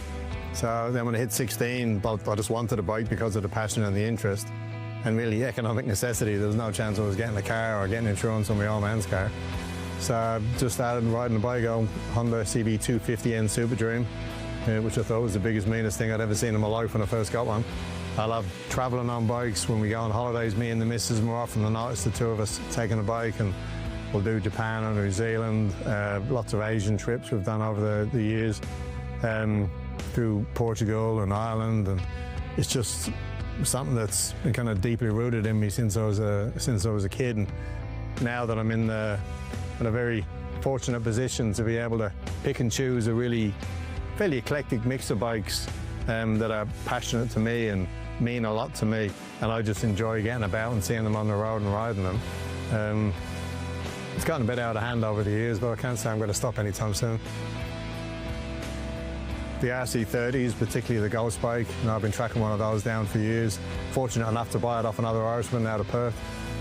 Brought that into the collection, and there's such a strong connection between the RC30, Joey Dunlop, the Irish road racing scene, and just growing up hearing those great names, and then actually having two of those bikes in the collection is pretty special. It was great to see an event that's so centred around cars, kind of embracing the motorcycle scene here in South Australia and across Australia more generally. There last year and seeing some of the incredible bikes that were there, and obviously Dave O'Johnson and Brian McCormick, who's a rider I've been sponsoring for a long time in the TT and the Macau Grand Prix. See them punting around some GP bikes and some other absolute classics. So this year we're going to take about 20 bikes down there from the collection for display. I think we have about half a dozen that are going to be doing laps of the track, including hopefully Dave O'Johnson on the Indian Race Replica Challenger, which is a replica of the King of the Baggers Championship winning bike of Tyler O'Hara. So I think it's the whole festival itself. It's a wonderful experience for anybody who's interested in big speeds and loud noises. Seeing the bike's a big part of it, and hopefully growing to become a much more central part of it. It's been fantastic, and being a part of it and showcasing what we do here now as part of the collection.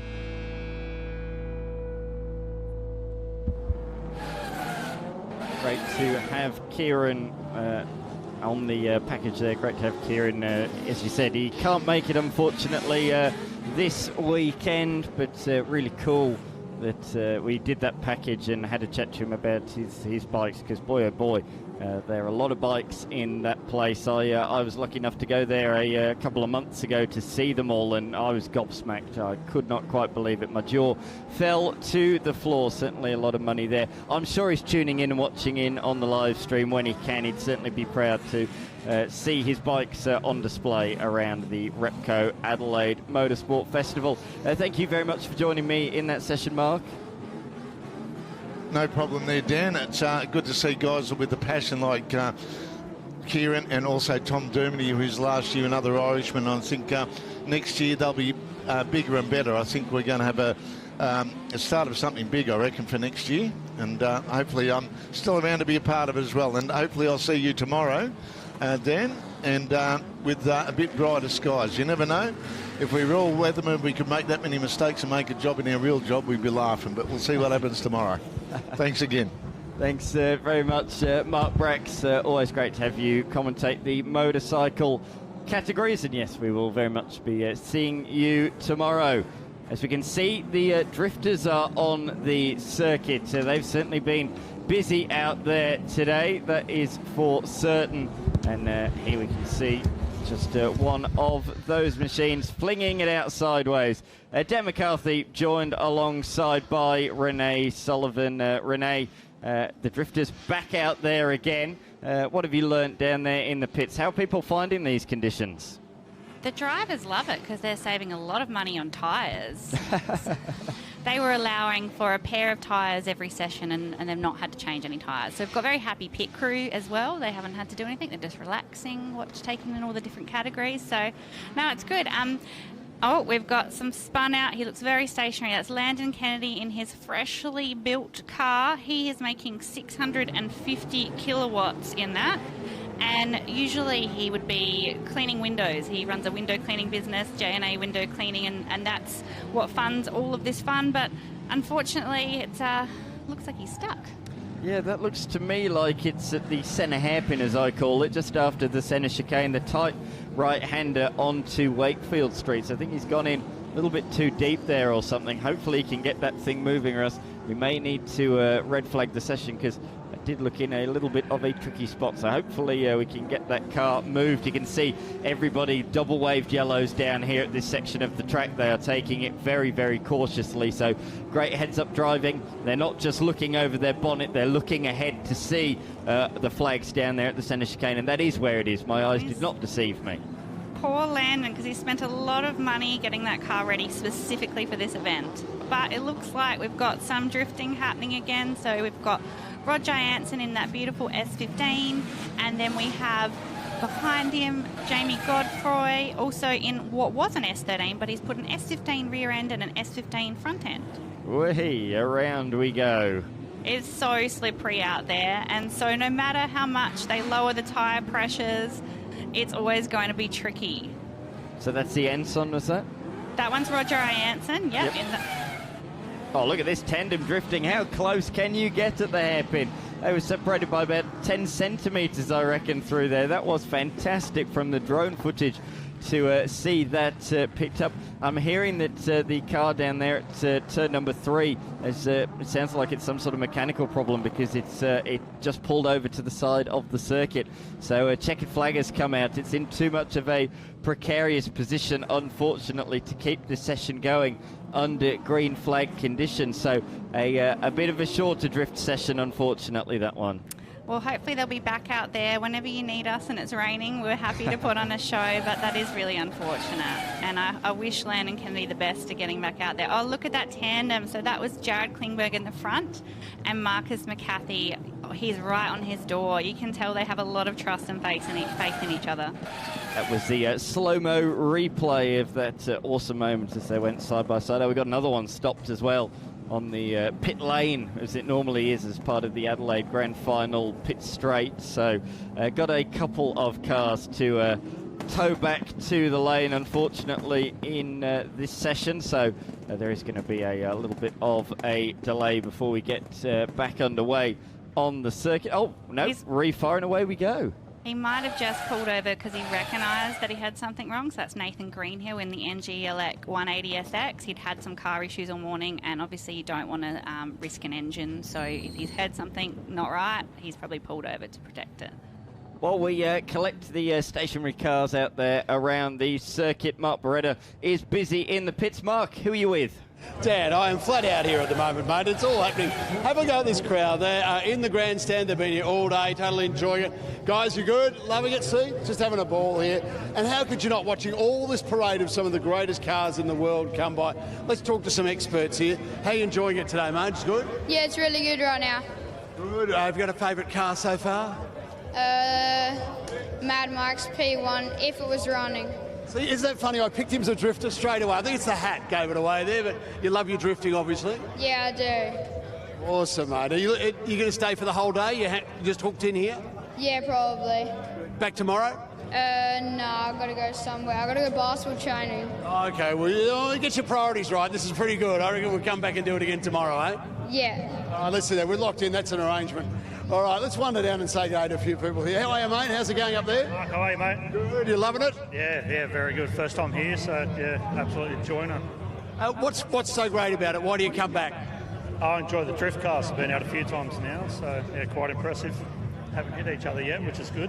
Awesome, mate. Keep enjoying it. Everybody loves the drifting. The drifting today is where it's at. As you can see, great crowds down here. Everyone having a fantastic time. And no matter where you go around the circuit, it's like this: fans against the fence, fans in the grandstands. It is an awesome place to be, a great experience.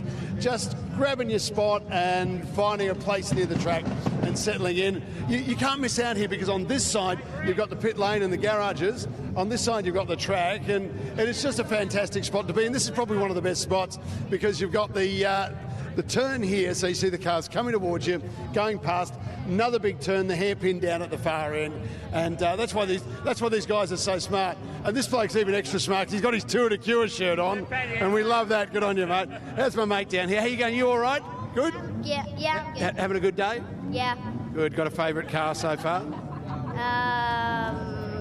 Maybe. Okay, you're going to keep it a secret. I reckon it's a McLaren by your orange shirt, see? That's my guess. No. Okay. All right, Oscar, have a good day, mate. Enjoy it there. He is pumped, I tell you. All right, throw back up to you guys. Enjoy it where you are, because everyone down here is... You all having a good time? We good? We are rock and roll, good to go. There you go. Well, thank you so much, mate. I am here. Luckily, we've just had the drift cars go past because, yes, they do stuff on track, but they also are the loudest things on the planet as they come past. Tara, Morrison and me. G'day, Tara. Welcome to the Motorsport Festival. Thank you for having me. Hey, James. I'm having a great time. Now, you're part of the Australian Superbikes Championship, and we just had bikes on before. Love for you to talk to us a little bit about why it's important that all kinds of vehicles, including two wheels, come out to events like this. Yeah, absolutely. I'm very biased, but I've always been a motorbike girl, but it's great fun coming out here and learning about all the different cars that are here. I'm unfortunately not riding out on track today. I didn't bring my wet tyres, but I won the race last weekend by over 3 seconds in similar conditions to these. So, yeah, no matter what, it's good to come out, rain, hail or shine. I think motorsport fans are die-hard fans, so it's good fun. You're absolutely right. And shout out to all of you, by the way. If you've stuck around, we absolutely love your commitment to this wonderful event. Take us through the last race then. By 3 seconds in this championship, geez, that must have felt good. Yes, I have found a new love in the rain. I absolutely love it. But I qualified on the front row in front of all the boys, and I thought if I can just get out in front and stay out in front, I'll have a good race, and that I did. So, yeah, it was good. I was talking just a little bit earlier to Tabitha Ambrose, and having young women in motorsport is incredibly important in this country. Obviously, you're flying that flag in Superbikes, but in terms of your career to date, Superbikes is only a step on the journey. Can you talk to us about how bikes became your preferred option? Well, actually, my parents were stunt riders back in the day, so they met by my dad needing a stunt partner, and my mum put her hand up like she would. And, then they had me a couple of years later, but I prefer to keep both my wheels on the ground as a racer. But, yeah, both my parents were stunt riders, and it's funny you talk about Tabitha because I actually found her on Instagram last night because of the Adelaide Motorsport Festival, and I messaged her and I'm like, let's meet up. So, yeah, we're going to meet up right after this interview, I believe, so it's good to get us all involved as well. It's great, and it's a community thing again in this country, especially in Australia. Being able to go across different categories, still finding friends is so important. Now, you've won some Superbikes here in Australia. What's next? Have you got some sights set on a bit of a different category? Absolutely. The biggest thing about motorsport, especially motorcycles, is getting over to Europe. So I was lucky enough to do a couple of wild cards in England and Spain last year in the Women's World Championship. But this year, my aim is to win the national championship on board my Ninja 400. And then the ultimate goal is to go over and live in Europe and do some European championships, some world championships, and just get myself immersed with the culture over there, which is absolutely incredible and very professional, which is what I want to be. Well, we'll keep an eye out for that. Now, you're a South Australian, and what that means is, as someone who exists on two wheels, you might be a bit happy about a recent announcement of a certain MotoGP race, hey? Well, everyone that knows Tarzy, that knows me, knows that I love Phillip Island, but I do love changing the sport. Something new, something fresh is always good. Having the MotoGP come here for the 2027 season has got some people... opinions coming out for sure, but I have to say I'm excited for it. It should be good to have it at a home track, and hopefully I can test out the track for them tomorrow. Amazing. Thank you so much, mate. Go well for the rest of the season. Back to you, Dan. Thanks very much, James. We've just got the Porsches heading out there on to the racetrack. We're going to take a quick commercial break. We'll be back on the other side of this with Porsche Ren Sport.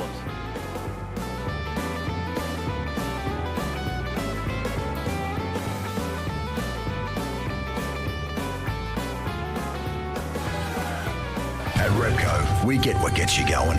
Because while you told her it would be loud, you forgot to mention how it feels. Repco gets you going.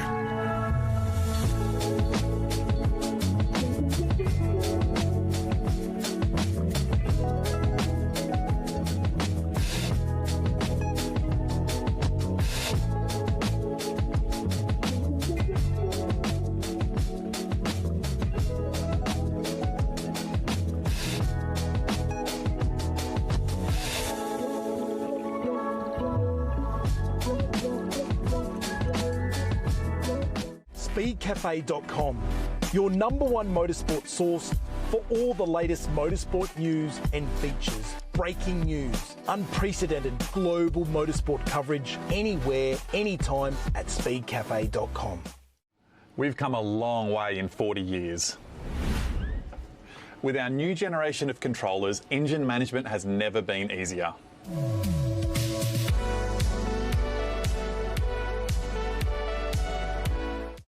I love riding. It's a real social thing. There's a great bond between riders. Every weekend I look forward to getting out there. It's a freedom like no other. Riding to work is a great way to start the day. Shannon's insure all types of road bikes, not just classics. They offer features riders really want. It's why they're one of Australia's leading motorcycle insurance providers. Whatever you ride, whatever you ride, Whatever you ride, ride with Shannon's. Call 13 46 46 for a quote.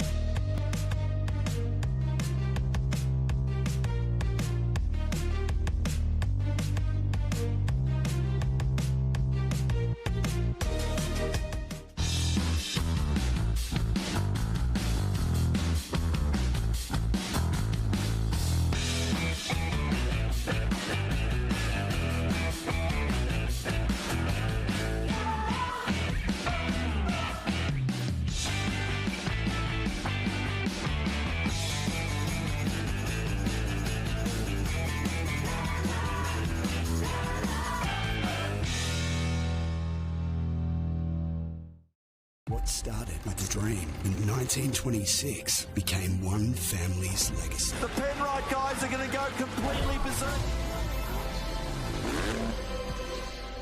Penrite Oil, still driven. Yokohama.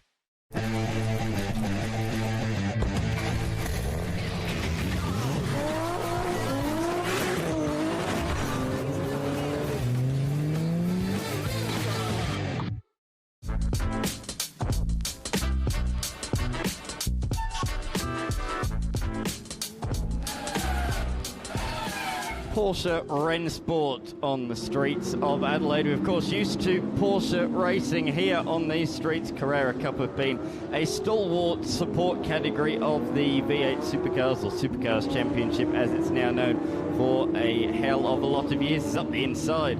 Dives Ormsby there, up the inside of the Kane Fitzgerald, the Fitzgerald and Jim Richards car from back in the day. So through goes Ormsby there, but yeah, that was a good move down into the centre chicane. But Porsche Ren Sport out there at the moment, all sorts of different Porsches, whether it's road cars or race cars, or even in some cases, Nick, rally cars. Gravel rally cars, and you can pick that by the ride height on the two pink Porsches. You'll see one of them is pretty low and the other one's pretty high, looking like a Dakar car.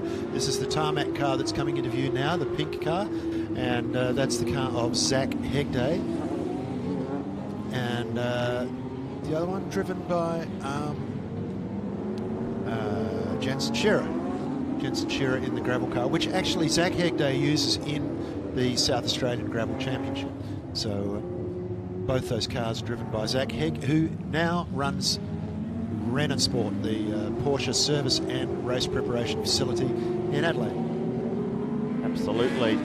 He's on a mission, isn't he, out there at the moment? Ormsby on the screen at the moment is car number 28. That's Peter Spiridis. I had a really good chat with him and his son yesterday. Perry also driving in another category, but Peter's so happy to be here in his pretty modern machine, that one, a 2022 Porsche 992 Carrera S.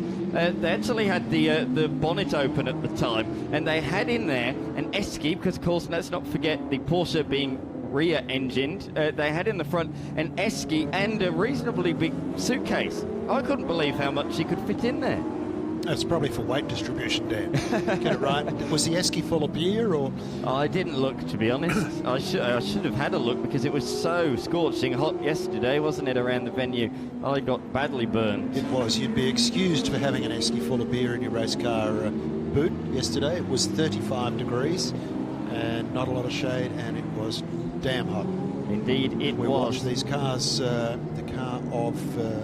That's still Spiritus. Behind it, though, we have the number 8 machine, the old school Porsche, and that is being driven by Ben Truss. Ben Truss.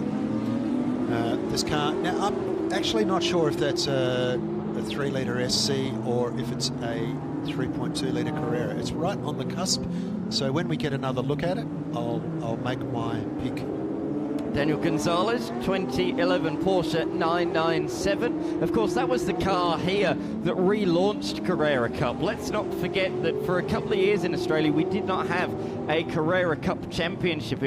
From 2009 and 2010, there was no Carrera Cup championship here in Australia. The 997, that car on the screen at the moment, is the model of car that relaunched Carrera Cup so successfully in Australia. In fact, I do recall that they gave recently retired Mark Scaife a drive at the Australian Grand Prix to relaunch the series, and boy oh boy was it relaunched well. Of course, it's been running ever since, so successfully, going from strength to strength. And as we see driving straight at us, Dan, is the VIP pet food liveried car of Angus Sobels. Yes.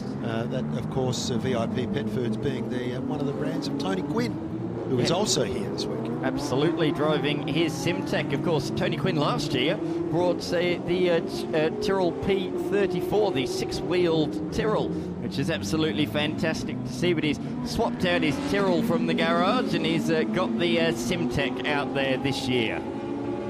That's a feature of this event, Dan. Last year we had one of the quirkiest Can-Am cars that you've ever seen, with a fence that pops up when you put the brakes on. And we also had the 6-wheeled Tyrrell. I mean, these are cars you wouldn't see anywhere else at a motorsport event. We will later today see one of the great sports Can-Am cars, the 917/30, one of the iconic Porsche Can-Am cars. That will be out in the sports car category. But for now, we are continuing with the Porsche theme out there as we look at the Peter Fitzgerald and Jim Richards, the Falcon Porsche. Of course, this really did dominate in its time, didn't it? Yeah, well, there was the 911 as well. They were dominant in circuit racing, and Jim, of course, dominant in Targa Tasmania as well. Just absolutely had a mortgage on that event. And Peter Fitzgerald, a great long-distance circuit racer. That's car number 72, which is the car of Max Verdu. Now, Max Verdu is a Carrera Cup competitor. This car was built in 2022. But Max has raced very, very successfully in Carrera Cup. He's raced for Bob Jane. And he's been, right from a young age, he was very successful in karting, and even in dirt karting at one stage. And then into Super 2 and even Speedway, he's been successful. But the family business is MV Automatics in Blackwood, and they now have also a motorsport branch which prepares race cars for customers, as well as preparing this Porsche for Max to compete. I was about to say, you say that they present cars and run cars for people now. Well, there's proof in the pudding that they run them successfully as well, as he won here on the streets of Adelaide late last year in the Carrera Cup Championship. So Max Verdu, he's taken a few wins in Carrera Cup, but I think on the streets of Adelaide in front of the home crowd, such a huge crowd it was here last year, I think that would be right up there, I think, with his career highlights so far. And he did have one of the biggest losers I've ever seen in the chase at Bathurst one year. Spin at very high speed, and lived to tell the story. And I don't think he even damaged the car. It's very well driven. This car is beautifully presented there. He's been caught actually by the other 992 Cup car out there, driven by Peter Rouleau. So a couple of Porsche Cup cars, modern Porsche Cup cars as well. The gravel rally car takes a bit of an off-track excursion in front of us in the commentary box. We had to duck for cover nearly there. But on the screens we can see Vidot has caught some traffic. He wants to try and keep. You can see there's a bit of urgency here. He doesn't want to be overtaken by Peter Rullo, not in the same spec car. No. All of a sudden there's a little bit of urgency with Max Vidot. I need to get past this traffic and I need to get past it quickly. There's bragging rights at stake here. Exactly right, exactly right. But he's stuck behind. They've gone through on Sobels, but he can't get past the GT3 RS. He has now done so. It did take him a little bit of time, but it's good to see that these two are pushing. I hope we can stay with this with our cameraman, because this is actually quite good fun to watch. There's no times taken here, there's no trophies, there's no winners or losers. It is a celebration of motorsport and very much a homage to the history of this Australian Grand Prix held in South Australia, and also other V8 supercar events that have been held over the years.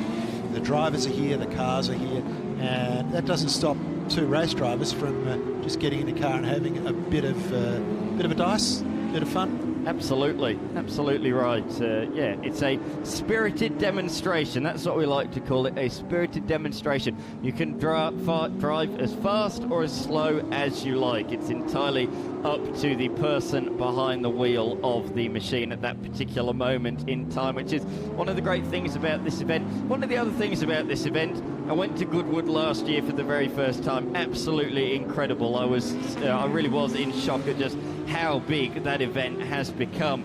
But one of the great features of this event is because it's a circuit, the cars keep coming back around. So for several minutes you get to see the cars continually come back around. There's so many cars at Goodwood, but once they're up the hill you don't see them again until a couple of hours later. So that's one of the strengths of this event. It is a moving in motion, isn't it? It is effectively a moving museum. That's the word. Thank you, museum. History in motion. Yes, and exactly. I'm over museums.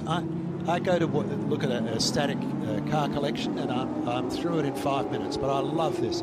I love seeing the cars driven in anger, and especially listening to them, because they all have their distinctive exhaust notes, and sometimes they're a mark of that period of time, what kind of engines people were using at the time. Were they turbo? Were they naturally aspirated? They've all got their own signature sound. Porsche, the rally car down in under brakes into the hairpin, turning off Wakefield Street and back onto the Park Lands circuit. I'm hearing that Mark Beretta is down there in the lane with another ex-F1 driver in David Brabham. We're in the Pagani Marquee, one of the glamour locations of this weekend, with Australian motorsport royalty David Brabham. David, always good to see you, mate. Welcome back to Adelaide. Still a bit special to come back here? Oh, absolutely. I mean, it's always special coming back here in a way. I mean, the event has just grown and grown and grown, and internationally as well, people are really recognising this event and coming down for it as well, which is great. But this year, obviously, we're celebrating 60th anniversary of my father's third World Drivers' Championship in the Repco Brabham, and such an iconic car. And part of Formula One history. No one's never done it before. Won a world championship in a car of their own construction, and it's a great Australian David and Goliath story up against Ferrari and stuff. Small team winning the world championship 2 years in a row, with a great Aussie engine with Repco as well.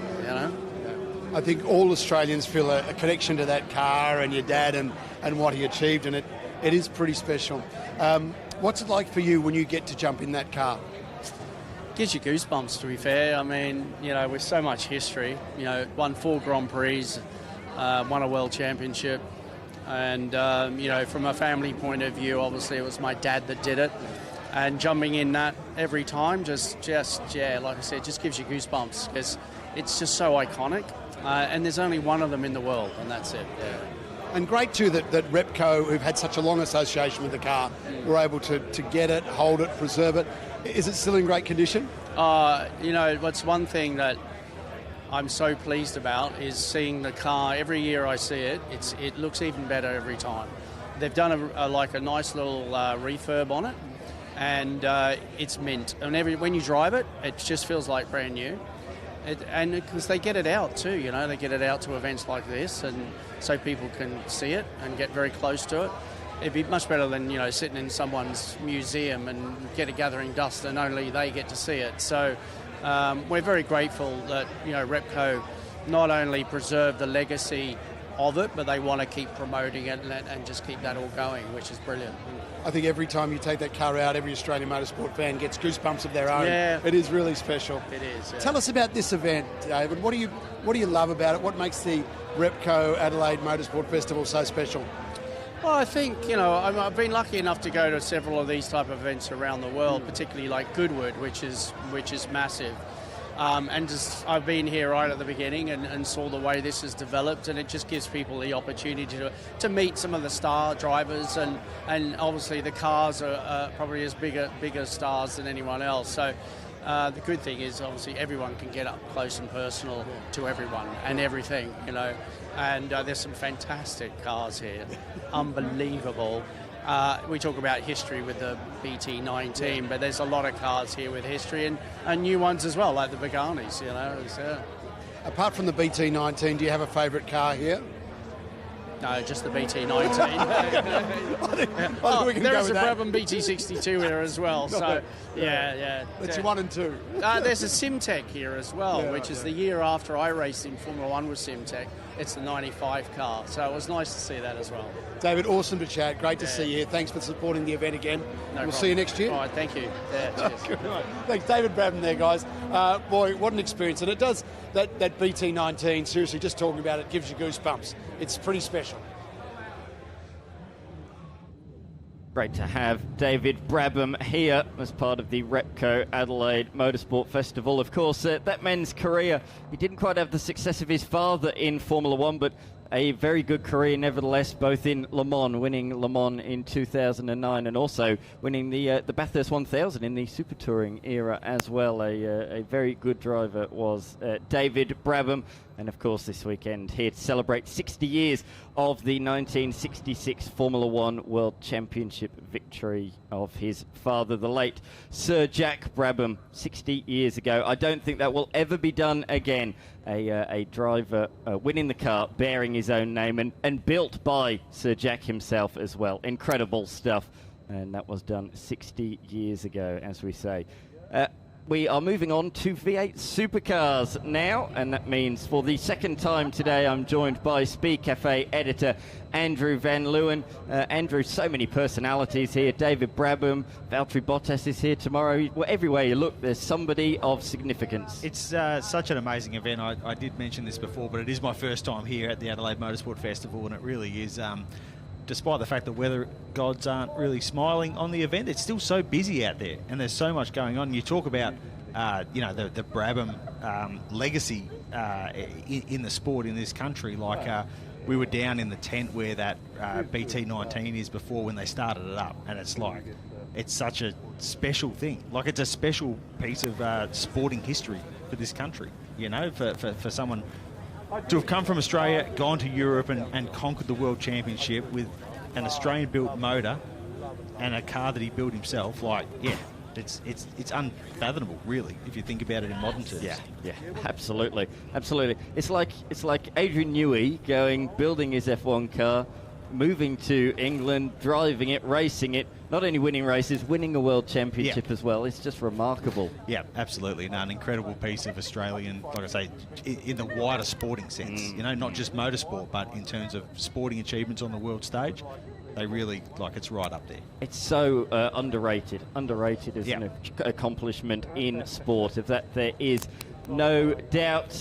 We're just awaiting the track to be cleared, and then we'll get underway with the Supercars category. We've got fans young and old out there around the venue. Great to see that some of these kids have been brought up young with motor racing. I think that's an experience we probably both lived. Absolutely. That's when you start falling in love with the sport, and it's super important that we do have those kids there and that they are the next generations of motorsport fans, because it is a fantastic sport and we love it. And a big part of that is these cars that are coming up now, because Supercars is the pinnacle of motorsport in Australia. and so many of those cars that are about to roll out on track are iconic pieces of Australian motorsport history. Absolutely, absolutely. They are. Of course, you're here representing Speed Cafe. Of course, Speed Cafe, of course, is where you need to go to get all your latest motorsport news. You're also very kindly broadcasting it as well on your social media channel, so thank you very much for that. But as well, in recent times, you're trying to build your full credit to the noise, I believe. Yes, we have some merchandise, which a limited drop that ends next Sunday when the Australian Grand Prix ends. So do head to fcttn.com and order some of that merch. There's some pretty cool designs. You'll see we've got a bit of a crew here this weekend, and you'll see them, including your sister Erin, actually, who works with us. She's cruising around in some of the merch. So yeah, definitely get on board with that. Yeah, I have seen that. Erin showed me. It looks fantastic. It is cool stuff. It is cool stuff. Does that track look like it's almost drying out there? I was about to say, in that last Porsche session, it's the first time all day I've seen drivers trying to find the wet part of the circuit, trying to keep their wet tyres alive. So that is very good news heading into the back half of today.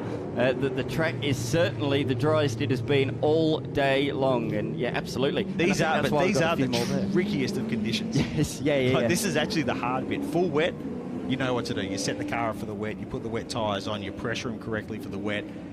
You don't have to worry about looking to cool the tyres and that sort of stuff. This is when it actually gets difficult, because there's the tram tracks out there, and there's grip there, and the second you're not on there, there's no grip anymore. So, yeah, this will be a fun challenge for these guys. Certainly will. I can see Francois Habib out there in the Dodo-sponsored Commodore. That was driven by Jamie Whincup in 2005. We didn't see that one out there earlier. There's quite a few cars we didn't see out there earlier on. So, a lot of drivers braving these conditions, these drier conditions now, which is what we like to see. It's really tough to see that old Tasman Motorsport livery and not think of the late Jason Richards, who was just an absolute superstar of the sport. Sadly lost, far too young, but a proud Kiwi and an incredible driver. That really, he never got the opportunity for his career to really do itself justice because we lost him so young. But yeah, every time I see that car, it just reminds me of him, and just a great time in the sport.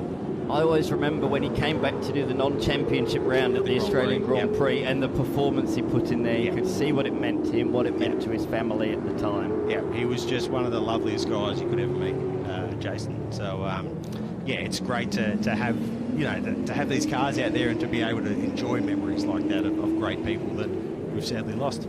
Absolutely. Leading the way is the ex-Garth Tander HRT car raced by GT in 2015 and the first half of the 2016 season as well. That's got Martin Wagg behind the wheel. Directly behind him, the Rick Kelly Championship winner from 2006. But he's about to be overtaken potentially by... No, in fact, he's going to launch a move up the inside. I can see there's a bit more aggression amongst these guys than what we saw earlier on today. Yeah, absolutely. Just two fantastic looking race cars there that were, technically, obviously slightly different years, but out of the same workshop almost, like that was part of the Walkinshaw Holdenbach super team back in the day. We were actually having a conversation in the Speed Cafe apartment last night. What's your favourite Holden Racing team livery?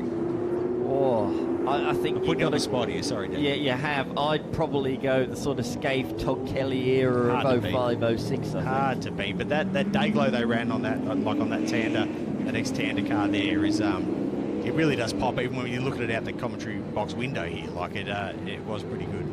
That reminds me of being a fan on these very streets. Of course, James Courtney had success with that sort of livery in 2014 and 2015, winning the Adelaide 500. So there's real heritage there with that Dayglow sort of red colour on the streets of Adelaide. Great street circuit racer, JC. Yes. It is a different art to racing on a traditional circuit. There is the opportunity for the driver to make a bit more of a difference because of how brave can you be, how hard you want to pin it up against the wall. And JC always did a great job on street circuits because he was an elite driver. Almost made it to F1, came back and won the Supercars Championship. And, he was certainly really good here in Adelaide. Absolutely. Just looking at the FGX Ford Falcon of Chris Stilwell as part of the Eggleston Motorsport V8 Supercar category. Of course, we've got to thank Eggleston Motorsport is the naming rights sponsor of this category this weekend, and they've brought quite a few of the 5 litres and the V8 Supercars here this weekend, and Ben himself is out there having a steer in the Rick Kelly Championship winner. Yeah, it's an incredible car. I said it before and I'll say it again. The H-pattern gearbox era was amazing. Yeah. Particularly right at the end. That was 2 years before they went to the sequential.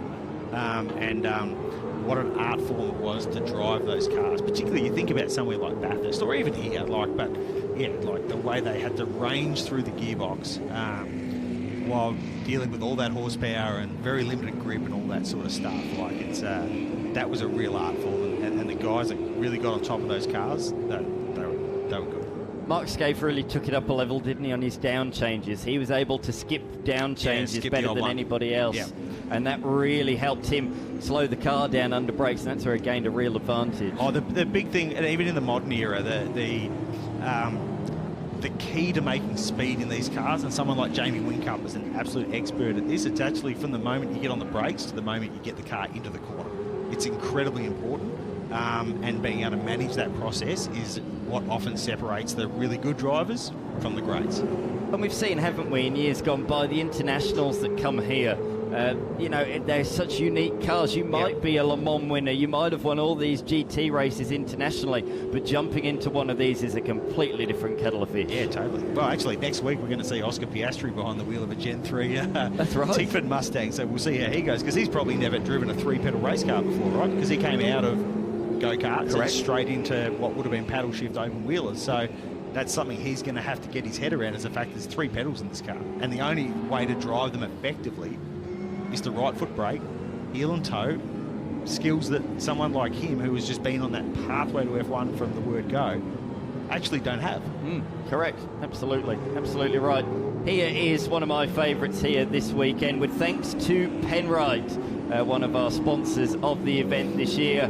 Thanks to them, this car is here, being driven by Will Davison. First public appearance since it last raced on the streets of Sydney Olympic Park back in 2015. And what a car that was. Yes, it might not have had the results, but boy, oh boy, was it a fan favourite. There we can see Ryan Wyhoon behind the wheel there of the SBR car, driven by Tim Slade. And that was Tim Slade's best season, actually, in Supercars, 2012 in the Stone Brothers car. He took 3 podiums that year, Phillip Island, I think Darwin, and Abu Dhabi. And so 3 podiums that year, on the way to 5th in the title.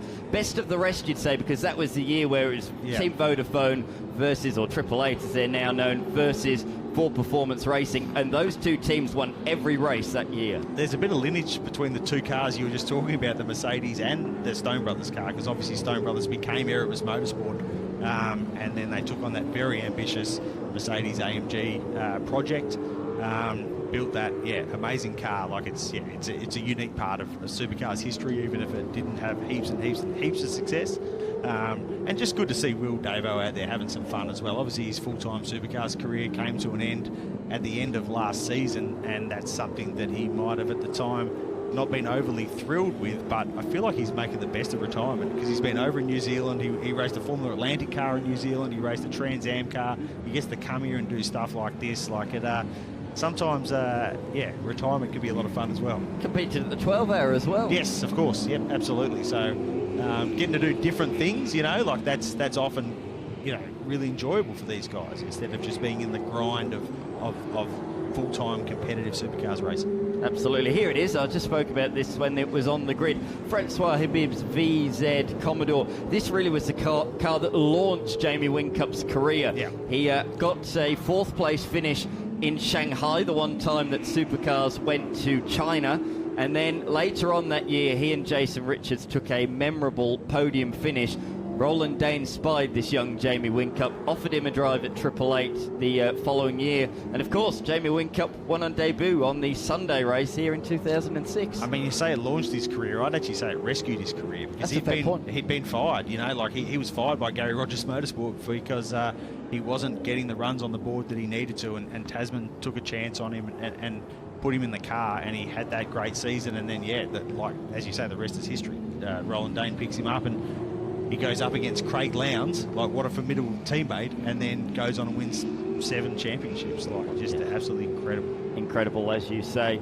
Yeah, it's very interesting. You know, Gary Rogers started the careers of so many V8 supercar drivers. You look at Garth Tander, Scott McLaughlin. Those are just 2. You know, Jason Bargwanna. But he might have just got one wrong. Exactly what I was about to say. That was the one that slipped through his fingers. But still, I don't think we should hold that against the late Gary Rogers. What an amazing contribution to supercars and to Australian motorsport that he did make. But it is a sort of funny tidbit in supercars history that the most successful driver of all time actually got fired after his first season. Actually, we speak about Gary Rogers. It was meant to be on the track in this session, but due to the weather, they've decided not to. The brand new 5th iteration of the 427C, the Monaro that won the Bathurst 24-hour on 2 occasions. A brand new one has been built in the last couple of months by Gary Rogers Motorsport, and Peter Rouleau was the man who bought the car, and he's actually got that here at the venue, so hopefully we'll see that tomorrow. It'll be good to see that. I do see that Will Davison's actually stopped out on track here, not far from our commentary position in that Mercedes. Hopefully nothing too serious there. Yes, fingers crossed. He's got that well out of harm's way, though, so we are able to continue. It's like he's making a pit stop if the pit building was here. He's parked in the exact right spot. There's just nothing there. Correct, exactly right. Exactly right. He's waiting for the crew. Where are you? Where is everyone? We can see the Jack Daniels car out there as well, of Alan Nash. We didn't have that one out there earlier. Perkins Engineering car, chassis number 46, built by Perkins Engineering, as I say. The second VE built by Perkins Engineering. That was raced by Jack Perkins in one of his full-time seasons back in 2007. It ended up being sold to Kelly Racing, and then beyond that, Aaron McGill as well. But that's a pretty cool piece of kit, and they always had that slightly different engine note back then, didn't they, the Kelly Racing cars? Yeah, absolutely, and obviously, like, Larry Perkins was an innovator. There'd be all sorts of tricks in that car that other people would never have thought of before, because that's just what Larry did. And that 2007 season, that was quite incredible. That they had Shane Price and Jack Perkins in those cars. They'd come straight out of Super 2, very little experience, thrown right in the deep end. But that was the way Larry went about his business. And Jack, he's still racing now. He'll line up Bathurst this year, the Bathurst 1000 at the Bend 500 this year. That's a pretty incredible career longevity there. Absolutely, yeah. Jack Perkins been announced, hasn't he? He's the third Enduro driver with Jackson Walls later on in the year at 888 Race Engineering. So that's in car 11, right? That's car 11, I think. It is. Running You're right. So yes. There's a really nice bit of history there. And I tell you what, having a 888 Mustang at Bathurst would be a pretty handy position to be in. Yeah, 100%. 100%. It would be weird, though, to see a Perkins in a Ford. Yes, definitely. Of course, Jack did do a little bit for performance racing, but it's still strange to see. And a couple of years ago, actually, Jack Perkins was here, not only doing a bit of commentary, but he was also driving a couple of ex-Perkins Engineering cars at the event. So he's very hands-on, Jack, in terms of the restoration work that they do in the kind of new-look Perkins Engineering business, and very clever guy, and a very good commentator as well. Yes. He's kind of annoyingly good at a whole bunch of things, to be honest. It's annoying when Tom Randall's a bit like that as well, isn't he? Yeah. He can do it all. Looks like the Team Dynamic car is swinging into the lane of Richards and Wills back in the day. We did see earlier on the Team Dynamic car in the 5 litres that was the controversial car that was got the big fine for Team Dynamics for illegally testing. That was out in 5 litres earlier on. But the V8 Supercar category has this machine, this Team Dynamic car. Very nice to see that one come on into the lane. Great, as you say, that there is such a big crowd around here. Look at them lined up along the fence line as they come in. That's actually a great vantage point. Back when I was a fan watching this event in the early days, that was the spot I always used to go to, because you are right up close to the cars there, and you can see it when they come into the lane. Mad Mike is coming towards the grid. This is good news. There he is, the legendary Kiwi. Certainly knows how to handle a machine or two. Unfortunately, Mad Max being repaired at the moment with a bit of a gearbox issue, but he is out there, or will be out there, in Mad Bull in just a few moments' time. Thanks very much, AVL, for joining me once again. I look forward to seeing you again tomorrow. My pleasure. I'll be back tomorrow and we'll talk more Supercars. Thank you very much. As we can see, Mad Mac has gone out there on the track with Matty Hill, and look at that dry line that we can see on the road at the moment.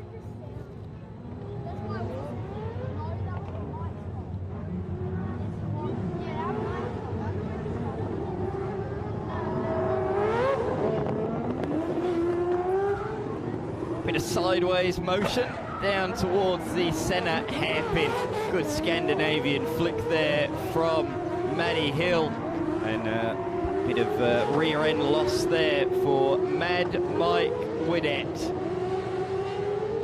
who locates himself in New Zealand still, although he did say to me yesterday doesn't spend too much time in his home country these days. He's off doing events like this. He's always at the Goodwood Festival of Speed, and in fact a couple of years ago he was at the Las Vegas Grand Prix as well. Look at this in front of the crowd on the Adelaide Park Lands section of the circuit.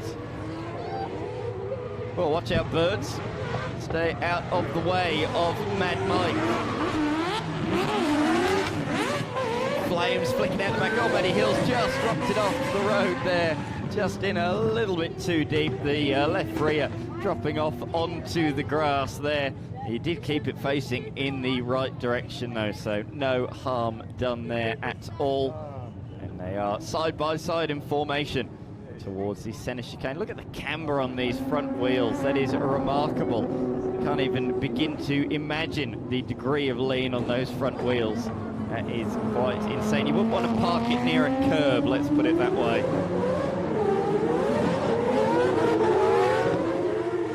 How good does the rotor motor sound of Mad Mike down into the hairpin? Awesome to see. Through the final couple of corners on the traditional circuit, Nick Lenthal is just jumping back alongside me in commentary.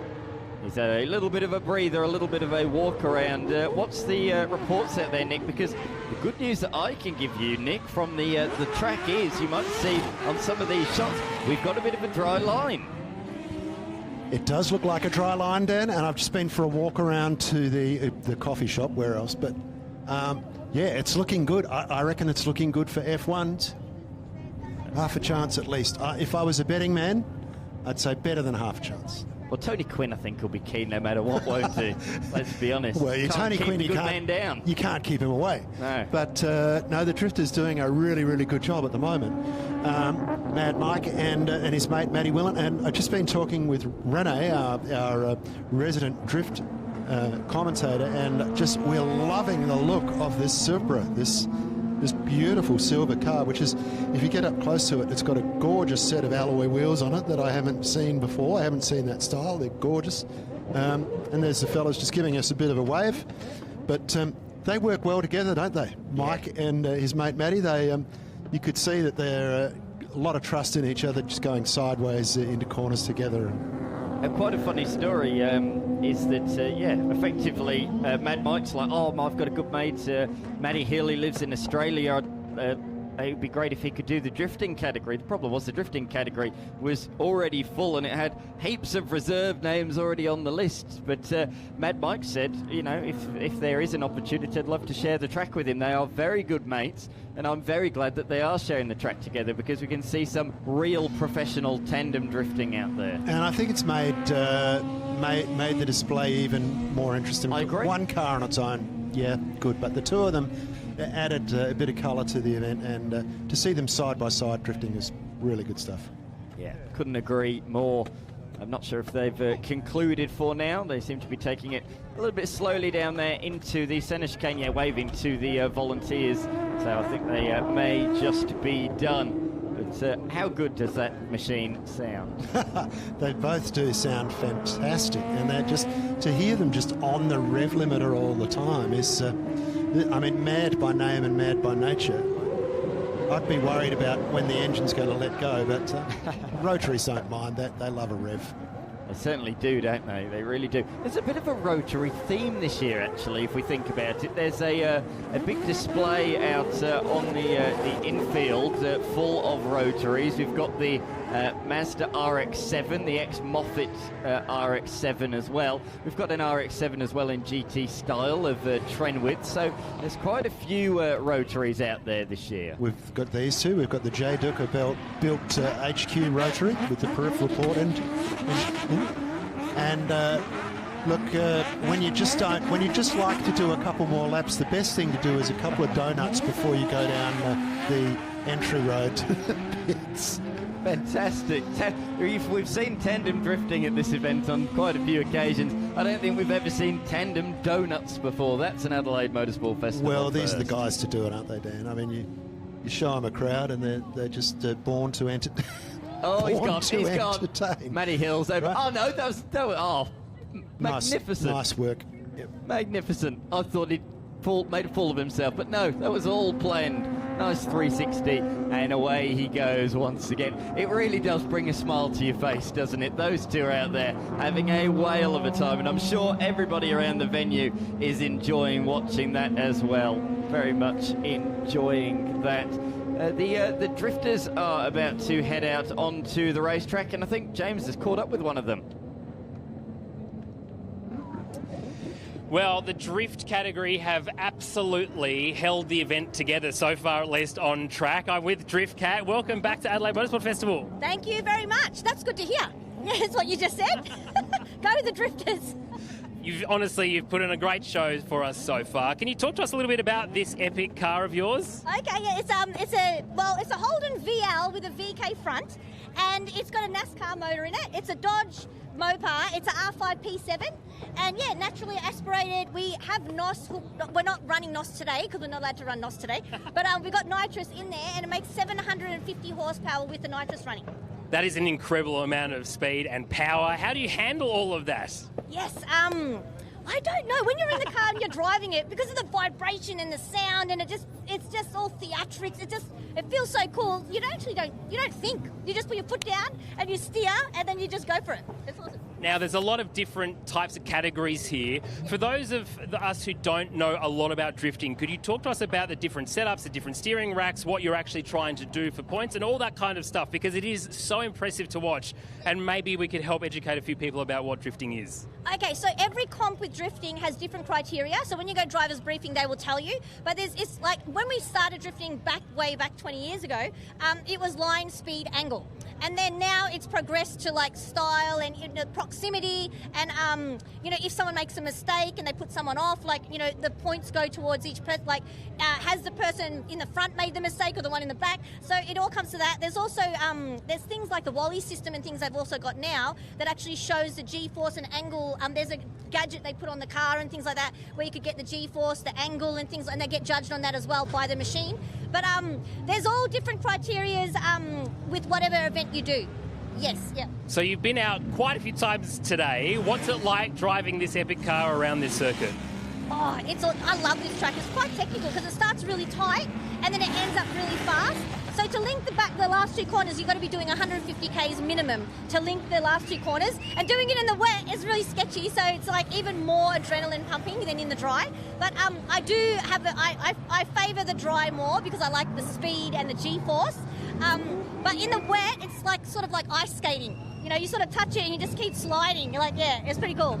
Well, we probably should let you go because I can hear other drift cars starting. This is Drift Cat. Thank you so much. Thank you very much. Thank you. Yes, a real character is Drift Cat. Great to have her a part of the Repco Adelaide Motorsport Festival, and she'll be out there in this category now. The drifters back out there once again. I'm going to hand over to Nick Lenthal and Renee Sullivan for this next session. So take it away, guys. Thanks, Dan. These guys are going to have to work a little bit harder in this session because the track isn't so wet. And someone who's been working hard all day, pounding a track back and forth from her pits to our commentary box. Renee Sullivan. Renee, welcome back. Thanks for having me back, but I do wish I had one of those golf buggies going around, but it is very exciting to see there's some smoke happening. We might have some smoke shows. We've got Scott Roberts in the beautiful S13.4, and we've got someone going backwards already. So the aim of the day, I've heard, for this session is they want to do backwards entries. So you might see cars driving by themselves rather than in trains. We've got Marcus Backy McCarthy. That's what he's known for. He's going to try and throw the best backy, but it's up to the crowd to decide. So if you see them do a great entry on this hairpin and manage to hold it backwards all the way around, we want to hear lots of cheering, and you can decide who the winner is. And if you've never heard expressions like backies and trains, then welcome to drifting. What you're going to see, what Renee is talking about, we witnessed last year when it was dry, coming through this really long sweeper that we've got in the entrance to the hairpin, which is where our commentary box is. These guys will actually put the car so far sideways that they're going to turn around backwards. Now they're carrying so much speed, and I mean we're talking close to 160k here. They're carrying so much speed, the car will continue to go backwards with the rear wheels spinning forwards. And we're going to get a look at that in just a second, Renee.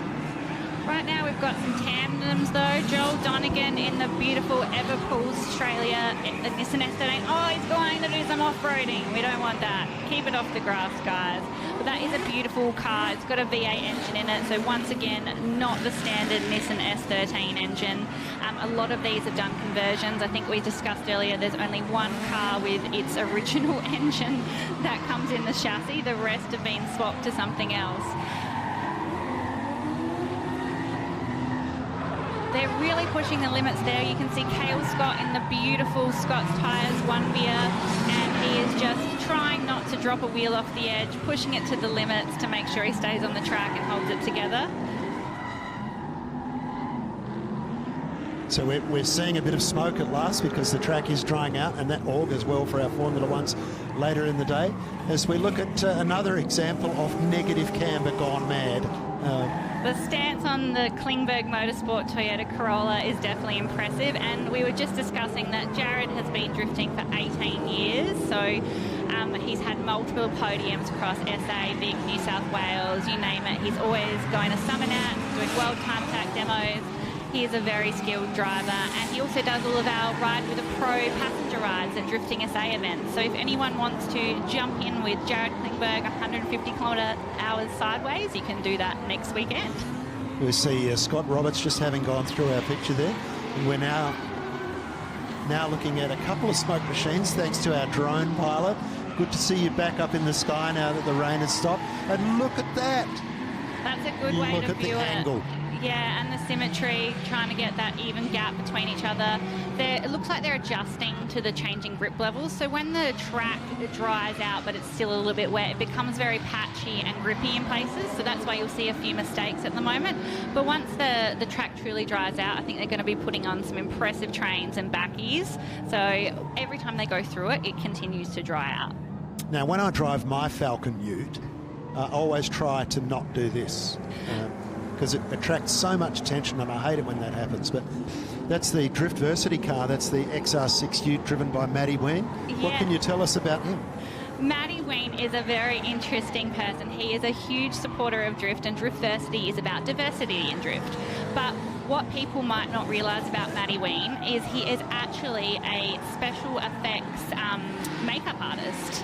So he's an operations manager by day, but in the evenings, he does people's makeup. So it's not what you would expect, and we love how diverse drift is. So Matty Ween just got that freshly painted turbo ute. It makes 330 kilowatts, it's got a Barra turbo in it, and he is putting on a show today. Beautiful work as we see Driftcat going through. Just had an interview with Driftcat only a very short time ago, and as you mentioned, she was the first professional lady drift driver in the country. Yes, Driftcat is a huge inspiration to all of us female drivers. So 20 years ago when I first went to Malala, there were no female drivers besides Driftcat, and it seemed like something that I could never do, but through meeting people like Driftcat and other wonderful supportive females, there's now at least 50 females in South Australia that regularly drift. There's a group called the Glitter Gang Drift Ladies, and we travel around Australia and try and drive different tracks as well, and we meet wonderful ladies from interstate. So it's wonderful to see that it's becoming such a diverse, inclusive motorsport. Now, you mentioned earlier that you've got a membership of about 250, I think you said. So to have 50 females in a club of 250, I reckon that'd be a national record for inclusiveness. Yep, and next weekend we have 2 ladies competing in our state series. So we have Ricky Lipshinsky and Kimi Shiko. Kimi drives this gorgeous pink 180SX, and then Ricky drives a pink striped Nissan Silady, which is on display here if you want to go check it out at the Drifting SA stand. But they'll be competing, and Kimi hasn't competed for a long time, so we're really excited to see how they go up against the boys next weekend. Now the drone pilot who we have is a professional. This is his everyday job, and we're just so fortunate to have those kind of shots, because if you think it's good watching drift cars at the circuit, when you see the aerial view, it gives you so much perspective on what they're actually doing, and the synchronicity of it, and the actual elegance as we see a backy just coming into our view. But the live stream's studying Mike Lake's Lambo at the moment. So Mike Lake is a well-known YouTuber from Victoria, and he has been building interesting things over the last few years. He recently 3D printed a Porsche, and that Lambo is actually a Lamborghini Diablo body, but it's a BMW E36 chassis, and then he's put a rotary engine in it. So it's a real mix of cars. It's a bit of alchemy, and it's worked out so well, because it just adds so much to the occasion to see a Lamborghini drifting. I think there's slowed down a little bit. Don't know if we have any. Got the Lambo slowed down. We're waiting to see what happens. We've got a few cars that look like they would love to do some tandem drifting together, but they're just thinking about it.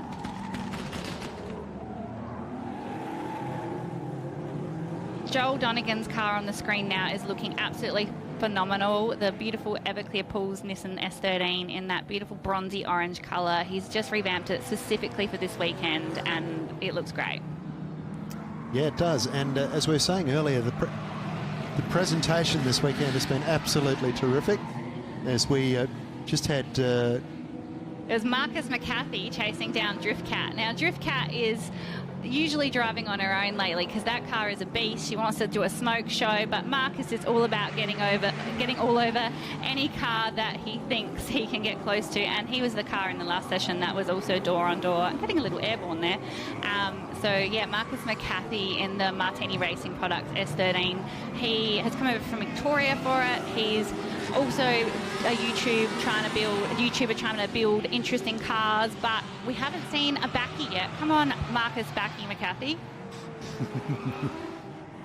Well, I thought for a minute we were going to see Driftcat get chased down, but we've moved on. We're now looking at Joel again. And we just had a BMW go off right in front of our commentary box, but he's managed to get back onto the dry. And I wonder why Mike Lake doesn't have his bonnet on. Is the car overheating? It looks a bit... It feels weird being able to see inside the Lamborghini. Oh, we've finally got some tandems. So we've got Driftcat at the front, Marcus chasing, and then it went a little off course with Jared Klingberg chasing up the rear. But this let's just stay on this, and we could see what these guys are doing. It doesn't look like Driftcat doesn't want to play. She wants them to go past. She wants to be the chaser, not the hunted. I think Driftcat only just fixed her car and made it pretty again, so she probably wants it to stay the same. And the boys, they like to rub each other. That's their sign of friendship, putting little rub marks, but Cat doesn't want that. On the screen right now, we've got Brendan O'Grady from Victoria. His car is nicknamed the Hulk, and I wonder why. It's this green beast. And as I mentioned earlier, I think he struggles a little bit in the wet, because that is a 1,300 horsepower 180. So it's obviously not got its original engine in it. I always forget what it's called. It's a 427. So yeah, 1,300 horsepower. Wow. Good grief. The Incredible Hulk.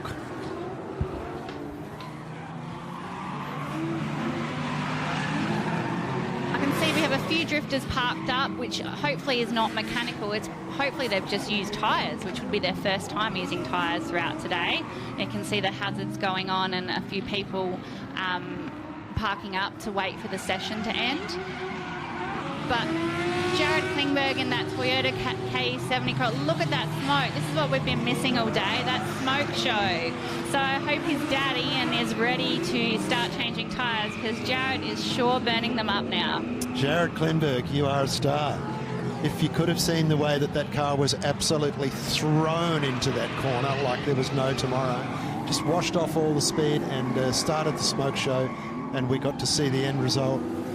And so what the secret is, if you are in a train of drift cars and they're all doing smoke like that, you can't see anything unless you're close enough. So you need to be close enough so you can see the car in front of you.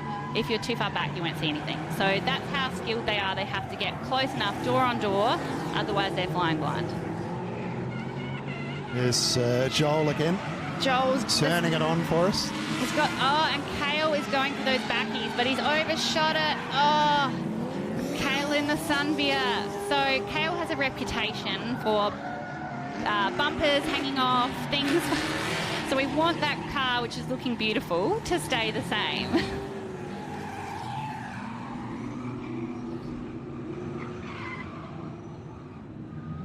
Drift Cat coming again. So Drift Cat told me she prefers the dry. She likes the smoke. She likes the aggression. So she will be getting super hyped and excited now that it's drying out. We've got one more backy attempt.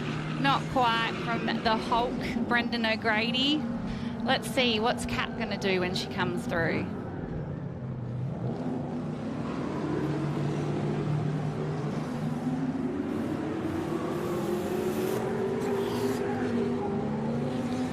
The drifters love being able to see all the Wakefield Road signs because it makes them feel like they're drifting through peak hour traffic.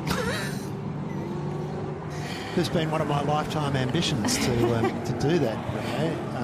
I'll keep it in mind as we see Joel Donegan once again turning it on for us with a bit of a smoke show, and that's good to see.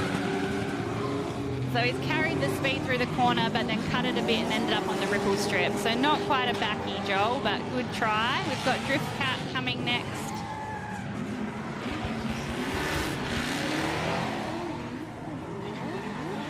Well, that's our drift cars, folks, and you won't see a more exciting show. We're going to take a break for a second. Thanks so much, Renee, for joining us. We'll see you again tomorrow. It was in the 60s that Repco placed its engineering capability foremost in the eyes of the world by winning the World Championship not once, but twice.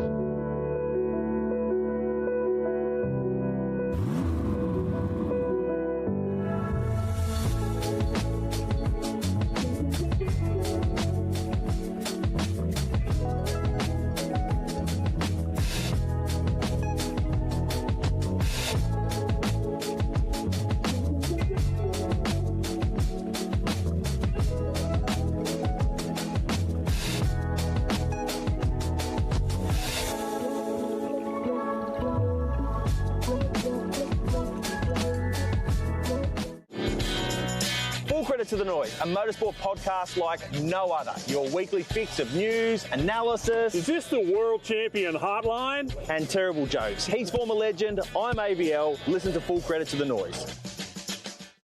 We've come a long way in 40 years. With our new generation of controllers, engine management has never been easier.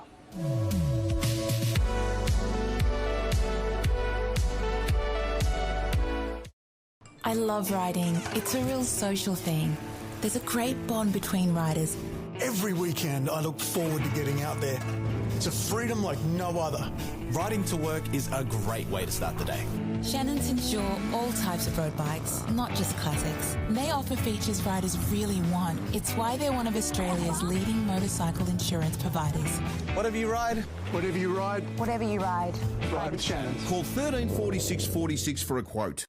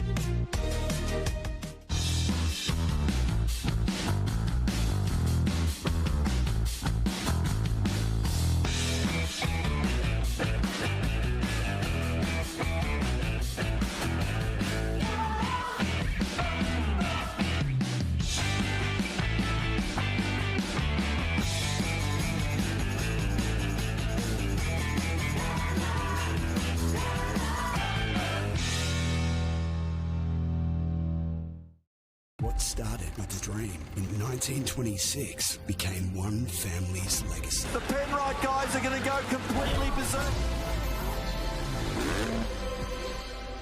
Penrite Oil, still driven. Yokohama.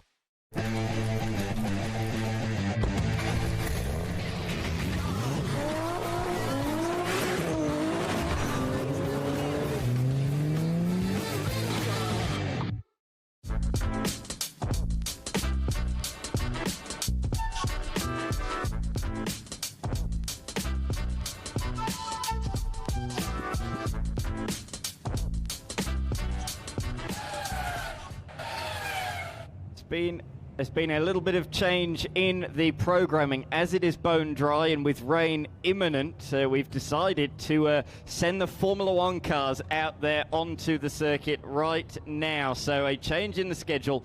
The Formula One cars are going to go ahead of the historic racing cars. Look at what they've done. These guys are ready on the grid, set to go. They've been split. They've been pushed half the grid over one side of the road, half the grid over the other side of the road to leave a road, a car's width just about enough for the Formula One cars to come on through. So first dry session of the weekend. We should see a few more Formula One cars rather than just Tony Quinn in his Simtech. And it gives me great pleasure to welcome back to the commentary box Sean Kelly, the virtual statsman of Formula One.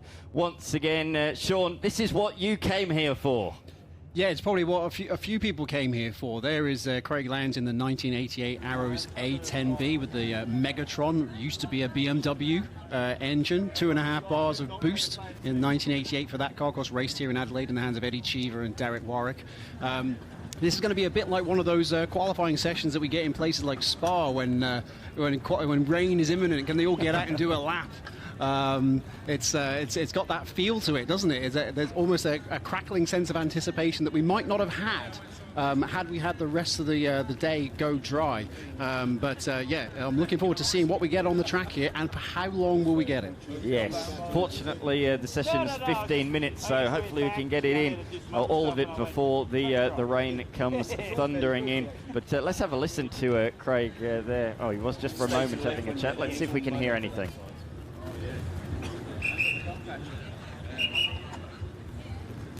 It's just gone quiet. Very rarely right on cue there, yes, right on cue. They knew we were going to listen to them. But it will be fantastic to hear the turbo sound, which is so rarely heard in Formula One. I'll keep running into you.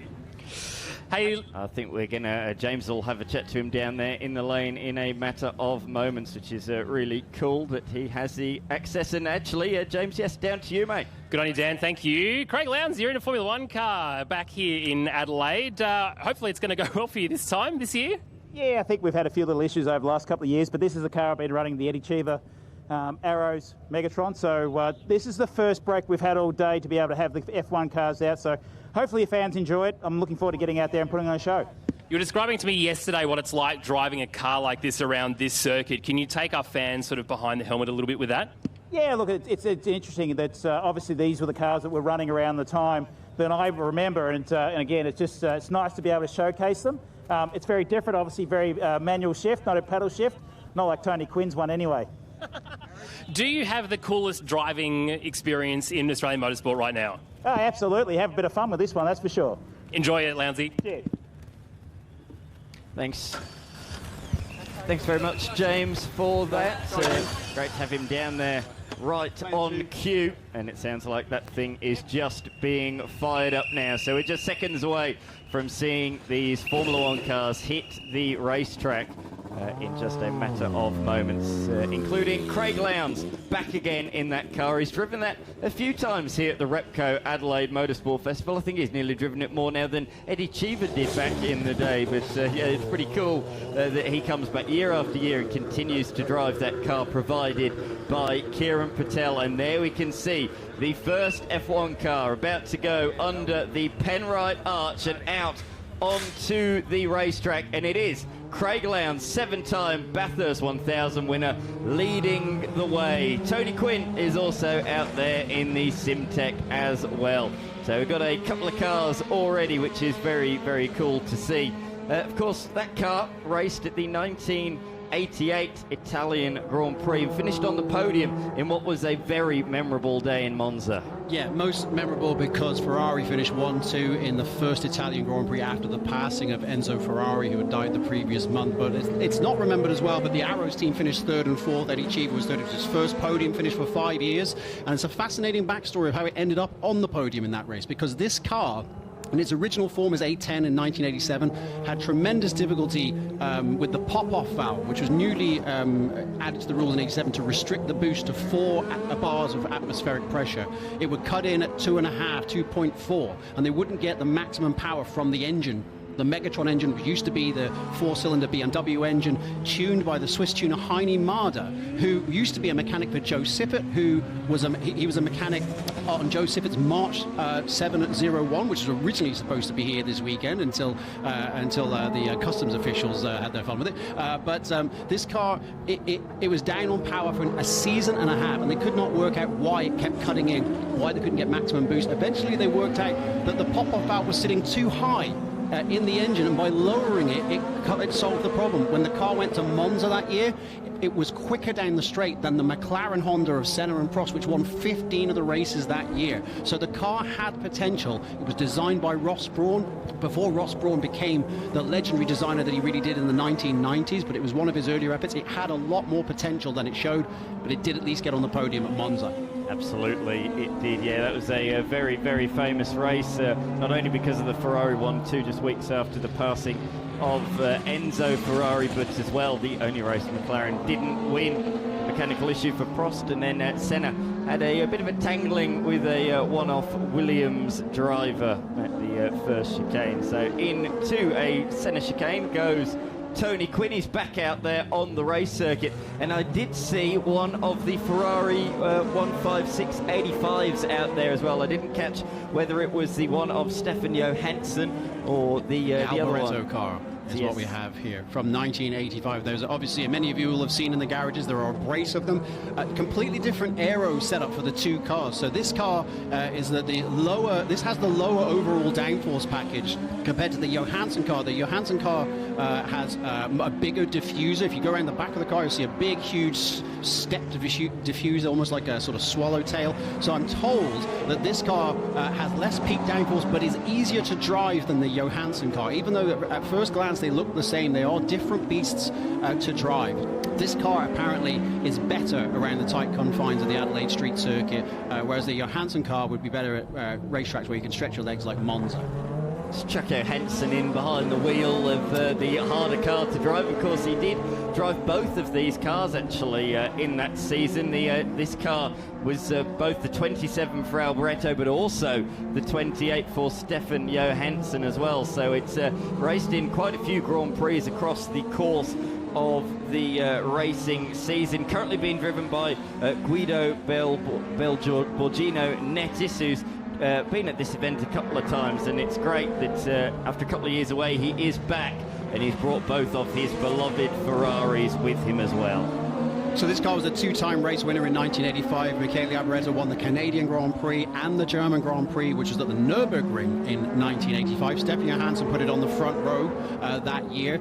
Canada 85 was the last true 1-2 finish that Enzo Ferrari witnessed in his lifetime, where the cars finished in line astern crossing the line. They were also, the final 1-2 was here in 87 when Ayrton Senna was disqualified from second place for running oversized brake discs. That oversized brake ducts, I should say. That elevated Michele Alboreto to second behind the winner Gerhard Berger. So that was officially the last 1-2. But the last time Ferraris crossed the line 1-2 was Montreal 85. It was these two cars.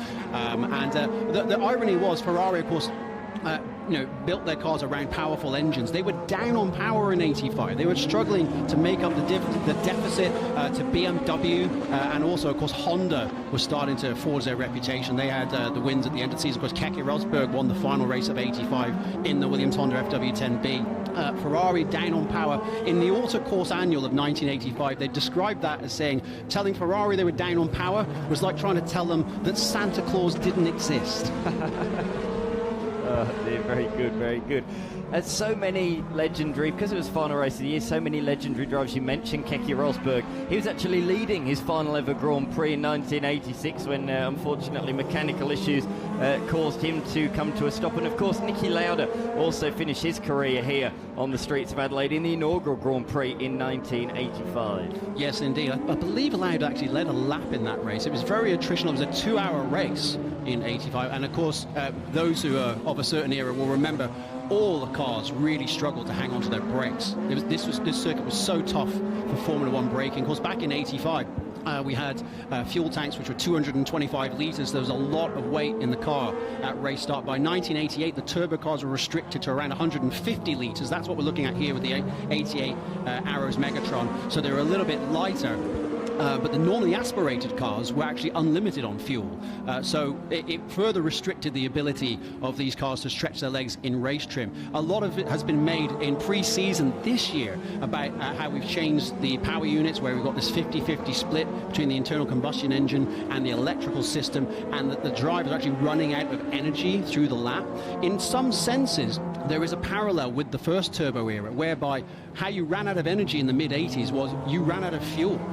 Whereas now you run out of electrical energy. So you don't stop on the racetrack, but you do suddenly find yourself completely down on power. And of course, nobody here knows what it's like, the heartbreak of running out of fuel, more than Stefan Johansson, who of course was leading at Imola only for about 5 corners right at the end of the race. And then his car ran out of fuel because it was the day everybody ran out of fuel. Alain Prost struggled across the line, ran out of fuel, and then he was disqualified for being 2 kilos underweight. And Elio De Angelis ended up being the race winner of the 1985 San Marino Grand Prix without leading a lap. That is actually a thing. Elio De Angelis won that race and never led a lap all day. Yeah, quite remarkable. It's happened a couple of times at the Bathurst 1000, but in Formula One, I can't think of another time that has occurred. You're going to give it to me, I'm going to say, if only we knew somebody here who might know. Of course, Damon Hill won at Spa in 94 without leading a lap. When Michael Schumacher was disqualified from victory because of the plank wear, Damon Hill won that race and didn't lead a lap in that race, as I recall. David Coulthard led laps in that race, but not Damon Hill. And of course, that turned the championship on its head, and it all reached the denouement right by my hotel. I've actually got a view of the place, the exact location from my window of my hotel, where Michael Schumacher and Damon Hill settled the championship for better or for worse in 1994. Yeah, that certainly put Formula One on the map in that era, didn't it? Certainly 1994. There's a lot of talk when Senna, Prost, Mansell all sort of left the sport. Who would fill that gap? And the rivalry between Schumacher and Hill certainly filled that. Really pleased to see how hard Craig Lowndes is attacking this circuit. As I said, he's driven this car a few times. You can see the flames underneath it on this drying track, but he is really having a red-hot crack, which is absolutely fantastic to see. And that's one of the great things about all 3 of these guys on the track at the moment. They are actually really giving it the full beans. Yeah, and I bet Craig Lowndes at the wheel of that car right now is feeling the confidence of the tyre, getting the tyre temperatures. Right in front of us, the Ferrari has spun at the last corner here, the Alboreto Ferrari. So, as you said, they are certainly giving it the full beans here. They certainly are, and as I said it, a few spots appeared on the commentary box window, and I have a feeling the grip might not be quite as it was a couple of laps ago, maybe. So as they're getting more confident, the track conditions are actually getting away from them, and I think that is a result of what we just saw down there. Fortunately, he's done it at a good part of the racetrack where there's a fair bit of runoff, so Guido is able to get away with that one. Here is a replay of it. Just in a little bit too hot, the rear went around. The only damage done is a couple of flat spots on those rear tyres. Yeah, we forget, by the way, that 85 car came to Adelaide, the first Adelaide race, with a chance of winning the Constructors' World Championship. They actually mathematically had a shot at it. They didn't get it. It went to McLaren. Of course, Alain Prost was the world champion that year. McLaren won the Constructors' Championship. Had they done it, it would have been Ferrari's 3rd Constructors' Championship in 4 seasons without winning the Drivers' Championship. Good stat. That's why you are the virtual stats man of Formula One. I like that one. Very, very good. The Simtech of Tony Quinn goes around the final corner, but we are remaining focused on 7-time Bathurst 1000 winner Craig Lowndes, driving this Arrows A10B at pace, as we say. Finished on the podium at Monza, this very car, in 1988. And it is a stalwart of this event. 3 cars out there at the moment. 12 Formula 1 cars here this weekend. A couple of other drivers just not brave enough in these conditions. There are still damp patches around this circuit, so a couple of drivers erring on the side of caution. Yeah, it's lovely to see that turbo blowback through the diffuser on that Arrows Megatron. Although hopefully it won't get out of hand, as it did for Eddie Cheever here in practice in 1988 when the turbo let go. And that turned from being a little bit of turbo flame to a turbo inferno as he went down East Terrace. Burned up the tarmac on the way. There you go, all 3 of them on pit straight at the same time. That is a great shot. I noticed the other 2 are on slicks, whereas Tony Quinn has opted for wet tyres, the grooved rubber on this track, and Lowndes going to fire one up the inside there of his former boss of Triple Eight. Of course, Tony Quinn, a shareholder at Triple Eight, Craig Lowndes he is a shareholder at Triple Eight, and Craig Lowndes an ex-driver of that team, so Lowndes coming around for one final time. That was cool. That's what we wanted to see, a few F1 cars out there. Lowndes going around for one more lap. I think the other 2 are going to bring it into the pit lane on this occasion. I think Craig's having too much fun out there. I think we're going to have to call a halt, or maybe he'll just keep going till the fuel runs out, or all the rain starts, whichever one comes first. Well, the funny thing is, back in this era, reliability was such a thing, if you finished, you'd finish inside the top 10 because of the attrition rate of these cars, whether that was with engine issues, gearbox issues, of course, proper manual gearboxes back in this era. There were so many things that went wrong with these cars. The fact they're still going today is remarkable. Yeah, well, there was 26 cars on the starting grid in the 1988 race from which we get this car. Only 7 reached the flag. 3 of additional cars were classified as finishers having run out of fuel. So yeah, you are right. It was very attritional. If for those who've only watched Formula 1 in the last really 20 years, we've become very accustomed to almost bulletproof reliability. It's important to remember that back then, when you were changing your own gears, and it was a lot more mechanically based, there wasn't the electronic support, there wasn't that sort of stuff that you couldn't simulate things as much. Reliability was very poor, and particularly in the turbo era, because there was so much power to harness and things could break very easily if you just mistimed a shift, things like that. I mean, I can remember, I think Thierry Boutsen was leading, I think as I recall, he was leading at Imola in 1990, and he retired from that race because he changed down and got 2nd gear instead of 4th gear, I think it was, and over-revved the engine. As simple as that. Yes. And it could cost you a potential race win. So you have to be very, very careful and make sure you time the shifts correctly and don't over-rev the engine. Very different sort of racing back then, wasn't it? You really had to know a lot about your vehicle and treat it with respect, whereas the guys these days just go out and hammer them around for the entirety of the race distance. Even 95, the last one here, the Tony Quinn car should have driven in if Simtech didn't go bust that year.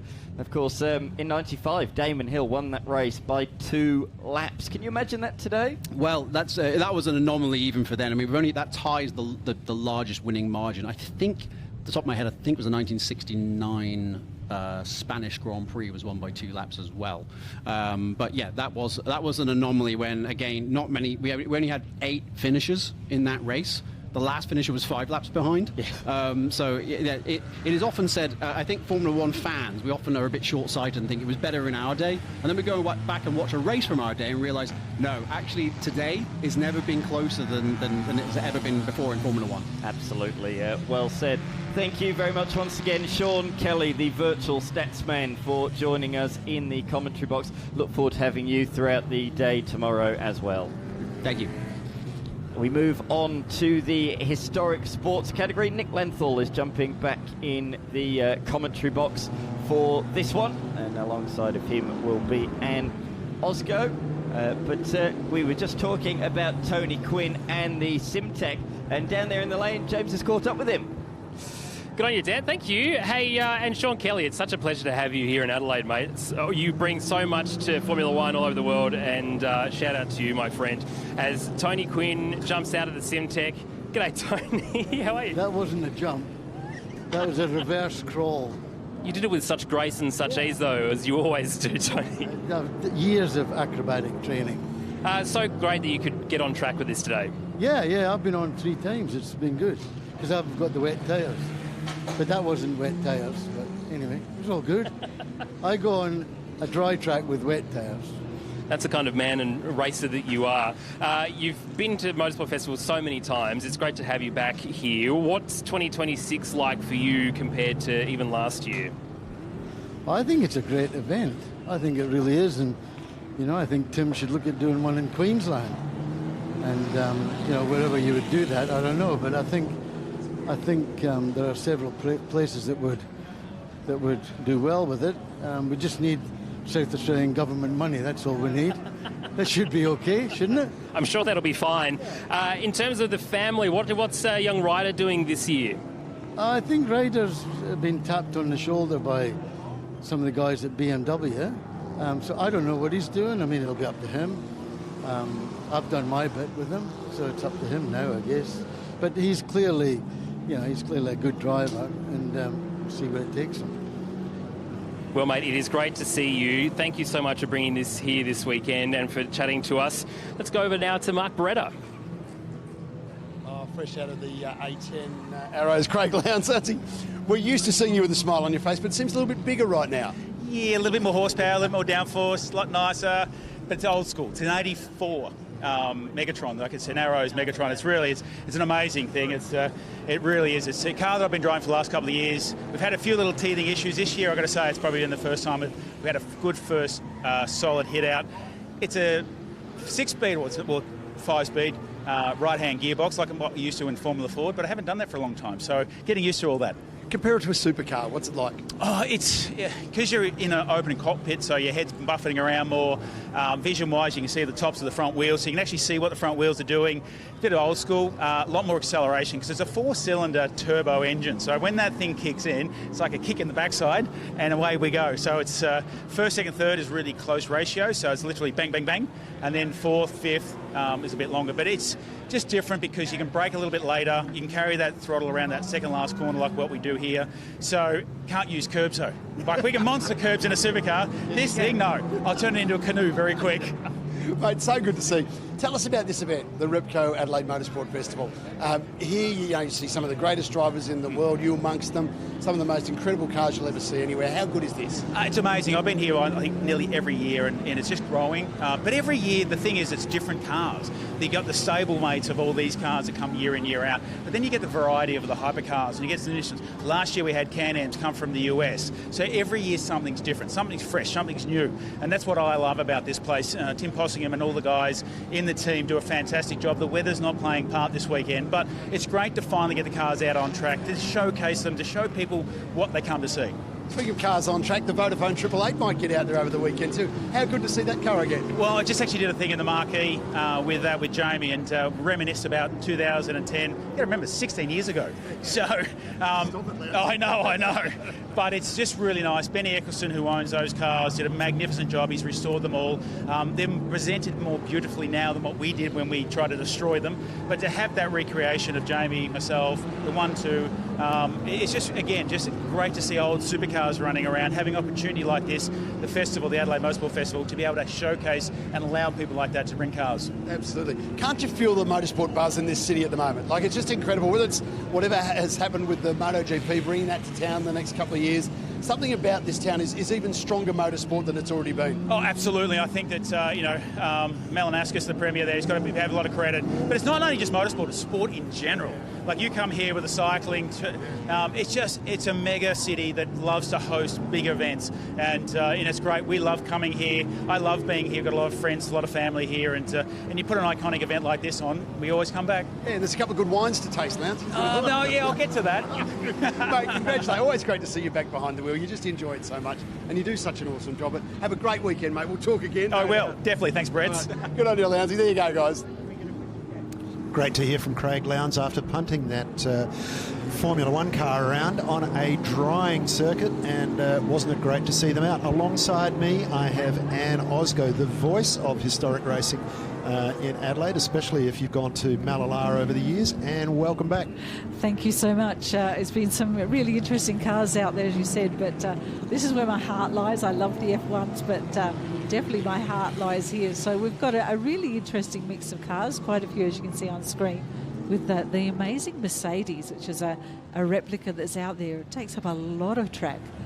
Now, that car today, which Simon Wenzel called loosely based on the original, who didn't quite call it a replica, but that is the car of Kevin Weeks. Yes. And those of us who live in Adelaide know that Kevin has been having a bit of a rough trot with his health over the last few years.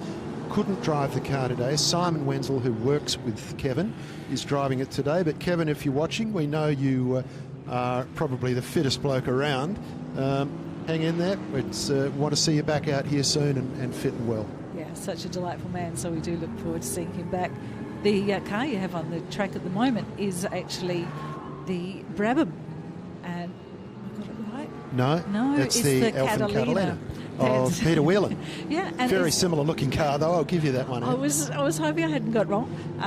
So the Catalina is actually Peter's, not this same car, but he started his racing in a Catalina. Hopefully we'll get back to him, but brother Michael Shearer is out there in the moment. This is the oldest of the cars out there. Runs at a 1930s B block. Handbrake, front brakes, those kind of things. You might see Michael busily pumping on the left-hand side. He has to do that to maintain the fuel pressure. You can't over-pressurise the cars because the fuel system doesn't like it. Now so his job is to manually pump it. This is the Adelaide Motorsport Festival, folks, and we've just gone from Formula One to hand pumping the fuel pump to keep the fuel pressure up in the space of 5 minutes. You get anything and everything here, and as you remarked... get out of our way. If you remarked earlier, Anne, that this car is very reminiscent of the Indy cars at the time. Well, it certainly is, and it was something that Dad created to probably put a little spice into what was called PVT racing back in those days. And it turned out to be a very successful car. My son Michael is now running it for him, having a good look around. One of the advantages and disadvantages is he's high up. And often when dueling with a smaller car, he's just got to watch out. He doesn't want to run them over. But little nimble cars around him. And you can see the old suspension at work there. It's worth having a look at because it is very much in the style of the 1930s. Yeah, transverse leaf spring across the front. Still used by a few interesting manufacturers over the last 20 or 30 years. Yes, but, it works. Yeah, exactly. If it works, why change it? Beam axle. And you see that this car is being steered beautifully. It's on... by today's standards, pretty ordinary tyres, and it's just put into a little bit of attitude into the corners and just held on line, and the tyres do the rest. They just give you that nice progressive drift, different to the tyres that we drive on today that have so much grip until they let go. Yeah. But being driven beautifully, and a 4-cylinder car, which your ears might deceive you and you think it sounds like an 8. It's actually a 4. It is. It's running on methanol. To get a bit extra giddy up, and got to go and have a look at this car in the pits, as many of the cars that are here today are not only great to watch on the circuit, but they're cars that you've got to have a look at up close to see the kind of innovations that people were using back in those days. They weren't copying anybody, they were coming up with the ideas themselves. As we look at the Allard. That's the Allard, yes. So that's the car of Graham Smith, and these cars were built in England, but they're generally built to go to the United States. So they were built as a chassis, and even though they had a choice of engine in England, they were often sent purely as a chassis to the States so that they could fit whatever they thought was fit for purpose. Well, that was also done in Australia. A lot of our very early touring cars came out with just a chassis and an engine. So this particular Allard is a beautiful looking car. I think it's one of those cars Isn't it? It just has the lines and it has the story as well there. So the J2 particularly was purely for a sports, more of a sports car style. I do have a short. This is a note here. 1950 car, yeah, and it actually used a Dion rear suspension. So if you're an Alfa Romeo owner out there and you've got an Alfetta or an Alfa 75, you know what a Dion rear suspension is. It came from the Dion Bouton. Early in the 20th century, that's the other century, and it was also used in the Alfetta Grand Prix car, which Fangio later drove. But really interesting design to keep the wheels in the right position all the time through corners, and to great advantage. If you see an Allard that looks a little bit longer in the front, that's the X, the J2X for extended, and this is one of the originals, the J2. Yeah, so this one runs, as you've noted, a flathead forward. Not particularly easy to get, and it also has an overhead valve conversion. So that was changed once the owner, Graham Smith, purchased the car, and still it does an amazing job today. Well, these cars that we're looking at, 94 Allards were built. I don't know how many still exist, and wouldn't want to hazard a guess. Probably wouldn't want to try and guess. No, on it'd that be one. a bit sad, probably. As we look at the car number 53, which is I think that's a Ford Special, isn't it? It is, but it's actually, I was having trouble finding this one, and then my family said to me, it's the Jag Ford. So it is, and you can see the Jaguar on the front of it. So it is Jaguar and Ford all meshed together, as they did. You know, in Australia we had cars that, well, we've got this engine that's a damn good engine, and we've got this chassis that we've got here together. Put them together, and this one has been racing. It's been racing ever since I've been watching it, so that is a very, very long time. But it certainly proved to be a really strong contender in its class. It's such a reliable vehicle. Michael's going to have a look at it, and this car's been in a number of different hands. It used to live here in South Australia with a HQ Annex Speedway driver in the name of John Harding, who was quite well known, and then I think this is about the third or fourth ownership since then. And you can see that body shape's very reminiscent of an Alfa 159, an Alfetta 159, or a Maserati of that era. As we get to, this is one thing we can agree on, Anne, is we love this car. The Elfin 400 of Mark Goldsmith, built 5 minutes down the road at Gary Cooper's workshop in Edwardstown, originally with a 289 Ford V8. I think now it runs a 302, but I'm guessing at that. But I think you're right on that one. A wonderful, wonderful car. It's been through many iterations. You probably know more of the history than I do, Anne. Well, it played around. So the most well-known, as we mentioned early, was it's gone out of my head, Kevin Dre just linked to it. Oh, so Noel Hurd, the original car. And it was raced as the Globe Ford. Thank you. Yeah, the Globe Products car. Yeah. I knew I had it in my head somewhere. Mark has taken this car overseas as well, and it was very well received over there. I think people just drooled over it. It does have a bit of a problem braking rear axles, and Mark has to be very careful and very gentle. So he prefers cut dry when we have a rolling start, but we'll often see him if it is a flat start. He will just take his time. But just an amazing looking vehicle that, you know, I've been sitting there watching, and he's sort of about 2 cars down from me, and there have been so many photographs, people leaning over it, just looking at it. He's had the engine on display, so if you haven't come down and had a look at these cars, please do. The guys are more than happy to show you, answer questions. Our Darren Visser, who's running the V8 or the double V8, he can tell you so many stories about that car, and he's done it all weekend. So absolutely delightful fun down there. Absolutely. And I mentioned previously the Zephyr Special of Eldred Norman, which is the yellow car, the really diminutive yellow car. Guys, if you haven't seen that and you're older than 30, younger than 30, you've got to go and see this car, because you need to understand the level of inventiveness and innovation that these guys displayed. And I mean, we're not kidding when we say some of these cars were drawn in chalk on the workshop floor and then built. And that car was built in 10 weeks. And it was because when Eldred Norman realised that the idea that he had was a bloody good one, and it was going to be light and it was going to be quick. And that was his motivation. And his son said that he scarcely came out of the shed in 10 weeks. It was only to eat, and that was it.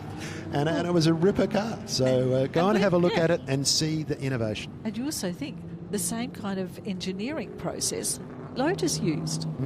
So the engine components, the rear end of it, were the structural parts of the car. Have a look at what Lotus did with their wishbone chassis. That's Same right. kind of thing. They linked all those together and tied it all up nice and tight. Yep. Wonderful engineering and done without computers, without wind tunnels, without the aid of CAD drafting and so on. Wonderful work. Go and have a look at those cars, and not just the Eldred Norman car, but all of those cars. A lot of very hands-on engineering in those cars. And once again, thank you so much for coming and joining us. We'll see you again tomorrow. You certainly will see me again tomorrow. And don't forget, though, we have the fabulous Eldred Norman talk that's going to be presented in the marquee at about somewhere around the 1. And that's going to be done by Mark Goldsmith, who you've just seen in the beautiful Elfin. Now, I'm going to tell you exactly when that's on, because I would love to see that now. I'm not going to tell you exactly when that's on, because you need to go on the website, the Repco Adelaide Motorsport Festival website, look up the Adelaide Marriott Grand Marquis, and you'll find the timetable for the Grand Marquis. We've got a feeling it might be 1 o'clock tomorrow or thereabouts, but I can't be sure about it. So go I'll and have a look. Up. Tell you tomorrow morning. Mark Goldsmith, yes, talking about Eldred Norman, and that's going to be a beauty. But Anne, you're going to give us the good oil on that in the morning. We'll see you then. You certainly will. Thank you very much. So right now on track, guys, we've got some very, very quick cars. We have on track, I think for the first time this weekend, Dan, the Porsche 917/30. This is the car that monopolised Can-Am racing to such an extent that they thought, we have to change the regulations, we've got to get rid of this car. On there we have the Aussie-built Kadicha sports car. What a unique piece of machinery that is. Oh, the Argo. The Argo has come to a stop on the left-hand side of the circuit, exiting the final corner. I'm not sure quite what has happened there to the Argo. That's not what you want to see. The rest, he's getting out. Up goes the door, and it looks to me like he is jumping out of that. That is real disappointment for the driver down there. Unfortunately, first time out on the track today, and it's come to a stop, and in fact I think it's rolling slightly down the hill. The session though remains green as we have a look at the Pro Sport, the LM Pro Sport going through the hairpin and onto pit straight. Now this Porsche 917 Can-Am was a pretty crazy form of racing to start with. There was no limits on engine size, and so some very big 7-litre American engines were the winningest thing to use. Bruce McLaren was a leading exponent. Alan Jones even had a drive in it, but it started because at the end of a Grand Prix season there'd be a number of Grand Prix drivers just sort of hanging around the area, Mexico, United States, and they thought, why don't we just do a short series and get all these guys to drive? A company called Johnson's Wax that made household cleaning products said, okay, we will put up a pot of money to keep these guys here and make the race series interesting, and that spawned this Can-Am series in the United States. Now, it was all going absolutely beautifully. I just saw this. Peter Rouleau's just gone past, and he was fiddling around with something. I couldn't work out what.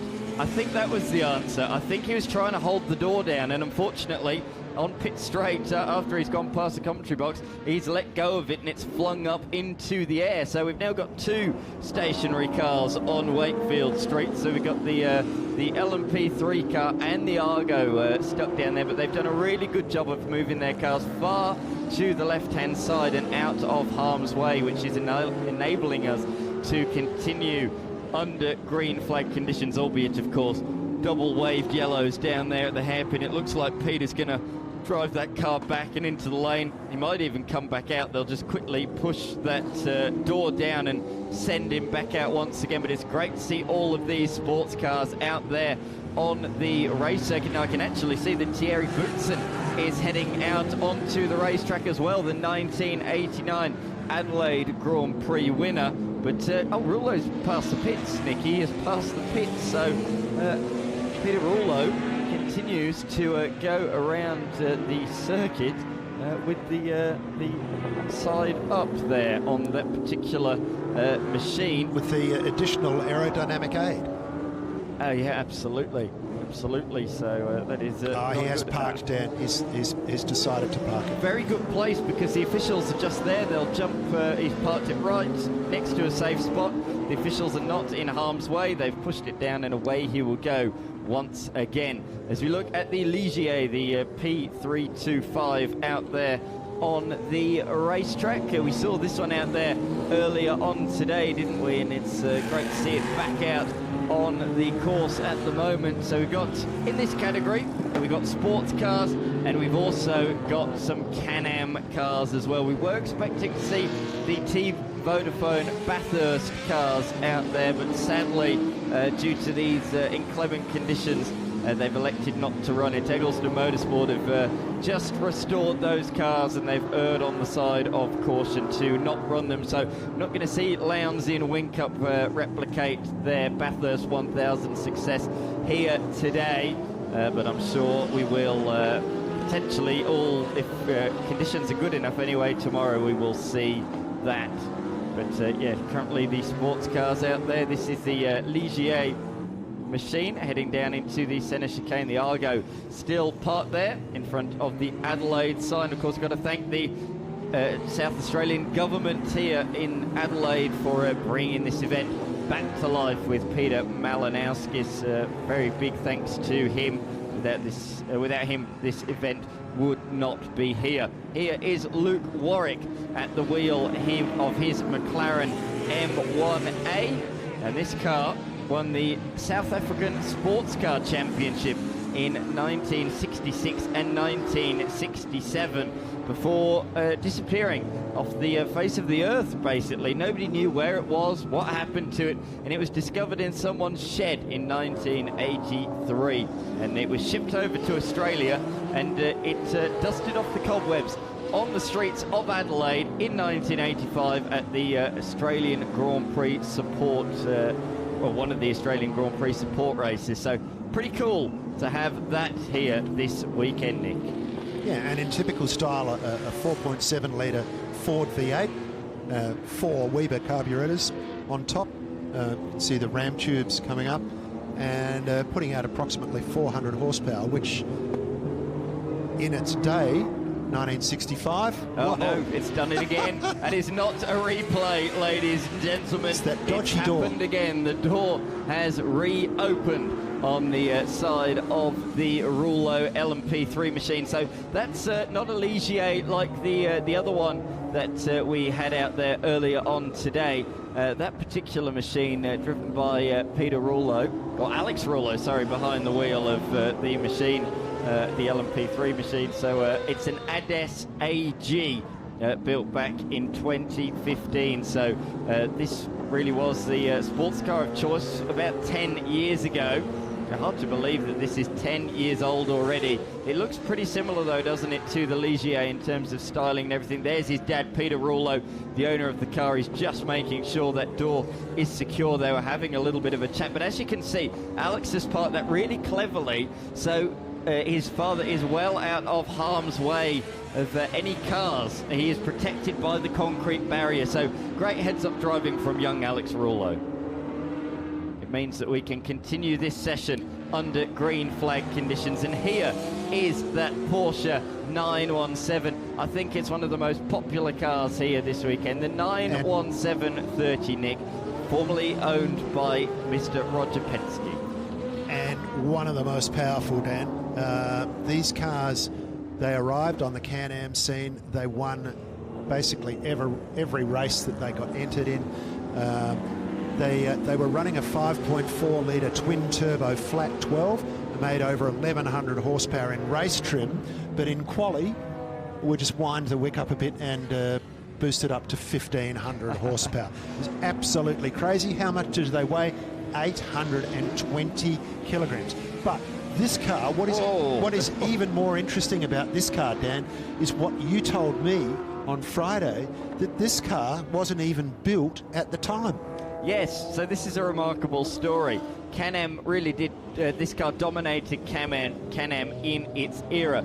3 were built and raced, however they had parts and were building another 3 to take over once those 3 machines were tired and worn out. However, this car was so dominant, it was banned. It was not allowed to race in Can-Am competition anymore. So they had parts for these 3 cars that never were made. However, about 10 years down the line, the 3 were finally finished, and this is one of them. So only 6 were ever built.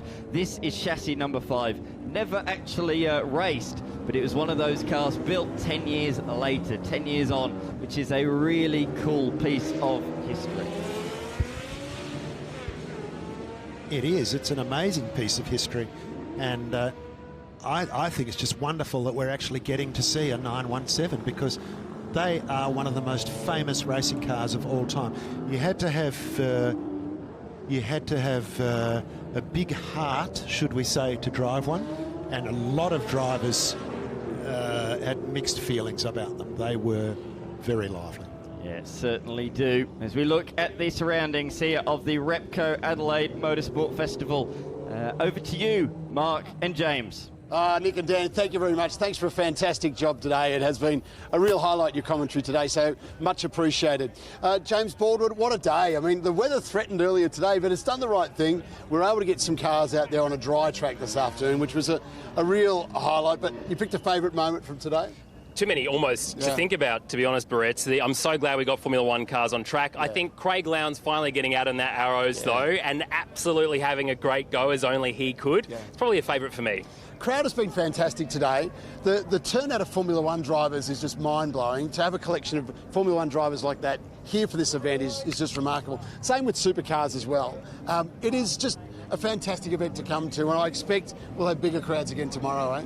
Everyone that we talk to, be it crowd, drivers, fans, they all love it. They love being here. They love the atmosphere, the vibe, the noise, the sounds, the smells and the sights. And why wouldn't you? Because it is a great gathering of all of these wonderful things. And this is exactly what we're talking about, how close you get to the cars. In fact, we're just about to get run over here, but this is the experience. This is all part of it. It's that sound. It's being here and getting so close to these cars, as you say, to hearing that rumble that you feel down in your tummy. It is just something extraordinary, and it's very rare. You don't get it many places, but this is an extraordinary event.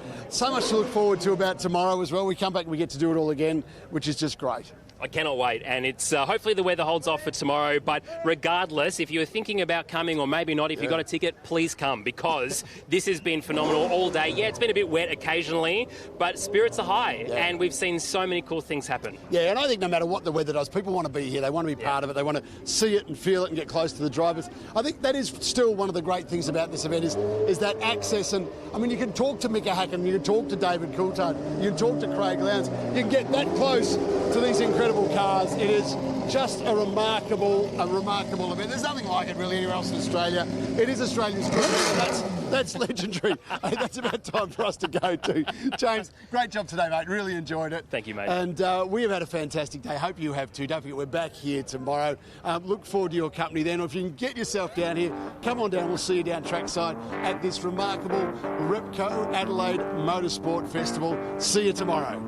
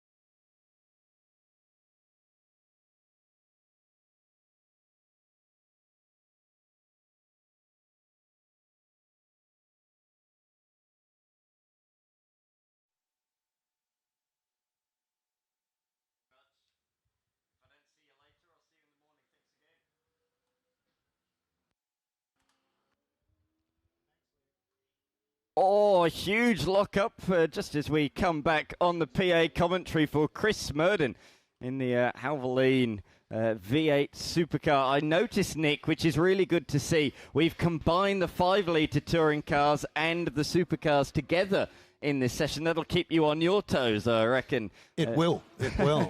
But no, who doesn't love a tin-top V8? It's a good session for the punters there, and I know they won't worry about differentiating. They'll just enjoy the whole lot. So we see one of the that great livery, that Grice Percy livery, coming around with the roaring lion on the side of the car. What a terrific livery that was. Certainly was. Oh, this one's out there for the first time today. The Young Lions, the red number 57 with the lion on the side. Another big lockup for Chris Smurden. He's really having a good crack. Is the former V8 Supercars privateer. Of course, he raced here in the very inaugural, there is only one inaugural, we'll call it the inaugural. Yeah, the inaugural sensational 500 here on the streets of Adelaide. So, Chris having a red-hot crack. But not in that car, Dan. No, not in that car. That's a David Bernard car. Now, that would have been, I reckon, the pale blue car that Chris Smurden drove, and I reckon it was a Falcon. It was. I reckon it was a EA. Yes, I'm very impressed. Very good. Yeah, very good, very good. How's that from memory? Into the corner, Martin Wagg in the 015. The car, the Craig Lowndes started the 1996 Supercars Championship in, and boy, oh boy, did he have success in that season. Ryan Waihoon back out there in the Lucky 7 machine. Can't believe the age of that kid, and he's out there driving a supercar. Doesn't even have his road license yet, Nick. It's just, not P plates anyway. He's got his L plates, but he's not allowed to drive a road car by himself out there. But we'll chuck him in a V6. Oh, that's fine. No problem at all. That is remarkable. So much horsepower underneath that young kid's right foot. A plethora of Holdens exiting the hairpin in front of us as well. We are very much spoilt for choice. I think you want to say something on that Ryan Waihoon car. No, Dan, I was actually checking something because I know there's a car here that hasn't been driven for 10 years, and it was coming out